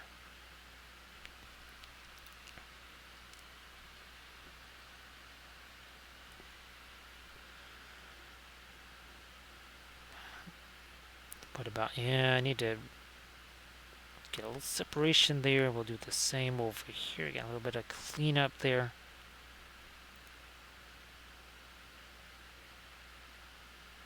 Gonna try and sharpen up an edge there, and then in the middle here, let me see if I can't get just a bit of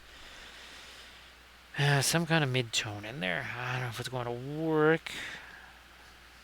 It'll work better without that big old piece of fuzz on that brush. Again, are we making things too complex? Maybe not. Not too bad. I'm going to try to go a little further with that. Can you see it? Yeah, you can see it. And that might have to just be, yeah, that's going to have to be it. Not fool around with that too much more. The more complex we make that, it's not going to read so easily. This were 72 mil or something like that. And that's why I wish that there were an STL of Monique Genoir, because then I could print it out much larger and have some fun. Now this up here, same thing. See, it's all just kind of smushy up there. See if I can't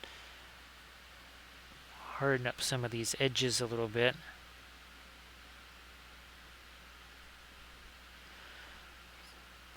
But we don't want that just to be an outline, right? So I'm going to take this and we'll just use, here's my other blending brush. There it is. There you went. So we just put those darker colors there. We want shapes, not edges. So I'm going to take that, so I'm just going to pull that right out of the crevice right there. All right, and now I can throw a little bit of light on top of this, and it should have quite the dramatic effect here. Sure enough, yep. Now that looks much more shiny right there. It was just looking kind of blah. A whole lot of nothing going on there. Hey there, Valfera. Great to see you. So Valfera, this is that's an ancient metal Monique Genoir from Reaper Miniatures, at least 20 some odd years old. Could be as old as, say, 24, 25 years old. But the little new thing here, so this is actually, these are some base bits here from Archvillain for some of their miniatures, but I thought it might be interesting to see some of the Reaper ones. So yeah, this is a 3D printed one. We did that on this too. So we'll be painting that one tomorrow.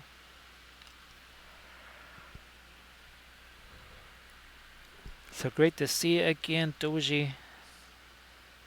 I mean, sorry, Valfera. Doji just left. Doji was just here, went off on the bakery run.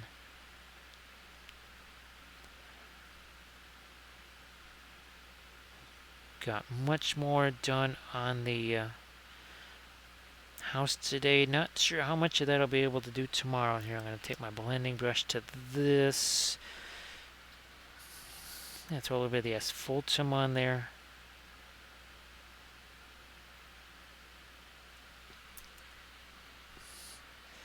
So yeah, their Archvillain has a tendency to include bases with their miniatures. Sometimes they're really, really integrated. Like, let me see if I can get my, where are they here? Nope, that's not them. Now, see, they didn't really have anything for those guys, but where's our daughters here? Where did they, and well, actually here too. They're not so much. Not so, actually, that was an integrated one there. And those are also integrated ones. Now, where's my... This is another one, too. So the big critters there are the integrated bases. You can really see them right there. See what the stair steps and the bat and everything. So there's another little look at him right there. Now, let me see, where's my, everything's kind of changed positions a little bit here. Yeah, so all three of those bases, again, you could print those out for something else, but they really were fantastic for the those Mato riders.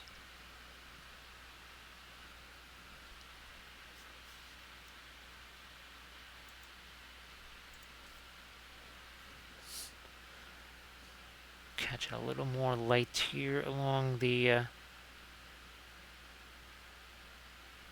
little reflected light here. Also there.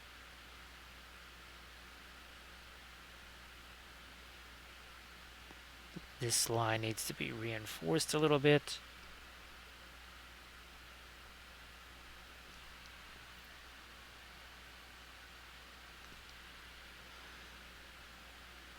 Right along here.